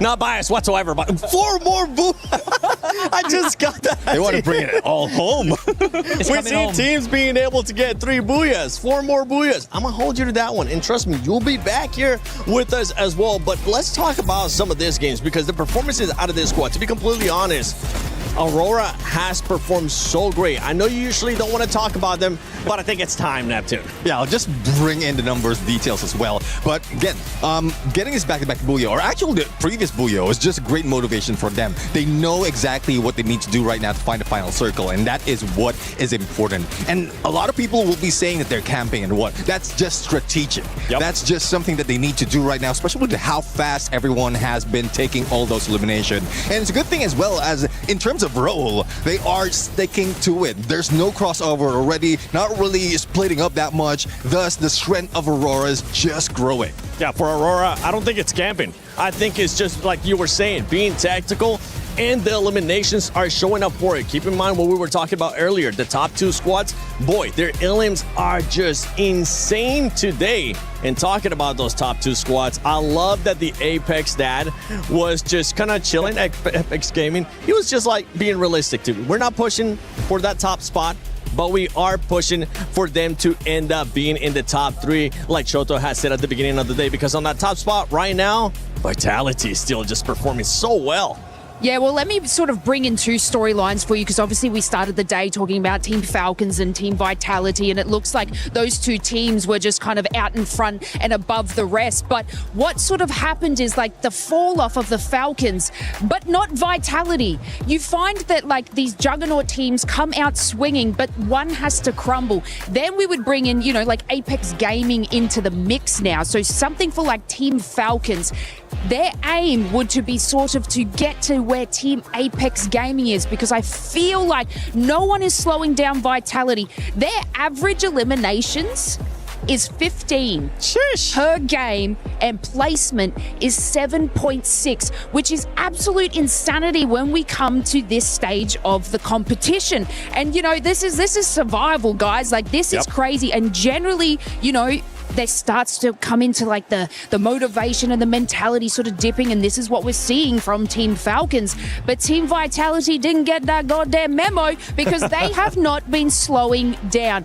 Obviously, you know, we're speaking about Aurora and bringing them into the mix as well to see them sort of surpass the Falcons. It is going to be incredibly tight in that top of the leaderboard, but I don't think no one's touching Team Vitality at this point in time, and they might not be able to do it in the next couple of matches. And you can see how tight it is. I mean, right now, you're looking at the top four. Lion currently finishing that top four and winning that tiebreaker at the moment. Team Falcons is going to be there as well. SAUL, we've seen SAUL getting a booyah earlier on, but it's going to get even harder as we go on to those last matches, Neptune. Yeah, I mean, definitely. There's a lot of teams who will be trying their best to catch up in numbers. And you were talking about Team Falcons. Look at where they are right now. And they really want to take that spot. But again, the history between Team Falcons and Vitality, when Team Vitality has been introduced, they were the Falcon Hunters. And it's showing right now. Even when it's a reverse, Team Falcons is trying to hunt Team Vitality. Like, they are being wiped out. Yeah, and going back to Aurora, I really loved Game 5, what they were able to do towards the end. Third party at the end, making sure that we're aware of the situation around the map, going for it and getting those wins. And now we turn the page here towards the second one. Team Secret in 7th place, 75 points. We saw the cutoff at the moment being 83. They're still within striking distance. And for the rest of the squads, Husky, do you think they might be able to do something, or is it time that we start switching the roles from potential final goers to potential teams that might end up spoiling it for some of the other squads? I think, you know, if I have to be honest, Titan Esports Club, Total Gaming Esports, IQ, and Straw Hats might have to start, you know, transitioning into the role of spoilers at this point, because it's hard for them to catch up. We've seen some moments of brilliance in the first half, but we can see them run out of gas very, as the game progressed. My concern right now is for Team Secret. You know, I know our host Yun So Reed is the only representative of Vietnam, but I personally stand by how I look at Team Secret as a squad. They have 2 anchors, and usually when a team has someone to rely on, like for example AGL, you have Dew, you have the Axel for Aurora, so on and so forth, Yago for MIBR Lows, they usually hold a team together. But for Team Secret, we're looking at Tikui and PLS1, and they both need to have a good game. If either of them doesn't, Team Secret falls apart. And that's the scary thing right now. And what he is saying is, viewers, to summarize it, needs the top teams just to die off immediately at the start so they can catch up. Let's see. I mean, that's really one plan. That's a good plan, but they have to start it off. They have to start it off. But going back to Team Secret, I mean, I think going, like, as you did mention, 2 anchors, it's really difficult to choose on who is going to take a lead at this point. And we're seeing that as well. With 2 anchors, I think there's the split of decision as well as positioning as well from most of the cases. So they will need to be more cohesive in their rotation. They need to take position and probably copy a page from Aurora Gaming, because they want to be aggressive. They want to catch up in numbers, but it's really difficult right now, especially when everyone is hungry for points. Yeah, the aggressiveness is what we're going to be looking for because of those top 2 squads. The way that they're playing right now, absolutely insane when it comes out to actual eliminations. I mean, you have Vitality with 80 eliminations. You have them being followed up by Team Apex Gaming with 77. Keeping it on brand with me. I see what you're doing, Apex Gaming. But this is what we're talking about in regards to some of the other squads. Maybe they're playing a little bit too passive. Maybe you want to see a little bit something off. And I kind of want you to call out a team, Husky. I'm going to put you on this spot. Okay. Any team that you're seeing out there that maybe it's playing too passive for the way that the lobby is currently playing? Surprisingly enough, I would say Team Falcons. Okay. I feel like after match 3, 4, they slow down a little bit because they realize that their nemesis is no longer just Team Vitality. They're getting caught in the crossfire by Team Secret. They're getting hunted down by Lion. They're getting dropped out in the mid game. And some of these teams now have the chance to play spoilers. So I think Falcons, they got to find their winning ways, right? Regain their identity from when they won EWC 24. Yep. And if there's one team that I want to add on that could be a potential threat, it's TG. The TG, they were intentionally dropping Lion. They were trying to get things started, even though they lost that hot drop. But if they keep this going, eventually they're going to start breaking some teams. I know when he said Falcon Slays, you straight up said, agreed. Agreed. Look, eliminations is their strength. I said it at the beginning. They made up their total from group stages by eliminations. Their placement points is abysmal. So they need to keep that momentum with eliminations. And you can see that's exactly what they're not doing. They're not going for these aggressive fights and plays to building that snowball effect, because I think that was kind of the first time we really saw them in the I think it was like match 2, we saw them in like end zone.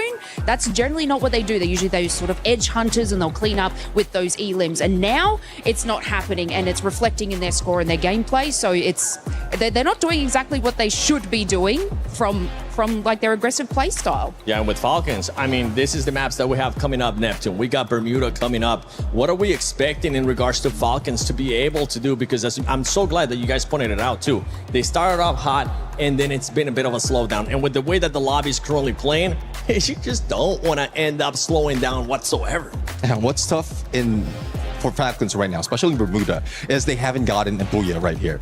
The team that has Booyah in here, make that 2, is Team Vitality. So it's still a tough fight for Team Falcons, but I know they've met already. They have seen how well they are being countered by Team Vitality, especially in Southeast Asia region. So hopefully this is where they pull out all those hidden strats that they have to counter, similarly to what we've seen in the regionals, how they countered and eliminate Team Vitality, or probably just pull away from them, because their rotations, from what I've seen, at some point is also quite clear to read. Yeah, I mean, Lace, you had the stats for Vitality too. Well, yes. So, Vitality are getting those high eliminations, and for the first 4 matches, they actually placed in the top 5. So not only are they getting those eliminations that Falcons were in the beginning, they're getting top 5s and obviously a Booyah. So that's what separates those two. And yeah, I don't know if Falcons has that capability to catch up to Vitality. This is why I said it's Vitality at the top, and now everyone else is racing against each other.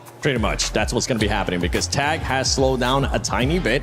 And don't forget, they're being realistic too. From the get-go, they were like, we just want to finish 3rd place. But that's okay. That's okay, because at the end of the day, you just want to end up in the top 4 situation. You were able to talk about Team Secret. Something that we have seen too from Groups A and Group B is that the top 4 squads were able to get a Booyah. Right now, Lion doesn't have one. Team Falcons doesn't have one. Can they get it? I sure hope so. I think Lion is one of the teams that we are looking at to join the top 8 in the grand finals. They are starting to ramp up, but we need them to be a bit more consistent. Hopefully that consistency is going to show up. We're going to be going to Bermuda. Let's see who's going to get that wonderful Booyah. Thank you very much, Seven. Thank you, the panel. And you know what? This time, it is time for the underdogs to rise up to the occasion. This map, we saw the randomizer earlier. It's gonna be Bermuda. And this is where Straw Hats stand a good chance to jump right back into the race. They've always placed well in this map. The only problem is finding those eliminations. And guess what? Team Apex Gaming, I'm hoping that this is gonna be that launch pad for them to push themselves into that #1 spot as well. But like Neptune said, Lucifer, Vitality is going to be a big threat here. They are the ones leading with 2 Booyahs on the map so far. In fact, they're the only team out here in this lobby that has had a Booyah on Bermuda. Exactly, and I think that's the major factor that every teams have to count on. But still, Team Apex Gaming, as you pointed out, they did manage to end up with decent elimination and points at the end of our game number 2 Bermuda today itself. So there's still a possibility, but even mentioning Straw Hats, teams at the bottom, Total Gaming and Titan Esports Club, these guys still stand a chance. Even when we were talking, when the panel was making their discussions, we said if Aurora are able to pull off 60 points within 2 games and jump to the top 4, there is a chance for everybody out there. Oh, opportunity for Team Secret to shut down Vitality early. Joel down already and the thrill of battle has been popped. Sibeng cannot use his stealth bite, tries to get away. Mini Uzi tagging him up and Jikui will put him down onto the ground as well. And Team Secret overwhelming Vitality. And the first blood drawn here by Tikui, but they cannot spot out the rest of the players on the side of Vitality, and the instant revive from Koja, the double revive will pull the squad back into the game. Both Team Secret and Vitality have a battle, but I'm worried for Falcons, and we see them. It's going to be Straw Hats right in front of it. Falcons, they want to qualify.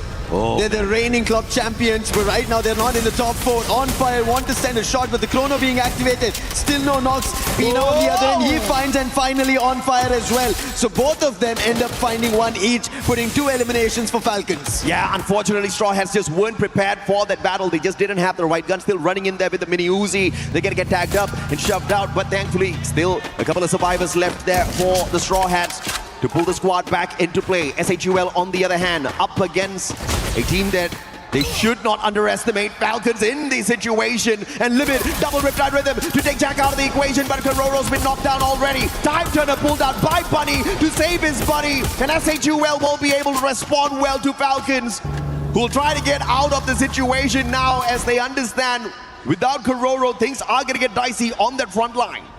But Bunny seems like he has intentions to go for this chase. He's on the hunt, moving towards Limit, and if they take out Limit, that's going to be a big opening.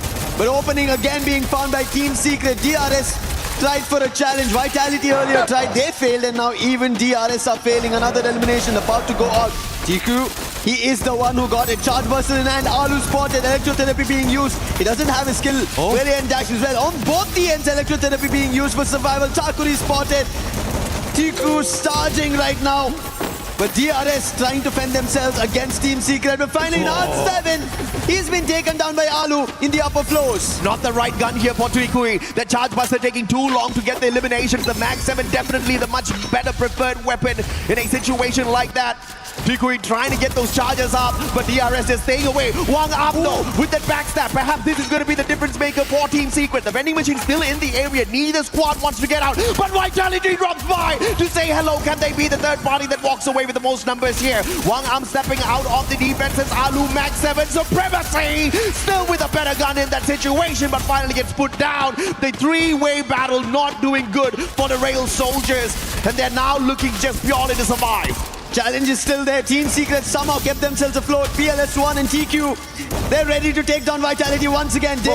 Glue Wall is the only one protecting for the time being, and finally they take a floor above. Team Secret give Vitality a breather for the time being. Sibeng on the other end wants to spot, but Diggs will get taken down. Sibeng has no opportunity. Joel wants to climb in, and he'll also be taken down by PLS1, and Vitality's re-challenge fails once more. And that's all because of Team Secret and that thrill of battle. That A124 popped in the perfect timing. Vitality thought that they were the biggest winners there, pulling in the third-party ambush, but without their active skills, Team Secret made that one look like a walk in the park, and Vitality may be up on top of the leaderboard, but in this lobby they go down first.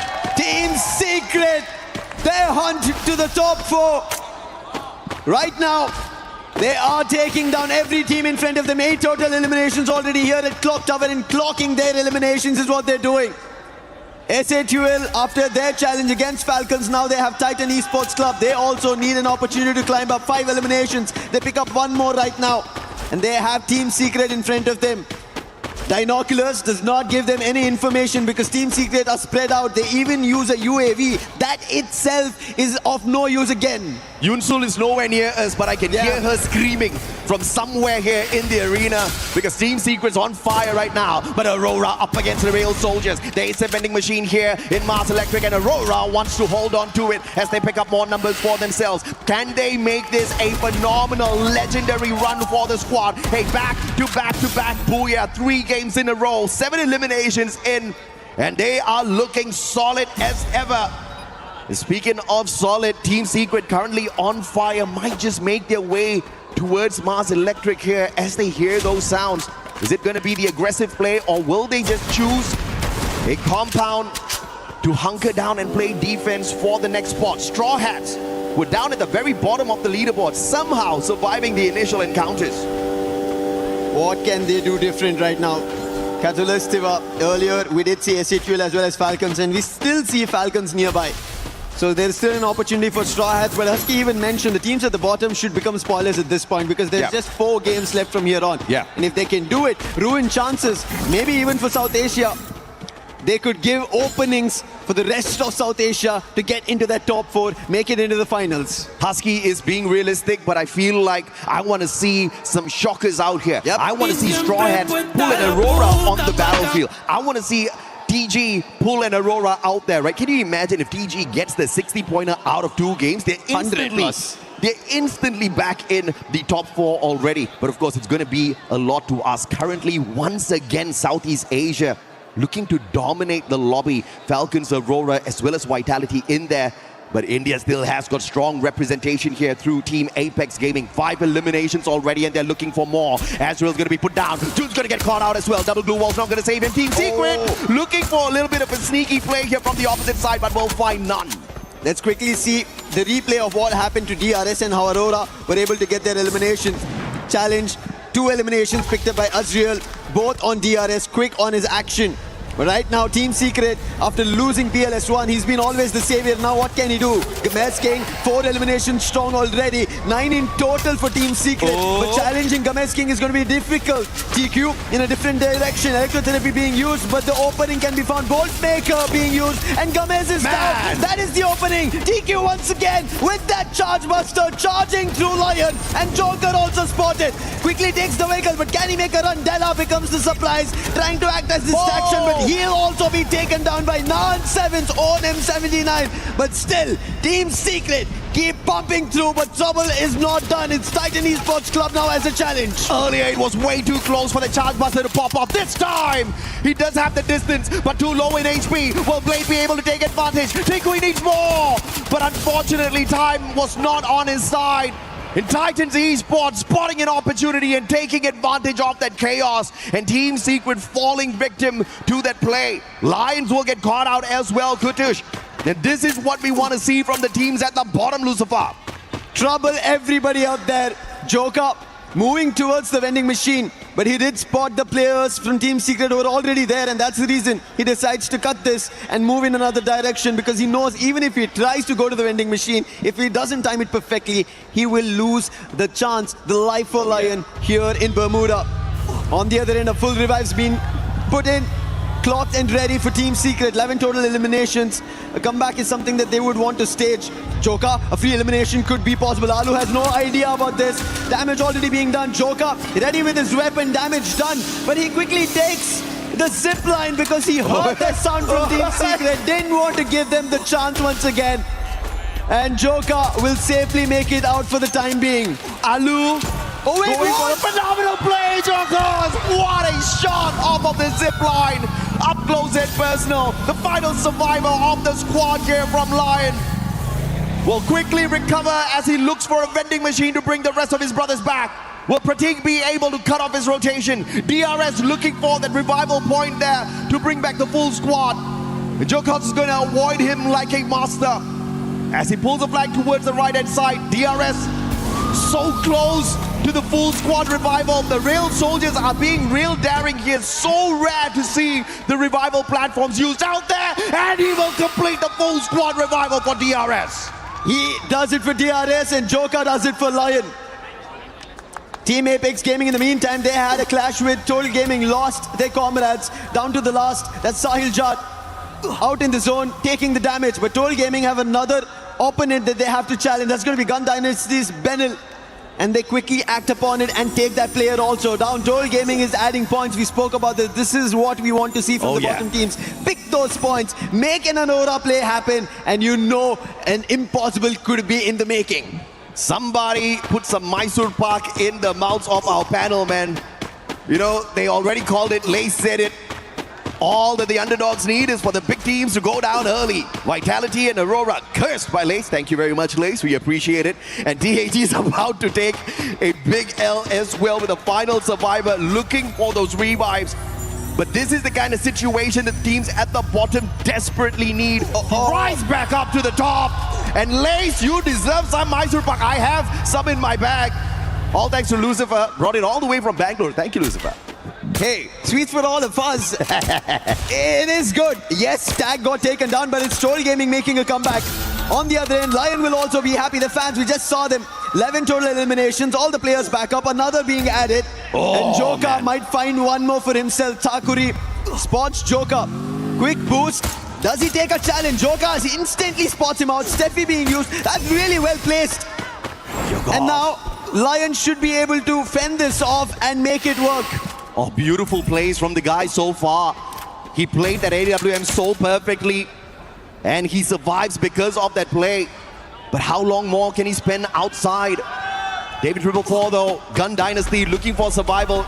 Wait, what? And Total Gaming IQ, Mafia, somehow still holding on. Now this is the team that was down at the bottom. They started off the survival stage with a Booyah, but it was a very safe play Booyah. Just 10 eliminations on their side for Kalahari.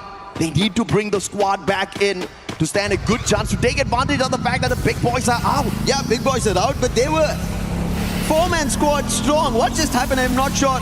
There you go. An unfortunate fight somewhere, but yes, they bring their players back. When Gun Dynasty, after losing Benil, VENÍ and David are together, but here playing is not going to be a great spot at peak because Titan Esports Club have entire control of it. But now they have an opportunity, go ahead of it.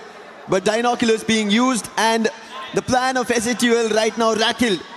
It might be from Falcons as well, but right in front of Falcons, there's a Bolt Maker being called and Straw Hats with Team Secrets are breaking a fight open. Well, it's not Lions Bolt Maker. It's not Team Secrets Bolt Maker. Oh no, it is Team Secrets. PLS1 down though. Instant pickup here from Non7. He's got the Thiva, he's got the Olivia, and he's right back up into play. Instantaneous. In terms of recovery, out of team started, and they take the fight straight up to Straw Hats. Going in for knock after knock. Non7 don't push right back down. And Straw Hats putting up a strong fight with a little bit of the assistance of the Falcons from afar. 15 total eliminations for Falcons, and now they have trouble Team Secret. Non7, the last man standing. PLS1 somehow closed that fight with the glue wall. He wanted to help Non7 over there, but he knows he has to destroy the glue wall, which will mean Falcons will again try to hold them off. That's it. Melter being used, trying to get closer, but the zone's also closing in. This is not the best position to be in. But I think he will be able to recover him, bring him back into life, and they have another opportunity, but Falcons have an eye on the arsenal. What a clutch on that Super Med. PLS1, no Thiva on him, no Olivia.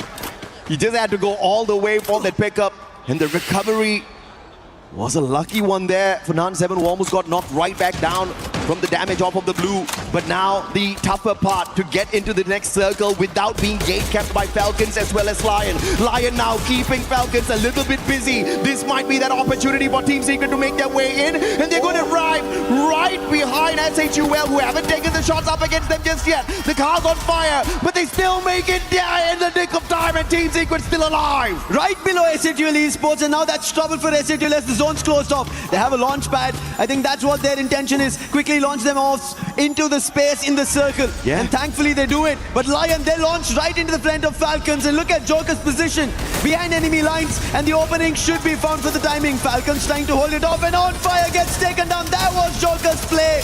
And with Joker finding the open, Falcons are also in trouble. Glue was being placed. Pina trying to find an opening, but he cannot spot the players close by. 2v1, and Keroro gets taken down. Pina, can he do something different? Chrono being popped. He slashes the player for an elimination. On Fire also helping out in the meantime. But Della and Joker together will put Falcons a tad bit silenced. On Fire sends off the M590 right to the face of Lion, and now answering back is Limit. Limit now on the step of Falcons. From almost being snuffed out by Lions, making the strong comeback. Limit and On Fire, phenomenal play, and Lions won't fall in front of of the most dominant team, Falcons half of 2024. Your very first EWC Free Fire champs, now taking on SHUL, the team from India who's also looking for the top 4. So close yet so far. If they get this booyah, perhaps they can take one step closer to it. But the underdogs of this final circle has to be Gun Dynasty. Nobody expected them to be here, and that is the reason they have the biggest advantage. Trying to find an opening melter being used. Falcons, they have numbers that's weak for them, but gunpowder nothing less. But there's an opening. Noor has found it. Peanuts down. Making more. On fire's down as well. Confirmation works. Limit, the last man standing. SHUL 40 total elimination, and Buddy up close puts down Shio as well. Make it 15, and SHUL are looking for the second booyah, and they get it. Second booyah in the survival stage. India's on fire! When I said Chuck Day India yesterday, man did I mean it, and boy are they living up to expectations of the whole nation on the biggest stage after so many years of waiting. Not just one team, but every single one rising up to the occasion. And this is that recovery play we expect from SHUL. The previous time on the survival stage, game 2, they jumped into Bermuda with just one elimination, no placement points, but they smashed the lobby this time round. Smashed the lobby, got a booyah, made a second on the day, and now making a mark. We spoke about this. The panel said the teams at the bottom should just go spoilers, but it doesn't seem like it's going to happen when teams are so hungry, determined to make sure not just takes this advantage off this international stage, but also make their nation proud. Man, Vitality, they definitely took a big L this time round, but they will not bleed. They will smile, because a majority of the efforts from the first 5 games should be more than enough to keep them in contention for the access into our grand finals. But we need this exact same performance from the other teams who are hungry. Let's check out the replays here as well, man, because man, was this an insane lobby to start things off with. Yeah, they started picking off the players of Titan Esports Club who were in mid-air, and then took an advantage. Let's hear them. रुक जा Jack, रुक जा आने दे. एक ही है.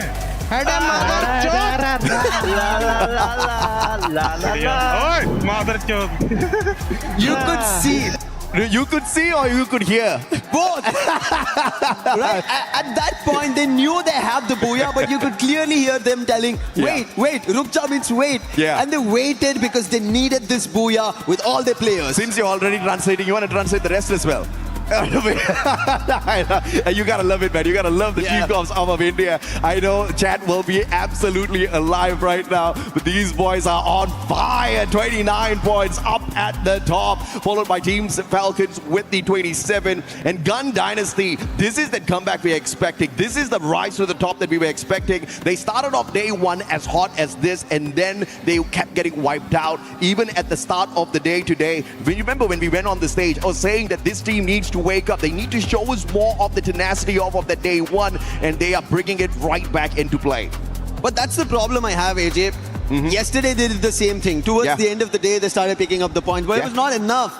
And if they don't pull off it, I know we've right now banking on Aurora because they made it happen, back-to-back 60 points. And I think Gun Dynasty, if they have to pull off a comeback, they have to make an Aurora 60 plus points, and I think Gun Dynasty might have a chance as well. Yeah, I think Gun Dynasty heard Husky loud and clear. Yeah. But the teams who are at the bottom, the best that you can do right now is go and play spoilers. But hey, you know what? If your spoilers suddenly becomes a dream, a miraculous run, then maybe the grand finals is where you'll end up in, because it's not too late just yet. We've got 3 more games to go. Like you said, Aurora, just purely with 2 games, managed to get a 60 bomber for themselves. Can you imagine what would happen if Gun Dynasty pulls that off as well? If they do pull it off, it's going to be trouble for everybody out there playing down in the stage. But let's give them a breather. They need it right now before we start the next one. We were there. For every click, every clutch, every respawn. We were there for the years of grind. And we're here. Now. The proud founding partner of EWC. Powering the biggest event in gaming. Shoulder to shoulder with the world's best. Making history. Greatness deserves a stage. Lenovo Legion. Reach your impossible.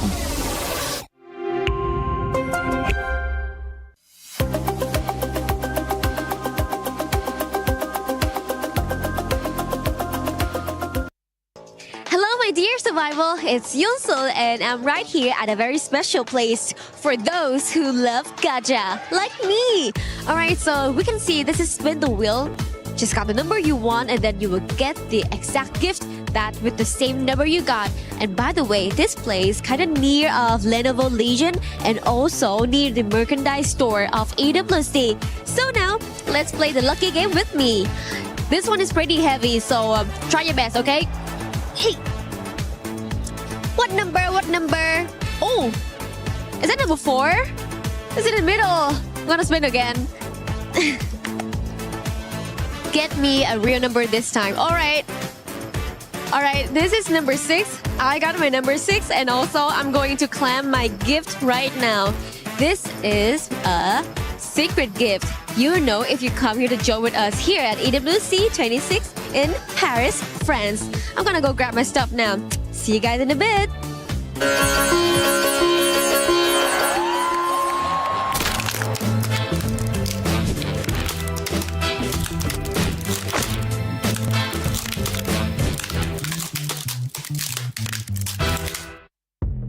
Incredible stuff coming here live at EWC Free Fire, where we are looking at multiple stories for survival stage. It's interesting because we all thought that this group would be so neck to neck, but the bottom of the ladder has been so interesting, Husky. We literally asked for some of the teams at the bottom, some of those who are still hungry for more, to show up. And guess what happened? 3 out of the 4 front runners got knocked out early in this map 7 on Bermuda, and afterwards SAUL, they got their second booyah. And again, I feel like today's survival is not about SEA, it's about South Asia, it's about the regions that have more to prove, and I'm so excited to see more because it is only getting heated up. Yeah, it's getting heated up, and on top of that as well, we talk about something to prove. Aurora looking so good today, back-to-back booyahs after so long on the international stage, showing us that they are still not down and out. Yeah, I think Aurora has really found that second win, right? It took them a while. Yesterday was the same thing. They set a record in Paris, and now with 2 back-to-back booyahs, it should give them a confidence boost despite that early exit in match 7. And because Aurora now are in that position to be a contender, I feel like they have the exact confidence to push on forward. That's right. And after this, we are going to be going to Kalahari. Excuse me. Now, Husky, what do you think of this map? Is there a particular team that really stands out to you there? I mean, I gotta say, Vitality, right? Vitality has always been a great team on Kalahari because Indonesians in general, but I think, Lion has also been the up and coming. This is a team that we wanted them to show up. They started off quite slow, but in the previous 2 to 3 matches, you've seen them start racking up more eliminations, and now they are in the rat race to get into the top 4. Yeah, it's really interesting watching them as well because we talked about the switch up just during cast, right? About how the beginning of the day is just a feel up for so many of these teams. Lions have changed it up. They look really good and aggressive as ever, and most importantly, they're looking really good. Another team that I really want to test you on is Falcons. Everyone put them on the front runners and the top of the scoreboard, but a bit quiet. Yeah, I think Falcons has always been a top contender, but they took about the warm up. I literally asked them to be more aggressive because they are live off of eliminations, and they did exactly that. So Falcons, I think they are back in the race. Yeah, that's right. We're about very, very soon about to go into the game, and I am super excited for this. 3 more games coming in, and who better to tell a story? Other casters as Lucifer and AJ. Thank you so much, Tash and Husky. This is game number 8, Kalahari, that we are heading towards. This is where Total Gaming, when we started the survival stage, got their booyah, and they made sure that not just Tag, it's also them. And along with them, yes, Vitality and Falcons are ones in question. And let's see, as we move towards our game number 8, who will get their chances, just like SATUL, who pulled off their booyah in the previous one. Can Total Gaming get that back-to-back Kalahari booyah? Because if they can, this will be that match that allows them to wake up in the survival stage once again and potentially survive a relegation, survive going back home. Man, we have got very few spots left in the grand finals, just 4 more. Out of the 12 teams that are playing here, who's going to be able to earn that for themselves? At the moment, you can see that Southeast Asia is definitely running the show out here. But Team Apex Gaming, one final survivor, KD God, man, that was a beautiful final second revival. One that's going to keep the team in it for a little bit longer. That was almost all lost. Thankfully, he did jump in the other direction, and that is the reason he was able to get Sahil Jat out. Not the best vehicle as well to drive, and there he will be spotted. Falcons, that is Limit, picking him off. And Sahil, he will survive. He needs 100 coins, and he has it right in front of him. He'll quickly get it. Vending machine. He'll jump right to it and also get the player back up. But hey, it's not the best. And DRS spot. Team Apex Gaming, they are at a total of 122 points, 1 point away from Vitality, who lost in the previous game. And this time, if they want to keep that difference going, they need points. But DRS are not allowing. We said this. Every panel is spotting this out, saying the teams at the bottom become the troublemakers. And Sahil Jat, big trouble for him. Oh, but you got to respect that Spider-Man action out of Sahil Jat. He just disappeared from the crosshairs of Takuri, who was going in there for the flank. Pratik also can't find Sahil Jat just yet. How can he work off this 1v2? Sahil Jat looking for it. The rest of the team members on the way back in. Oh! Survivor in Sahil Jat. He's already gotten a bulk load of the work done. And DRS could not snuff him out before those revives got brought back through. You'll still have Team Apex Gaming making that run in this lobby. But run right now is Straw Hats on Toll Gaming. Instantly shutting majority of the players down. But thankfully Toll Gaming still have a last man standing who got revived before the squad got taken down. Mafia. Now into stealth. He will instantly use his stealth bites. There is a vending machine right in front. So far, at least in the start, there you go. The Indian squads have had trouble. A long way to go for the time being. Revives being done all across the game. But right now, Shoto and Wolven together fight with Falcons. Glue wall instantly. Valiant dash being used. Damage being done, but not the best weapons. But finally, Wolven finds the opening. Pina down confirmation as well. And Falcons, who thought they have the advantage, have been taken out. And a surprise challenge from Aurora. My God! They shouldn't have won that, but they did. Falcons dropping the ball right there in that instance. And Aurora dropping by in to keep them entertained, so that Team Apex Gaming can continuously recover their players right back in the game. Shoto with the Drogon, still alive and kicking, but just a knock he'll be able to afford for himself. But the recovery play is solid for India. And Team Apex Gaming again, I mean, hiccup after hiccup, but they're still hanging on. They've not given up, and they're not gonna. That's their entire ordeal today, because they know what they've done yesterday with history. It's time to pave future. And right now, DRS with a fight with Straw Hats.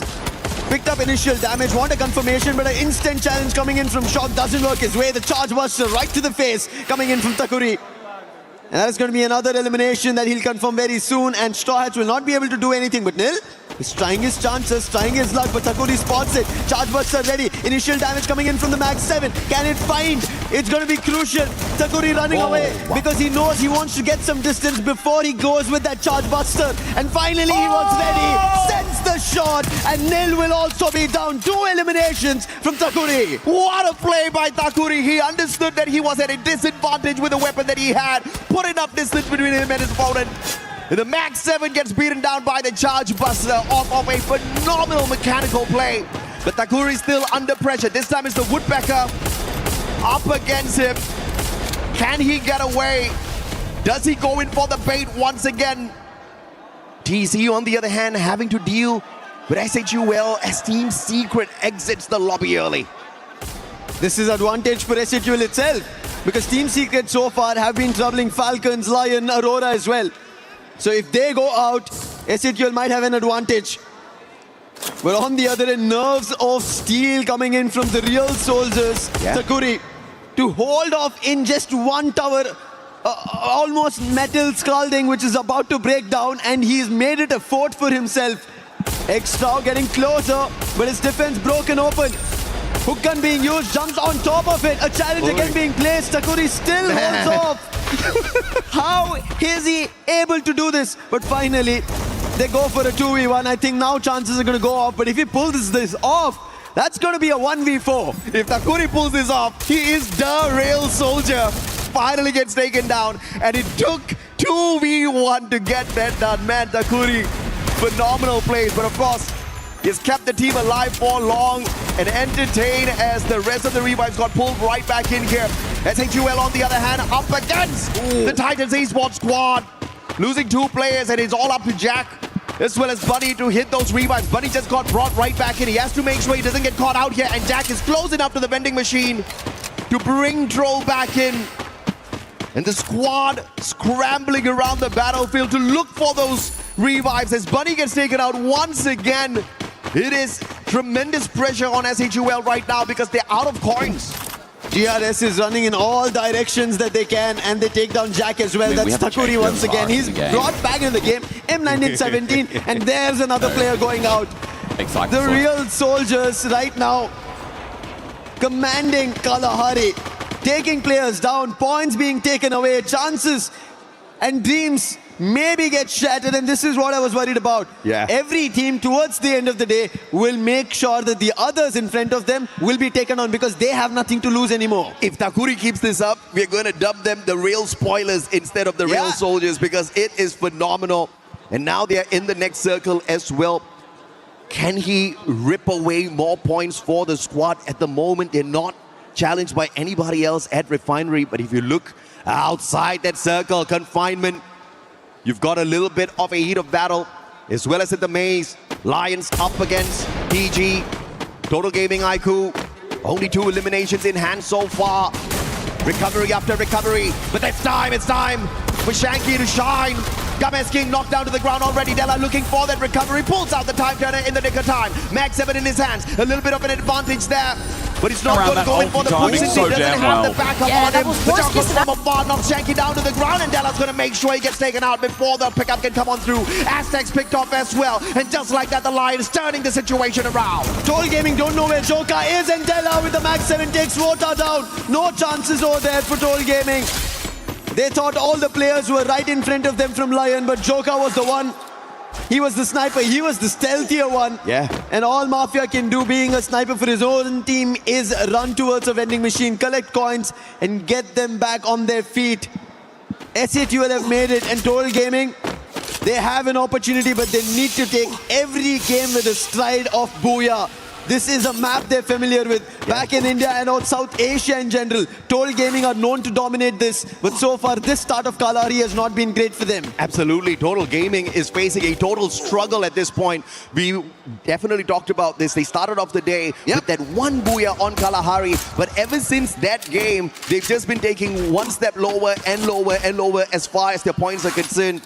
They did have a little bit of a recovery at Bermuda earlier on, but it was nothing to scream about. Just 8 points in totality. And the struggle continues for the squad. They do manage to bring back one more revive, but not a full squad just yet. But how much can they pull away here? SHUL Troll up in the air, and nobody manages to catch him as Axel is just too busy aiming down at the Vitality players instead. Koja taken down and out of the equation. Diggs is close enough to the vending machine to pull him right back into the game.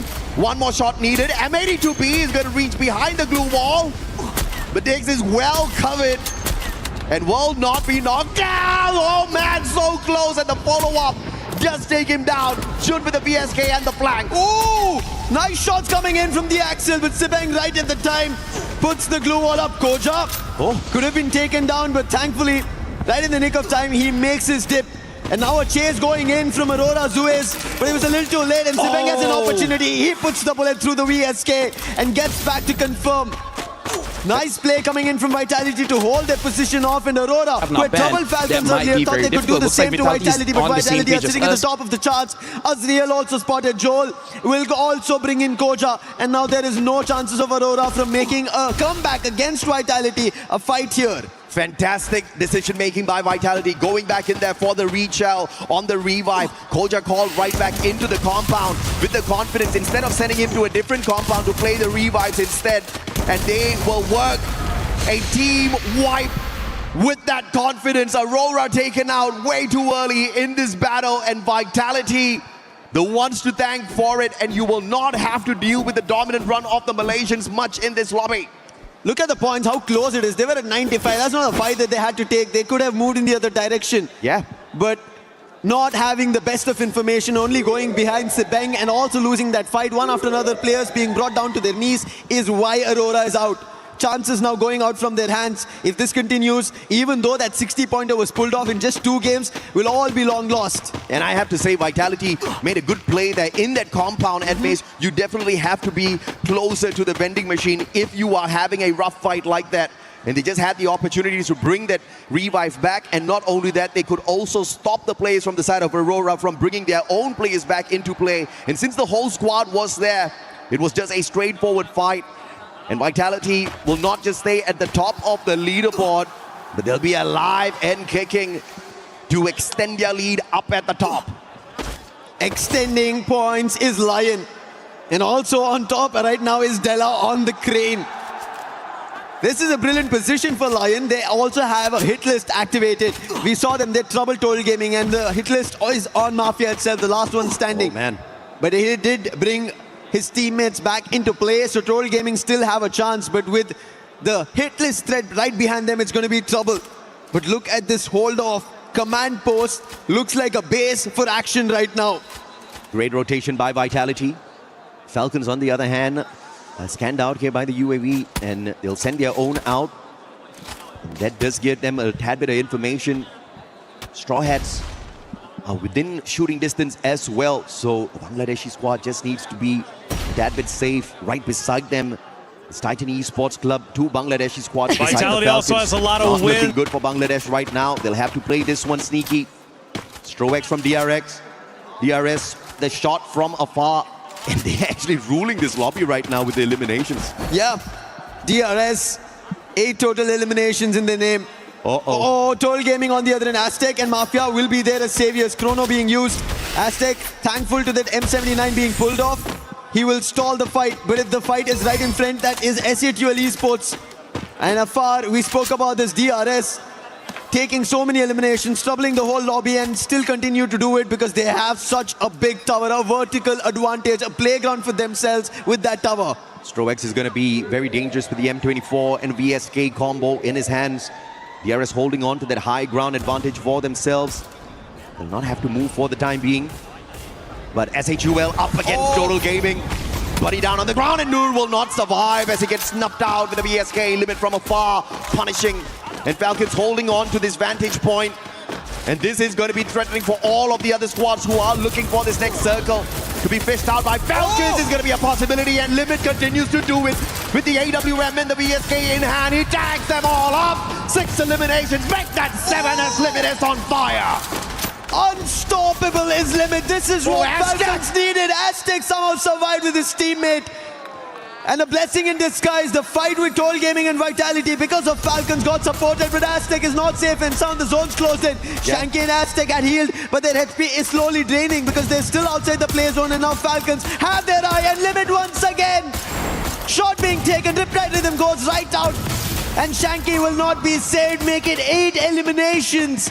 Falcons taking the advantage right now as Aurora are out of the competition. SATL are out of the competition. They want to make their way back into the top 4. He has got enough for a double revive here, but will his players be able to survive the shots from Falcons, who do have a vantage point? They do have the opportunity to look up. The double revive does come on through. Is that going to be free extra points for the players who are on that high ground? Lions up against CAG. Team Apex Gaming in a lot of trouble. DRS have been snuffed out already. Aztec gets knocked down by the circle after his sacrifice to pull in the double revival. Gun Dynasty still alive and kicking. And Lions haven't smashed down the defenses of Team Apex Gaming just yet, but they don't want to take advantage of the situation that they have, because this situation can turn around real quickly. They have no idea who's in this house. Lions have an advantage here. We spoke about Falcons. 11 points is what they've gotten. 10 for Lions on the other end. Yeah. And they are the closest to also make it in the top 4. While Falcons want to cement themselves, Lions want to make an entry. The best team from Latin America, and they want to make sure. This time it's going to be Joker with the highest number of eliminations, 5 in total, but Flash Freeze being used to stall them outside. And Team Apex Gaming do not want to give them any entry. Just one landmine right now. And a bolt maker being called will force a fight. But on the other end, Falcons have another intention. It's Gun Dynasty who gunned down the players of Total Gaming, and Pina runs right in. Veena is taken down, Shiro as well. Benel's now spotted.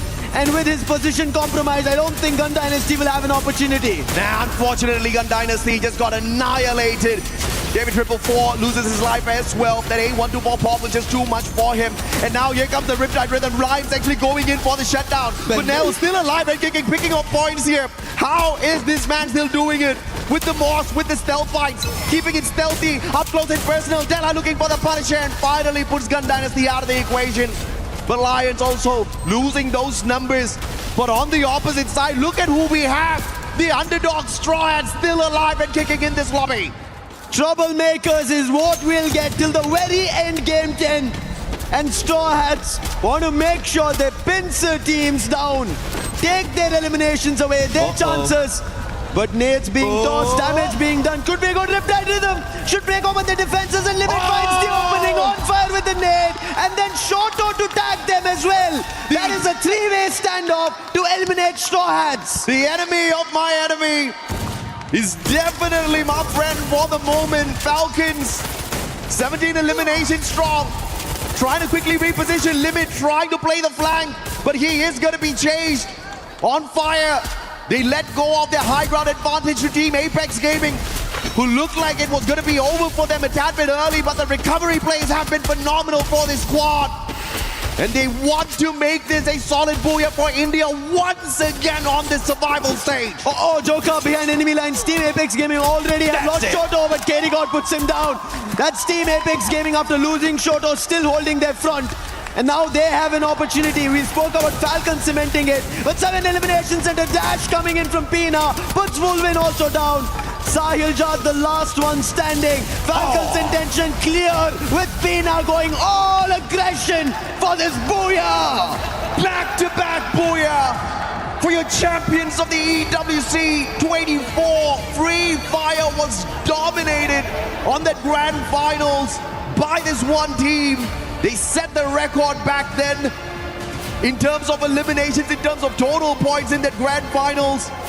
And they broke their own record last year. They haven't set a brand new one for themselves just yet, but maybe they're waiting for yet another grand finals run to do that. And if they keep this up, they'll be one of the top 4 teams that makes it in there to have an opportunity for exactly that. Yep. This is their opportunity. The very first season, they were the champs. EWC 24, and after that, they've not managed to get the best results out. Falcons Pina, you could see how brilliant his push was, and let's hear how he made it happen.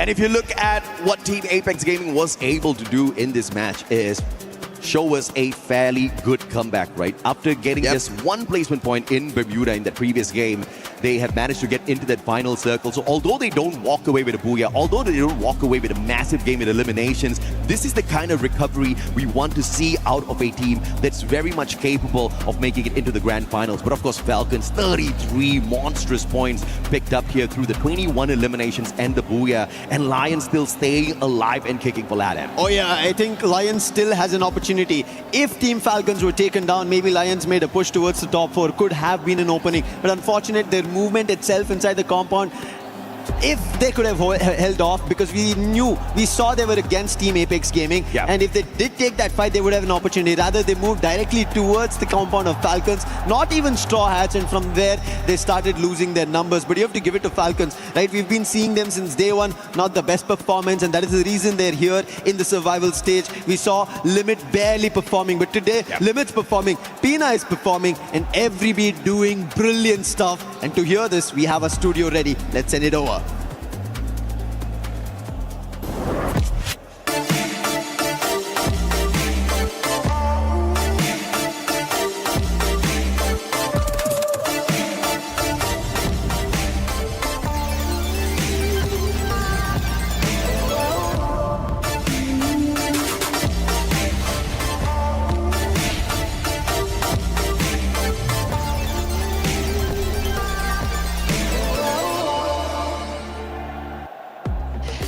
What's up, everyone? Carol Bombshell here, and I'm back now in a different place in the crowd where I meet some friends and also some Free Fire content creators.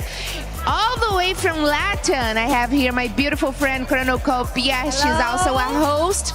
And Ellie, that came all the way from, where are you from? Ecuador. Ecuador, what a beautiful place. Okay, so how do you guys enjoy EWC this year? Well, it's much crowded than last year in Arabia. There's much more people here, so it's really much more exciting, I guess. It's really nice. La verdad, súper increíble. Me da mucha como orgullo saber que LATAM me está representando con 2 equipos esta vez y pues estamos con todas las energías para poder apoyarlos. She says she's really excited and is also very proud because LATAM has 2 teams representing the region, and she's really, really happy to be here. Amazing. And how much confidence you guys got right now that the 2 teams from LATAM are going to make to the grand finals? Well, I'm really confident. It's really hard. I was just looking over the table now, see the points and so, but we are so confident. ¿Qué tan confiada estás de que los equipos de LATAM puedan pasar a la final? 100%. 100%. O sea, realmente es como que tengo toda la fe de que por lo menos Lion nos tiene que hacer llegar a la final. Okay. She has all the hope at least Lion is going to get to the finals. Whoa! So you are saying to me that you are cheering for Lions over Gandhi Dynasty? Oh, okay. That she has a preference? No, I won't translate that. No. Dice que si tenés, que si preferís o crees que Lion va a estar por encima de Guns Dynasty, si tenés una preferencia por Lion. No tengo una preferencia, pero en vista de que tuvieron un problema con el participante, bueno, en uno de estos casos un jugador estaba incompleto, entonces justo eso es lo que les puede estar haciendo fallar, pero no porque tenga alguna preferencia. Okay. She says she doesn't have any preferences. She says she trusts much more Lion because of the way they're playing right now, and they're much better, like have much more level right now. Okay, that's probably correct. All right, just one more question, and I will let you guys cheer for your beautiful team. So I want to know if you guys have prepared anything special to be here in the crowd and screaming, "Go Lions, go Gandhi Dynasty." Anything in special? I don't have anything special. No. Pregunta si tenemos algún cántico o algo para hacer cheering a los equipos. Ok, por el momento no, pero... No. You had one. You had one. Sí, vos tuviste uno. Un cartel. She had one of these that said, Games King, I am your game queen. Whoa. Yeah, she did. Is that a romance here? Oh my gosh. She did that. Yes. Game is king. Looks like you have a biggest fan here in the crowd. No. Oh my gosh. Maybe she's gonna fire up Games King. We'll see, guys. Back in the studio. Thank you, Carol, for that amazing interview right there with some of the LATAM fan base showing up. Sadly, Lion has not been able to show up with the Booyah, but maybe we still have 2 more games. We were asking earlier, we wanted to see Falcons show up with the Booyah. Boy, did we get an answer from them. Finally, first ever Booyah of the day for Falcons, as well as the first in the tournament, if I'm not mistaken, because they did not get any during the group stage. So this is such a wake-up call for them. This is why Falcons, we should really have some faith in them because they do have what it takes. And I mean, looking at the competition right now, it's so close, a very close call to the top, because right now, Lion is following Falcons by just 9 points difference. I mean, 110 for Falcons and 101 for Leon. The difference is very thin, and I really like what they're doing with their strategy. I think, of course, Neptune can touch on that. Yeah, one thing that I've seen from Team Falcons right now, and this has been one match that really fortified that thought, is Team Falcons understand what needs to be done to be able to get into the next stage. Because even if they missed it the previous one, they were very, very close. So there's a lot of contenders in there, especially the top dog coming from the same region. But right now, they know exactly how well they can fight against these teams. And getting that Booyah is one factor. Though it's not the end just yet, they can maintain that top spot. They definitely can maintain that top spot, especially if Vitality end up getting eliminated earlier on, like it ended up happening in that last match. But let's look at the overall ranking, as that's Booyah sends Team Falcons all the way to the top with 143 points. The top 4 will be moving on to the finals. Everybody gets to go home, even though they don't want to, but that's the way it's gonna crumble here. Team Apex Gaming right now in second place. Vitality, I mean, they have been performing so well. That last match just didn't go their way. Yeah, a lot changed in just one game. I mean, the difference is so real. Everyone, of course, wants to get through to the next stage and get out of the survival stage. But I have to say, Team Vitality, they have been very consistent, and it would suck to see them get knocked off. I mean, let's take a look at that points. Leon, of course, they have been kind of reckless in the beginning of the competition. Of course, today they also have some bad calls.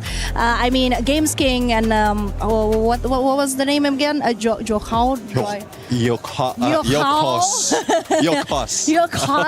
wasn't really paying attention to their surroundings, but I think they are now starting to really pick things up. Yeah. For Lion, you got to make sure you stay being consistent as well because of how close that leaderboard is. Right now, it's SAUL Esports chasing them by 4 points. That's nothing, considering we have those 2 matches, and considering SAUL does have 2 Booyahs today. They just need to find a way to be more consistent, because we could end up having 2 Indian squads in the finals. Going into the last 2 matches, we have Nextera and Solara. With that in mind, we also saw the teams that were in the second page, Neptune. And these teams, I think for most of them, it is going to be their dream of going to the finals is going to be ending here. So they're going to be taking on a different role that we were able to talk about with Husky earlier, and that is that spoiler role. That is the team that's going to end up taking points away from those squads that are trying to get into the top 4. We just saw Straw Hats being able to do that. Even though they might not have an amazing performance, being in the top 4, being in the top 5, they are going to be taking those points away from the squads that want to be in top 4. Yeah, we'll have to see though, because last time we went and those specific maps, only top 4, especially Nextera, only the top 4 did manage to get a lot of points in there. Solara though is something different, because since it's new into the game, though not fairly new, but it's the newest outer maps that we have. There's still a lot of teams that are struggling right there. Entry as well as exit is quite well because of those slide rails, but a lot of teams were just hanging onto sides of those circles. And only one team, I think, is taking the middle. It is Team Apex Gaming. So if Team Apex Gaming will be able to continue that, then they can just farm off all the points out of the teams that's coming in. Yeah, and Apex Gaming, I mean, it is a force to be reckoned with. Something that I did not expect, honestly, coming into the EWC 2026. But hey, I was wrong. I have to say I'm sorry to Sam or Lucifer. I think they are really making it hard for the other team to gain some points, because they truly are a distraction. And a good one, that is. They know exactly how to be disruptive, to be at the right moment, to disconnect the plan that the other teams have planned for the map itself. Yeah, this is one thing that we were talking about when it comes to regions. But there are some strategies coming from their own regions that could or could not work in competition just like this. And it seems like for those coming from India, like Team Apex Gaming, SAQL, it just needs a little bit of adjustment. It just needs a little bit of tweak, and they'll be able to make it work. And it seems like it's working.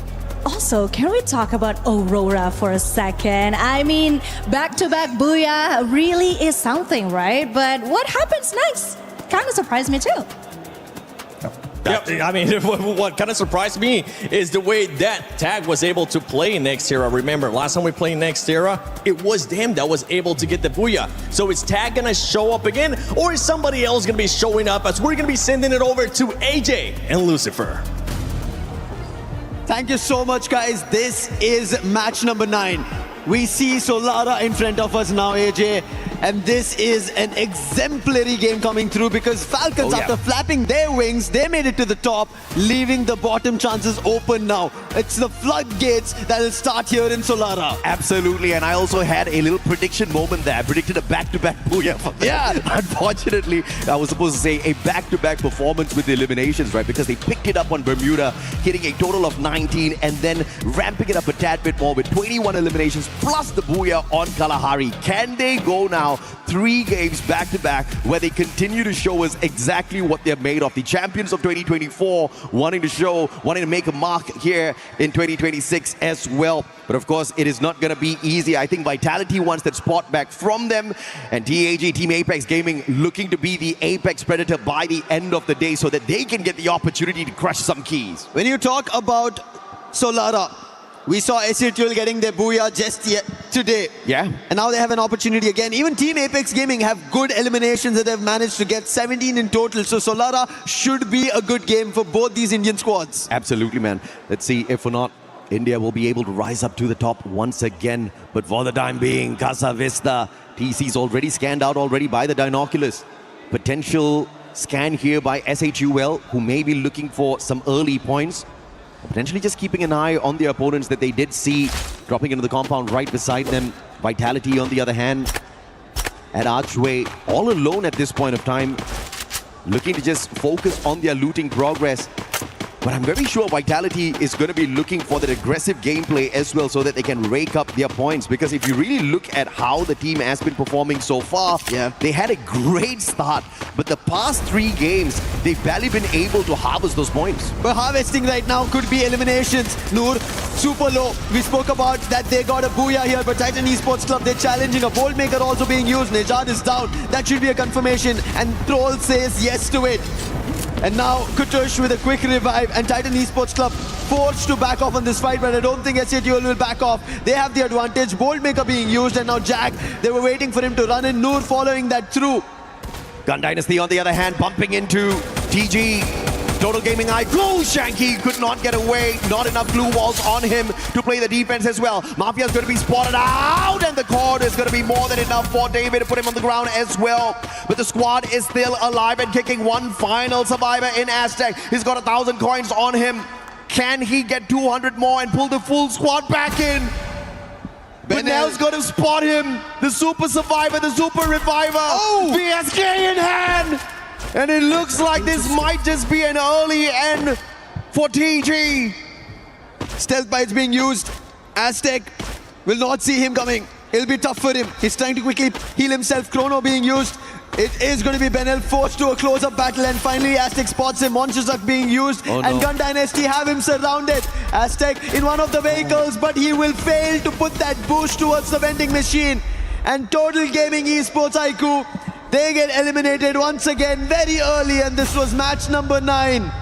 And unfortunate, their chances of going up the ranks doesn't look to be possible. Let's just say it is absolutely impossible to get into the grand finals right now based on where they sit on the leaderboard. It's a monumental task to squeeze their way in there, and I don't think, apart from whatever Husky said earlier, is going to be possible for the squad. You just have to play spoilers. But the question is, who are they going to go in and annoy with a couple of spoiler plays later on? We've got one more game for them to show up and put their name on the board, get us to scream the brand's name out a tad bit more. But of course, if you look at how Gun Dynasty has been performing so far, the recovery is real. They did get snuffed out a tad bit early in Kalahari, but they did have a decent number of eliminations on their side. Aurora up against the Rail Soldiers now. DRS, Troex with the VSK trying to put the pressure onto Aurora as they bring Jun right back in. And there's a potential Jun comes back in here for the reach out because Aurora is not looking to exit the compound just yet. After their back-to-back, and they end up getting 60 total plus, and they managed to make it almost to the top 4. Now they've been pushed out, so they need another opportunity similar. Maybe again another booyah for the day. And I think Aurora will stand their chance in the top 4. Let's quickly take a look at how Lion managed to pick off players from Straw Hats, and look at Joker. Man, oh man, we were talking about Games King, right? Yeah. He was stepping up, yes, but finally Joker also delivering. And now when we talk about delivery, it's going to be Benel. We saw how he stood against the Falcons, picked up eliminations in that final fight, and he's now delivering once again.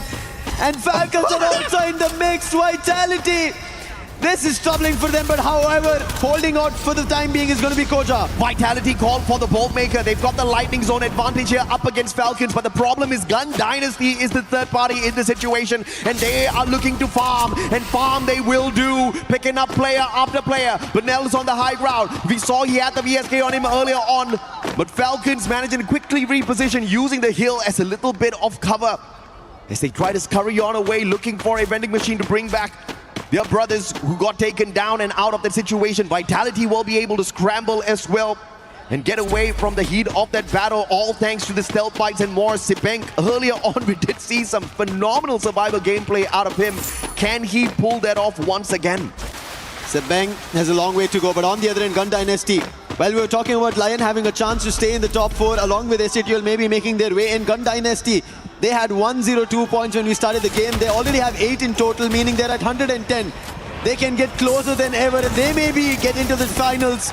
Right now, SATL getting eliminations because they need their chance. Jack putting Shock down and Bunny taking the whole squad out. And SATL Esports managed to get total 9 points and pushing further to a challenge in the top 4. This has to be their map. They've already hit a booyah here. 2 booyahs in the survival stage, and they can make it 3 if they continue on the exact same trajectory. Alu looking to make sure he takes the eyes out of the skies. TC up against DRS. The Lion squad dropping by in to say hello to them as well. Lion versus SATL.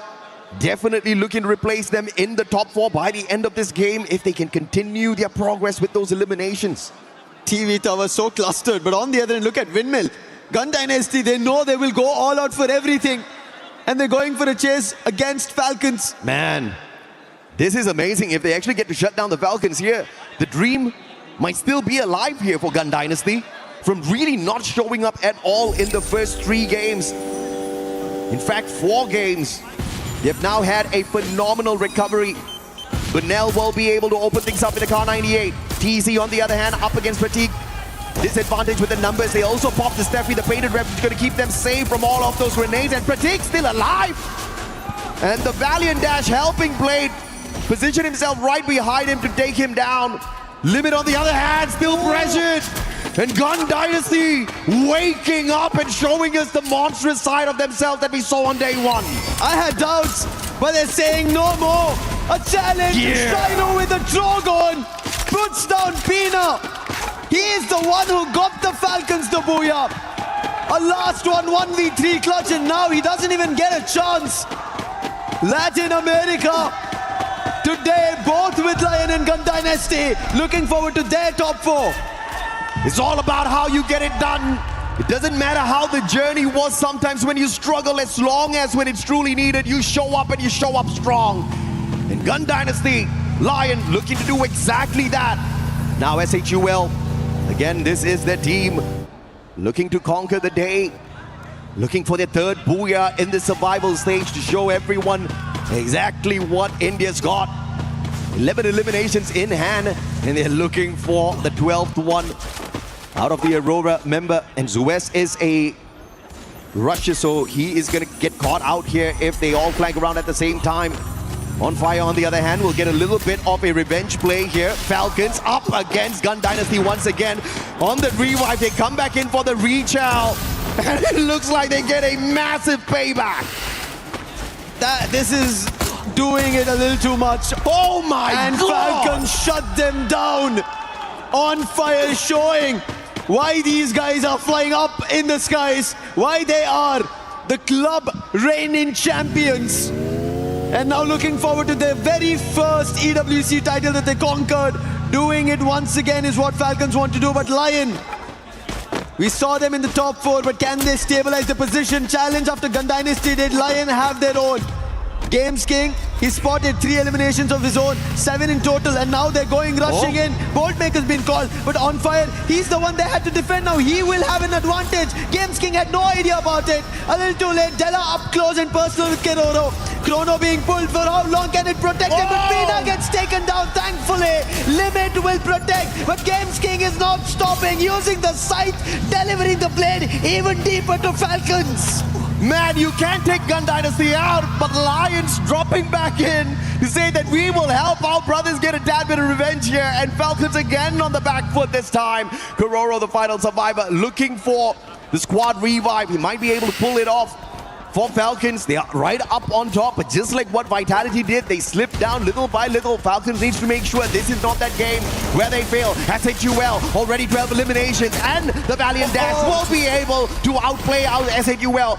But there's one final survivor. He's got the stealth bites on him. Can he get to the vending machine? That's the position for Troll right now. That's the mission for him. But PLS1 gonna make sure personally that does not happen. Finds the shot on connection as the Mogul tagging him up as well. And Troll's gonna be pressured by the numbers. This might be the end here for SHUL. They tried their best, unfortunate. Now 7 picks the player off. SHUL Esports thought it was only Team Secret there. They were ready for the challenge, but the real soldiers, they also ended up becoming a thorn in that haystack. And SHUL Esports suffer elimination. 11 minutes on the clock, and we already have seen teams get eliminated. It's only 7 now surviving. This is how brutal Solara is. Vitality out of the competition, SHUL out of the competition, Gun Dynasty out of the competition, meaning now Aurora having all their 4 players have a chance. And Falcons have gotten the full squad recovery already. They've hit those revives. They've brought back their team members, and now they are gunning to make sure they solidify their position on that #1 spot for our survival stage leaderboard. Tikui takes Jun out. Axel's dropped as well. Team Secret now aiming down their crosshairs, finding the players of Aurora. And it looks like Team Apex Gaming is going to clean up the rest of the players here out of Malaysia. If Team Apex Gaming do this, this becomes an unintended chance for SHUL to get back into the top 4. Oh yeah. Putting Aurora out is going to be very crucial. And this also will get points for Team Apex Gaming to make sure they will be in the top 4. 140 in total. They find the very first by taking down Aurora. Zuez and Azriel, they just cut sound, let Team Apex Gaming be, and they as well decide that, hey, this is not a fight that we need to push for because we are inside the circle, that too dead center of it. If somebody else sees us, jumps us when we are fighting, we will be done for. Absolutely, man. Falcons look at this survival play, but at the moment outside the circle, and they're going to tank a ton of damage as they try to get in. And the worst team to encounter on the way in is going to be Lions, who do have the snipers on their side against the vehicles. It's going to be a massive advantage, and that advantage will be played perfectly. And instead of the Lions, it is TEC, Titans Esports, picking off the Falcons players one after the other. Teams at the top, if they get their points taken away, teams at the bottom, instantly a chance open up. Tag, what can you do? Can you dominate this lobby? Taking a look at this replay here, this is how Aurora lost their opportunity to really dominate the circle as they took their jump pad for a quick rotation, punished by Team Secret midway.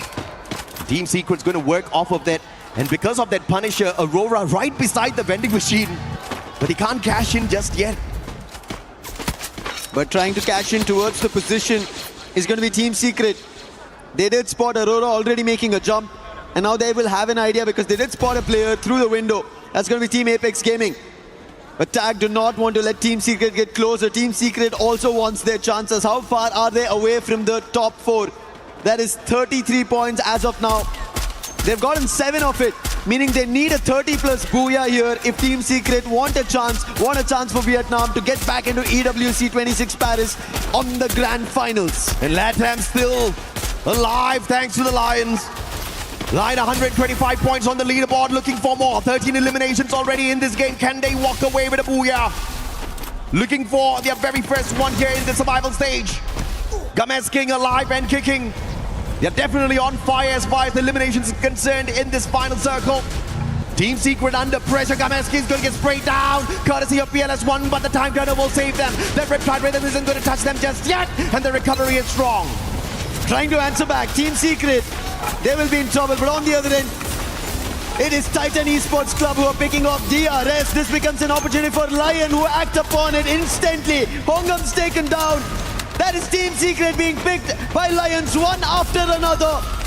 Now Azriel as well as Zuez have a chance. They decide to step out but instantly get hit. But Kotosh on the other end, Team Secret are also getting picked. They did lose their 2 players to Lion, and now it comes down to the last player, Non7. He's getting closer to Aurora, but right above our Titan Esports Club, who all decided to power through and steer this game against Team Secret. Not giving up just yet, Titans Esports Club. Alive and kicking, far, far away from the top 4. But they will look to pull away as many points as possible. Can they walk away with a miraculous booyah here for themselves? They're far away from all of the action, and they'll have a great positional advantage for the rotation, but they'll have to get away from their natural defense and start using up some of their resources. And their biggest competition is going to be Lions. 15 eliminations in hand. Can they pick them off, Yakuls? Already used up the Riptide Rhythm earlier already, but before the next battle kicks off, I think that's going to be right back in activation. It's hard.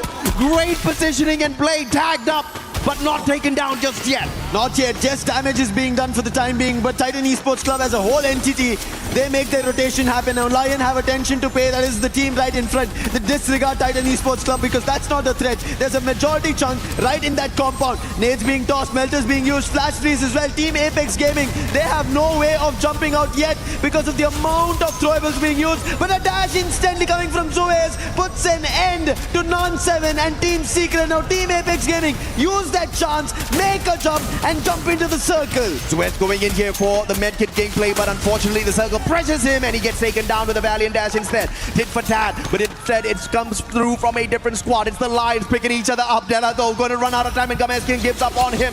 But the rest of the players on the side of Team Apex Gaming now playing a little bit of positional advantage. Can they run away with a sneaky booyah here? Keeping quiet all along, looking for the final circle, and they find it, but do they have enough in them?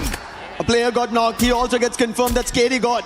So long-range battle for the time being is not going to be that great for Team Apex Gaming. And there, Yoka puts down Shoto. This happened once again previously. That's when they lost their opportunity of a booyah. And now one more player could be in trouble. Flash freeze all out in the open.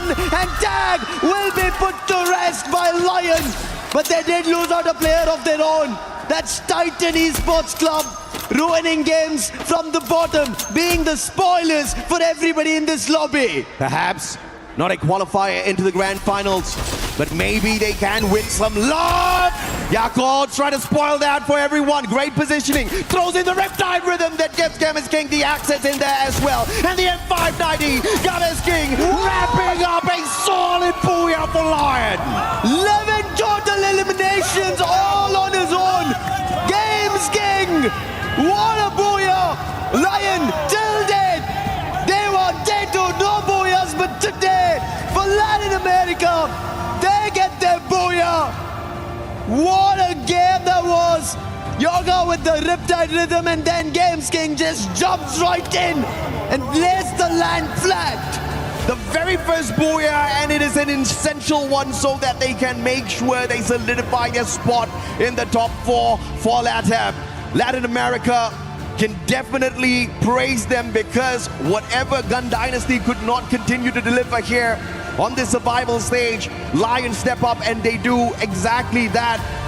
And man, oh man, Games King, one of the superstars, the young superstars on that stage, is making sure he stomps down everybody that he comes across. One of the better rushes out there with the M590.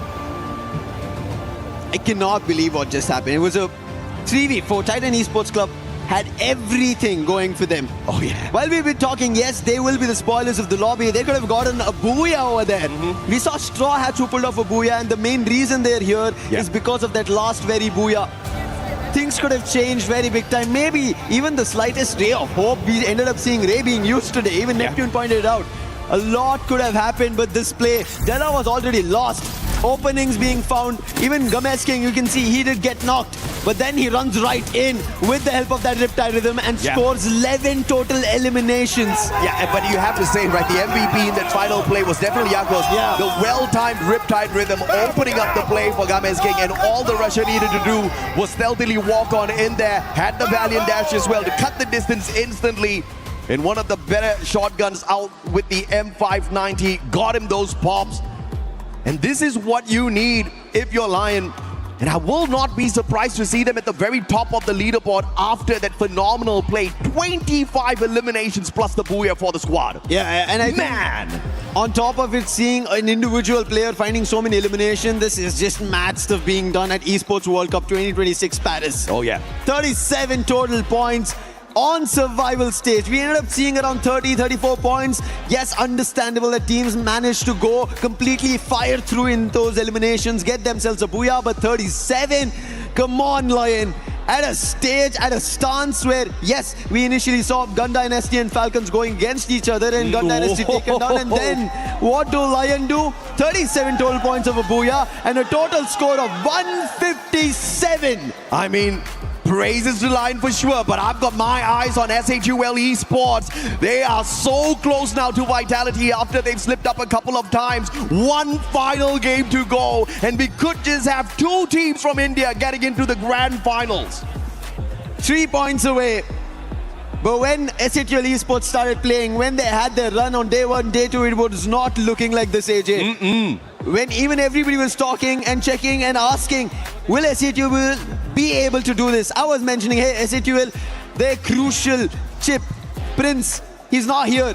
Yeah. They still have a chance. 5 months in the making was this squad. They started in our India Championship. There, they managed to score themselves the space. They managed to prove everybody that we are a squad that everybody needs to look forward to. From there, played the Asia Invitationals. There itself made sure that they're ready for the international lobby. But once they came to the EWC, it was still new for them.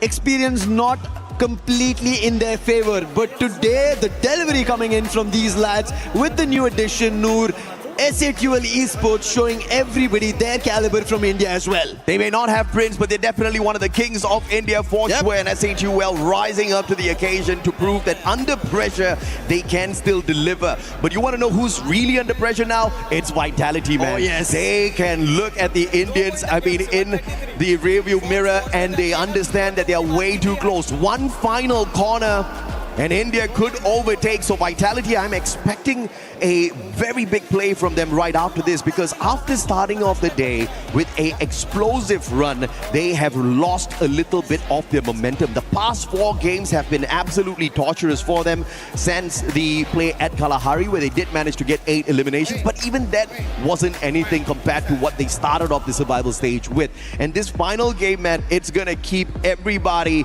in a little bit of a pickle. Now we're gonna take a little bit of a breather here, not just as the players as well. Give us a couple of minutes. We'll be right back with you.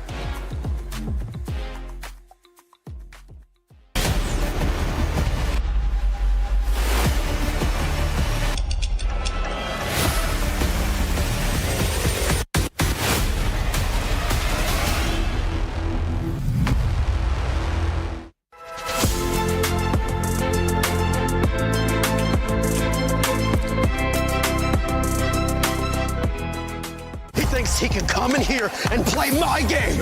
He knows nothing but go! Tyler 1, you're done.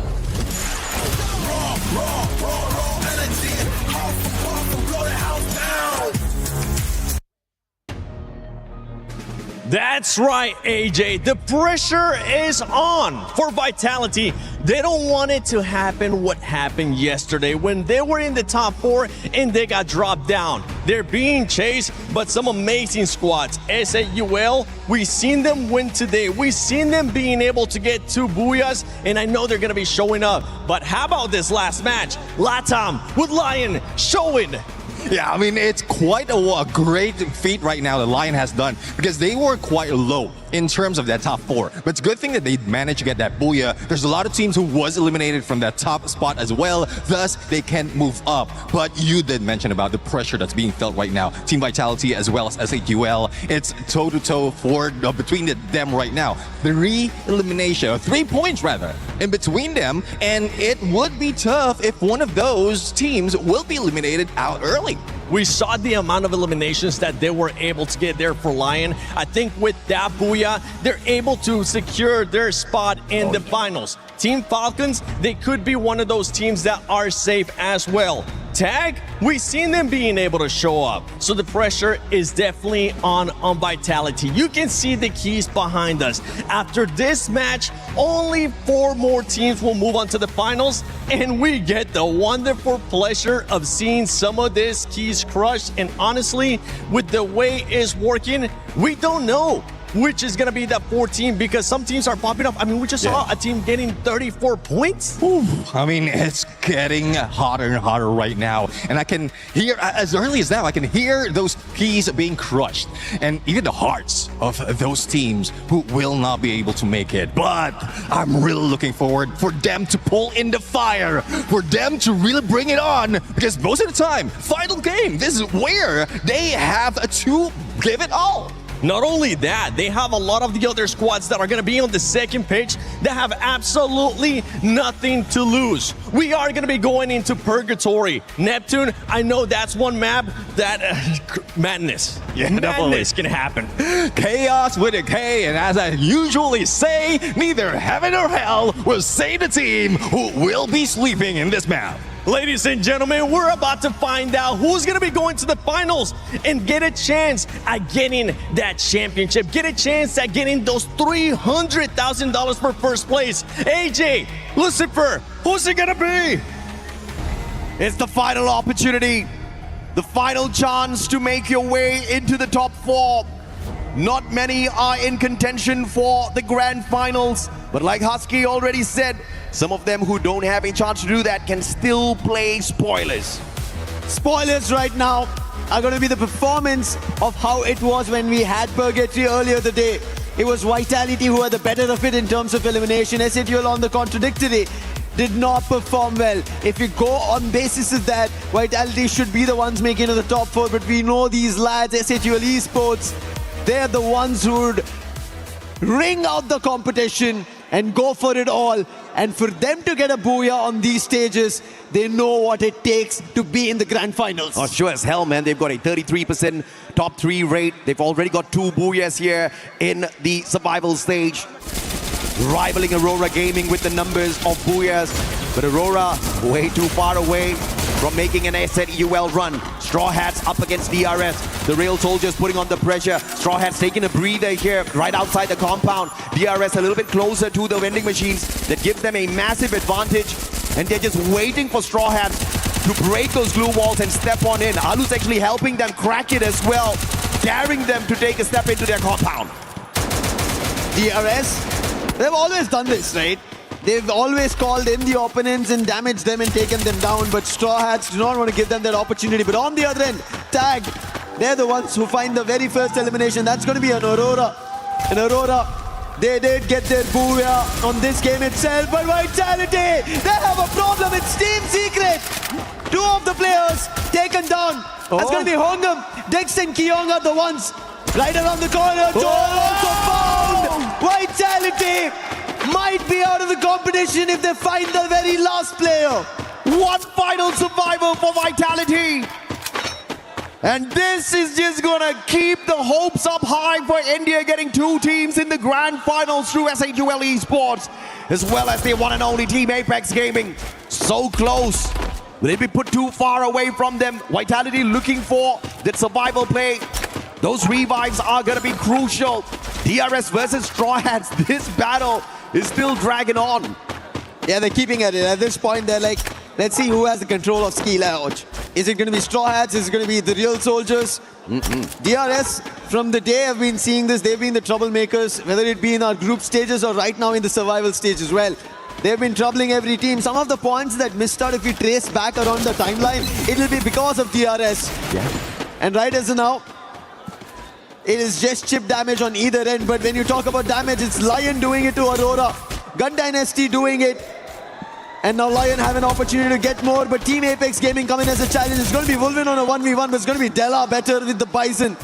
And using the chrono in his advantage, gets his teammate back up, confirms the elimination, takes the vehicle, will boost back into his teammates' presence. Lion, there's nothing much that anybody can do to keep them out of the grand finals, unless a total disaster happens for them right here, right now, where they get eliminated And then everybody else just rises to the occasion with a ton of points. But obviously, we're talking about the impossible there.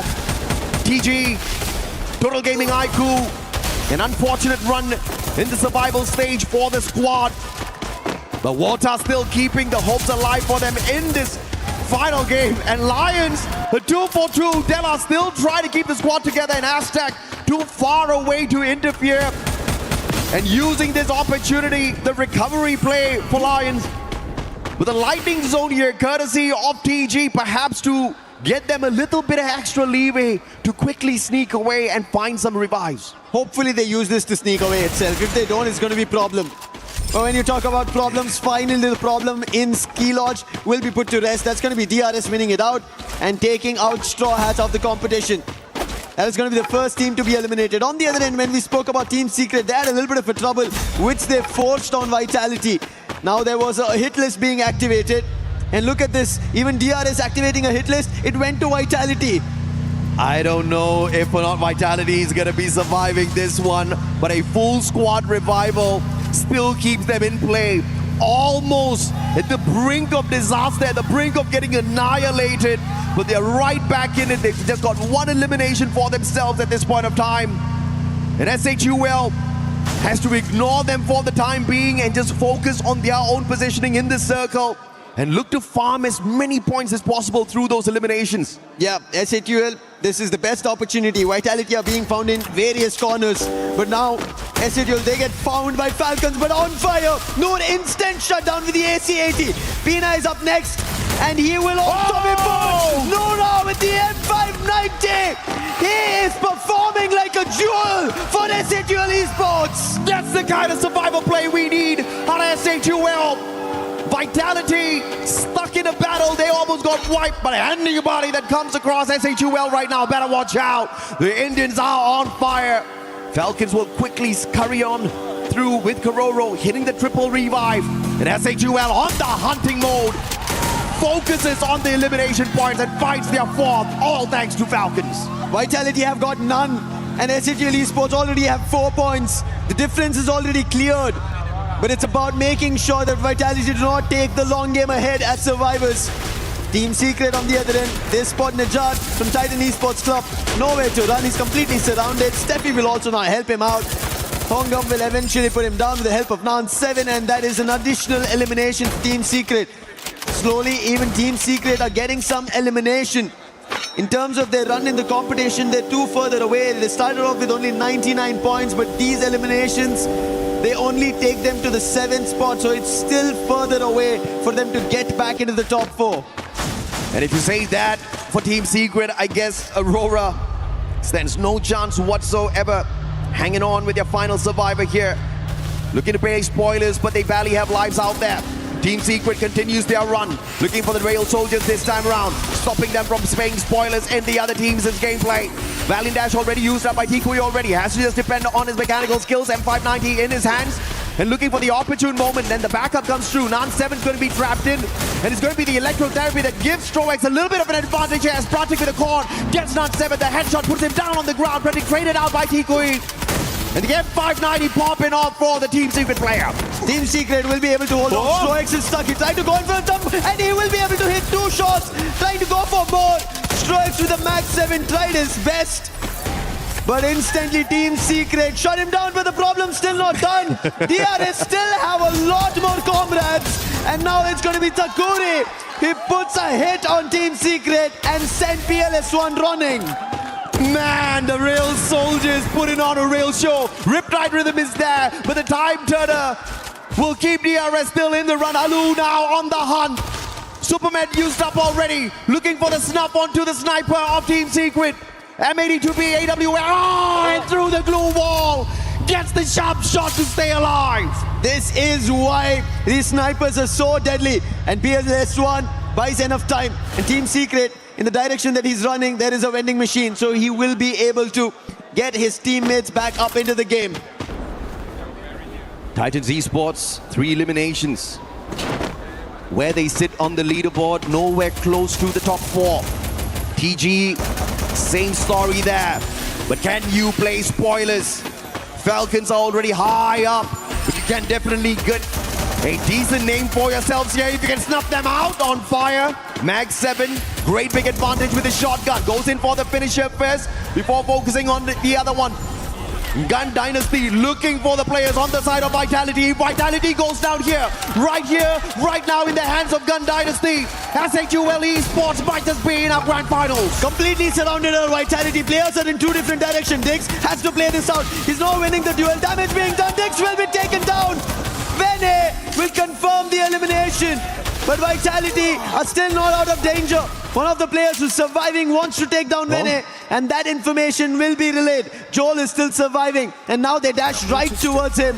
Keong in midair, damage being done, but no knock yet. So Vitality are still stuck on a string of survival. Man, Vitality, talk about a little bit of pressure. Shiru will get the M79 knockdown onto Joel and takes him out of the equation as well. Sibank, the super survivor, the Morse player, the sniper of the squad, trying to keep the squad in play.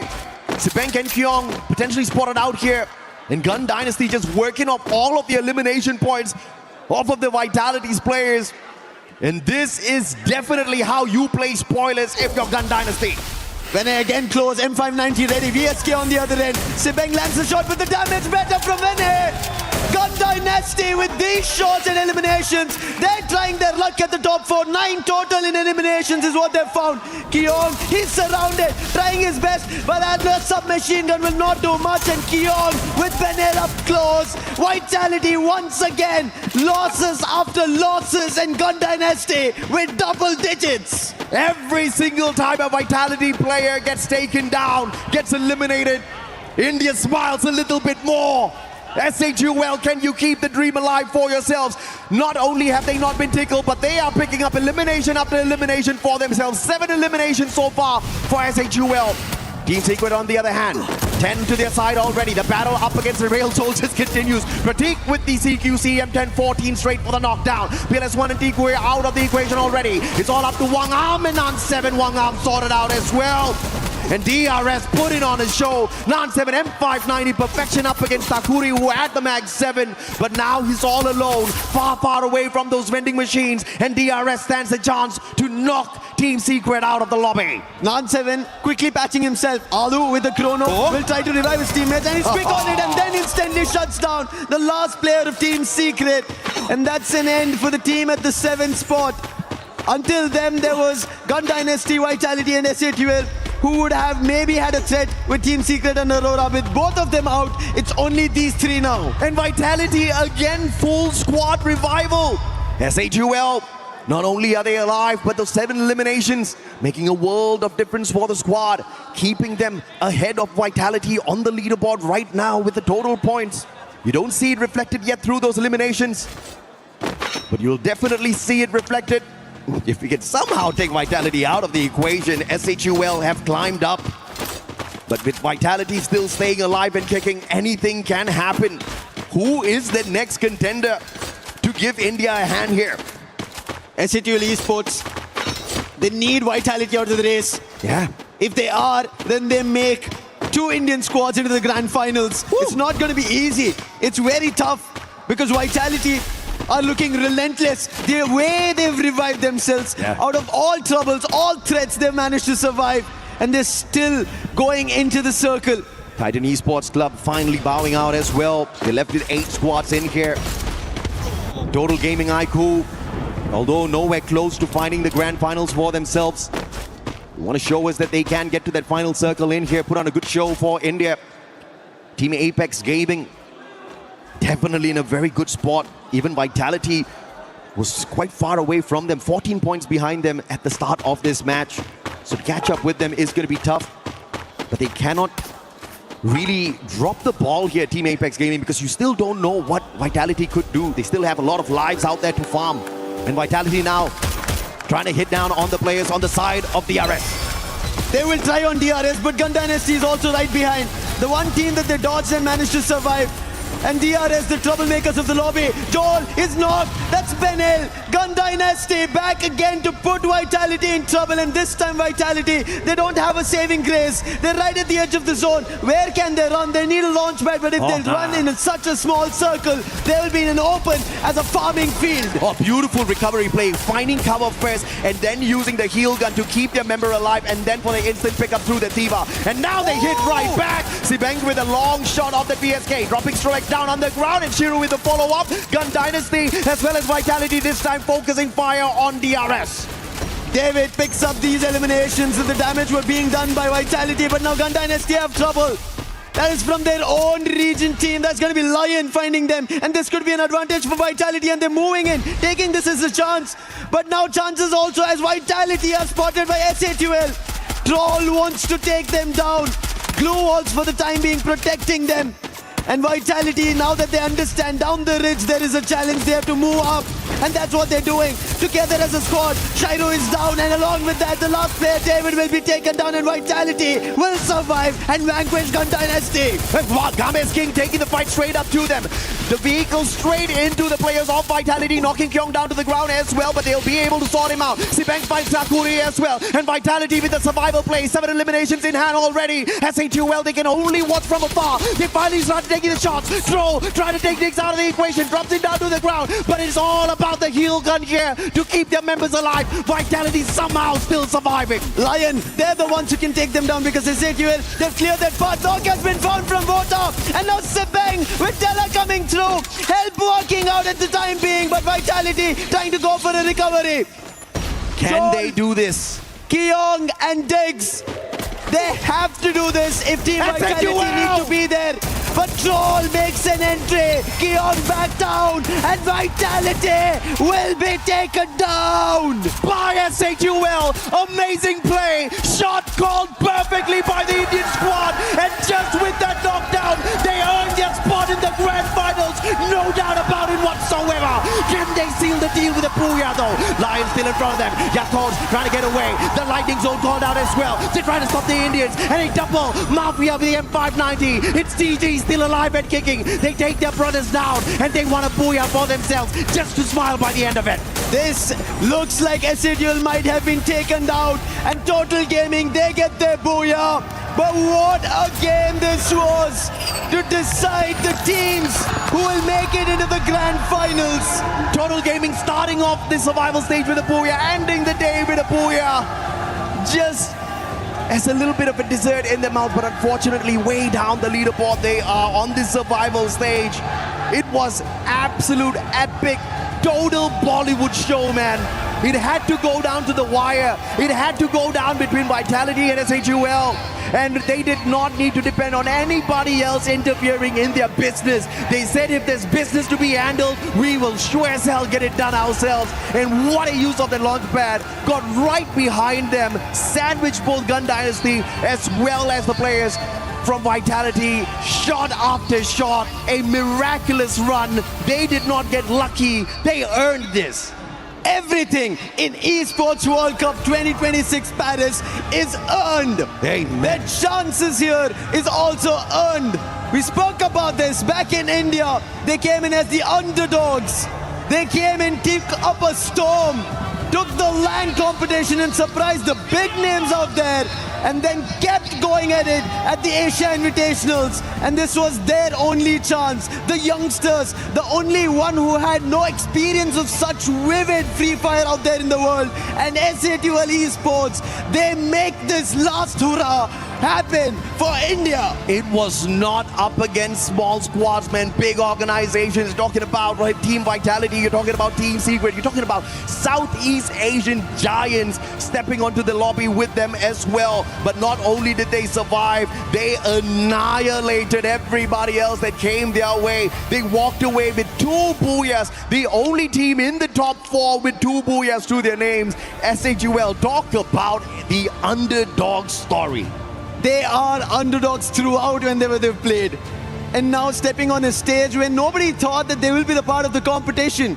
because we kept talking about it. They need experience, they need that push, they need help, they need a chance to prove themselves. And I think it started with Tag yesterday getting a true booyah, and SATL seeing Total Gaming get a booyah. They say, why don't we go our all out like we have nothing to lose, and look at where it's brought them. Absolutely, man. And it wasn't an easy journey at all, right? It was not just getting lucky, looking for that final circle. It was solid eliminations in these games that really got them to the top. The journey had not been easy because we started off the day with SATL just being pummeled down to the ground.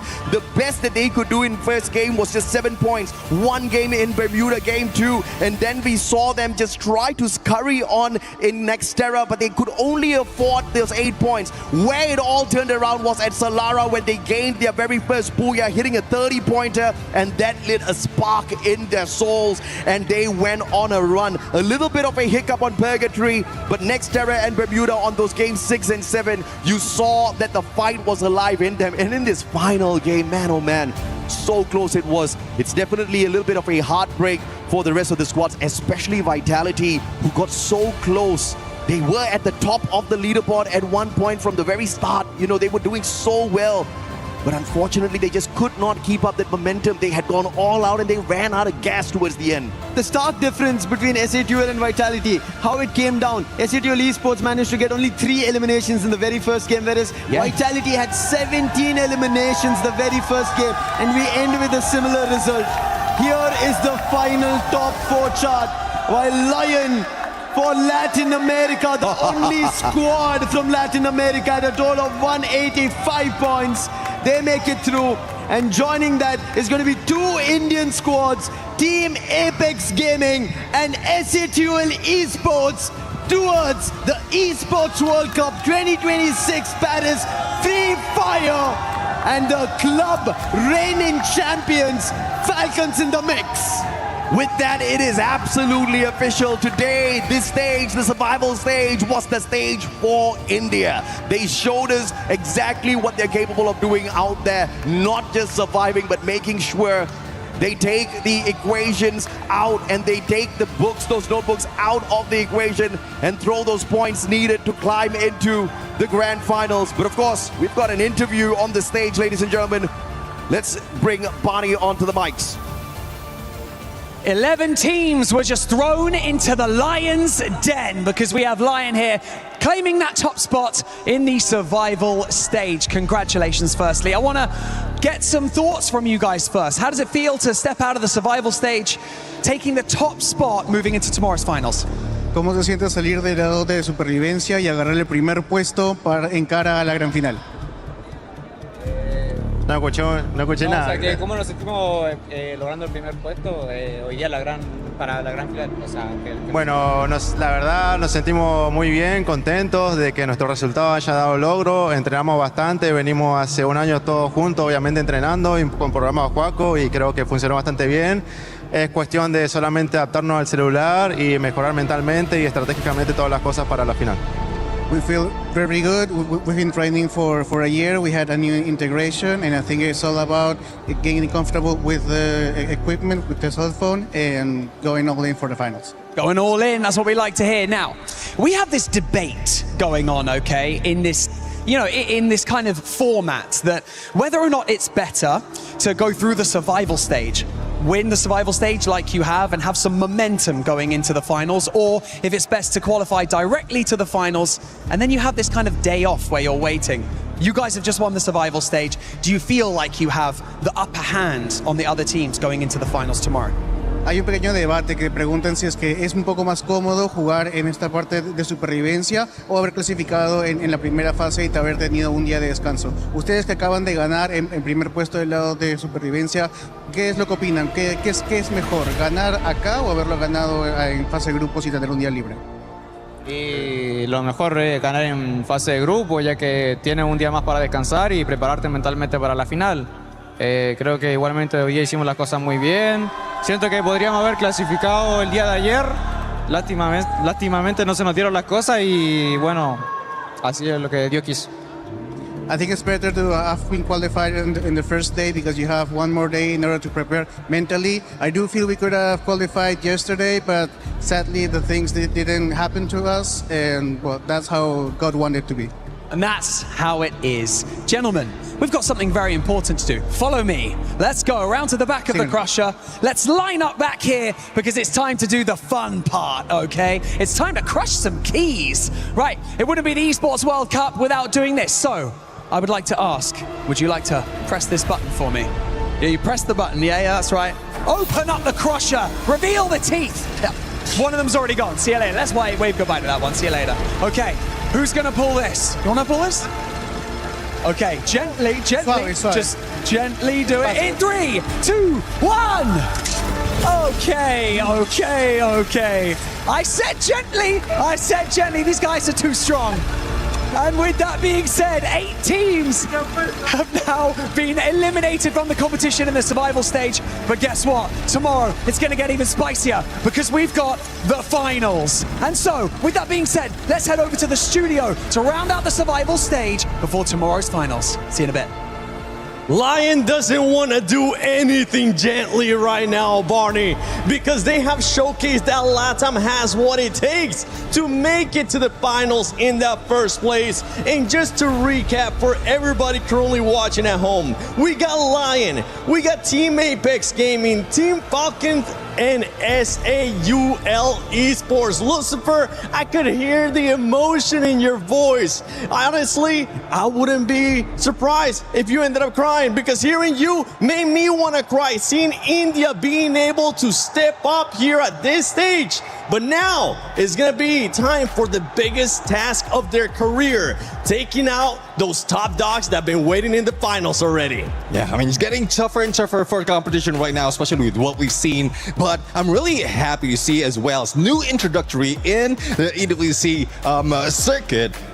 Like India, like 2 teams out of India managed to pull through on grand finals, and it's not like it. I would say that it's not often that we see that. I mean, we asked for one team. We asked for just one.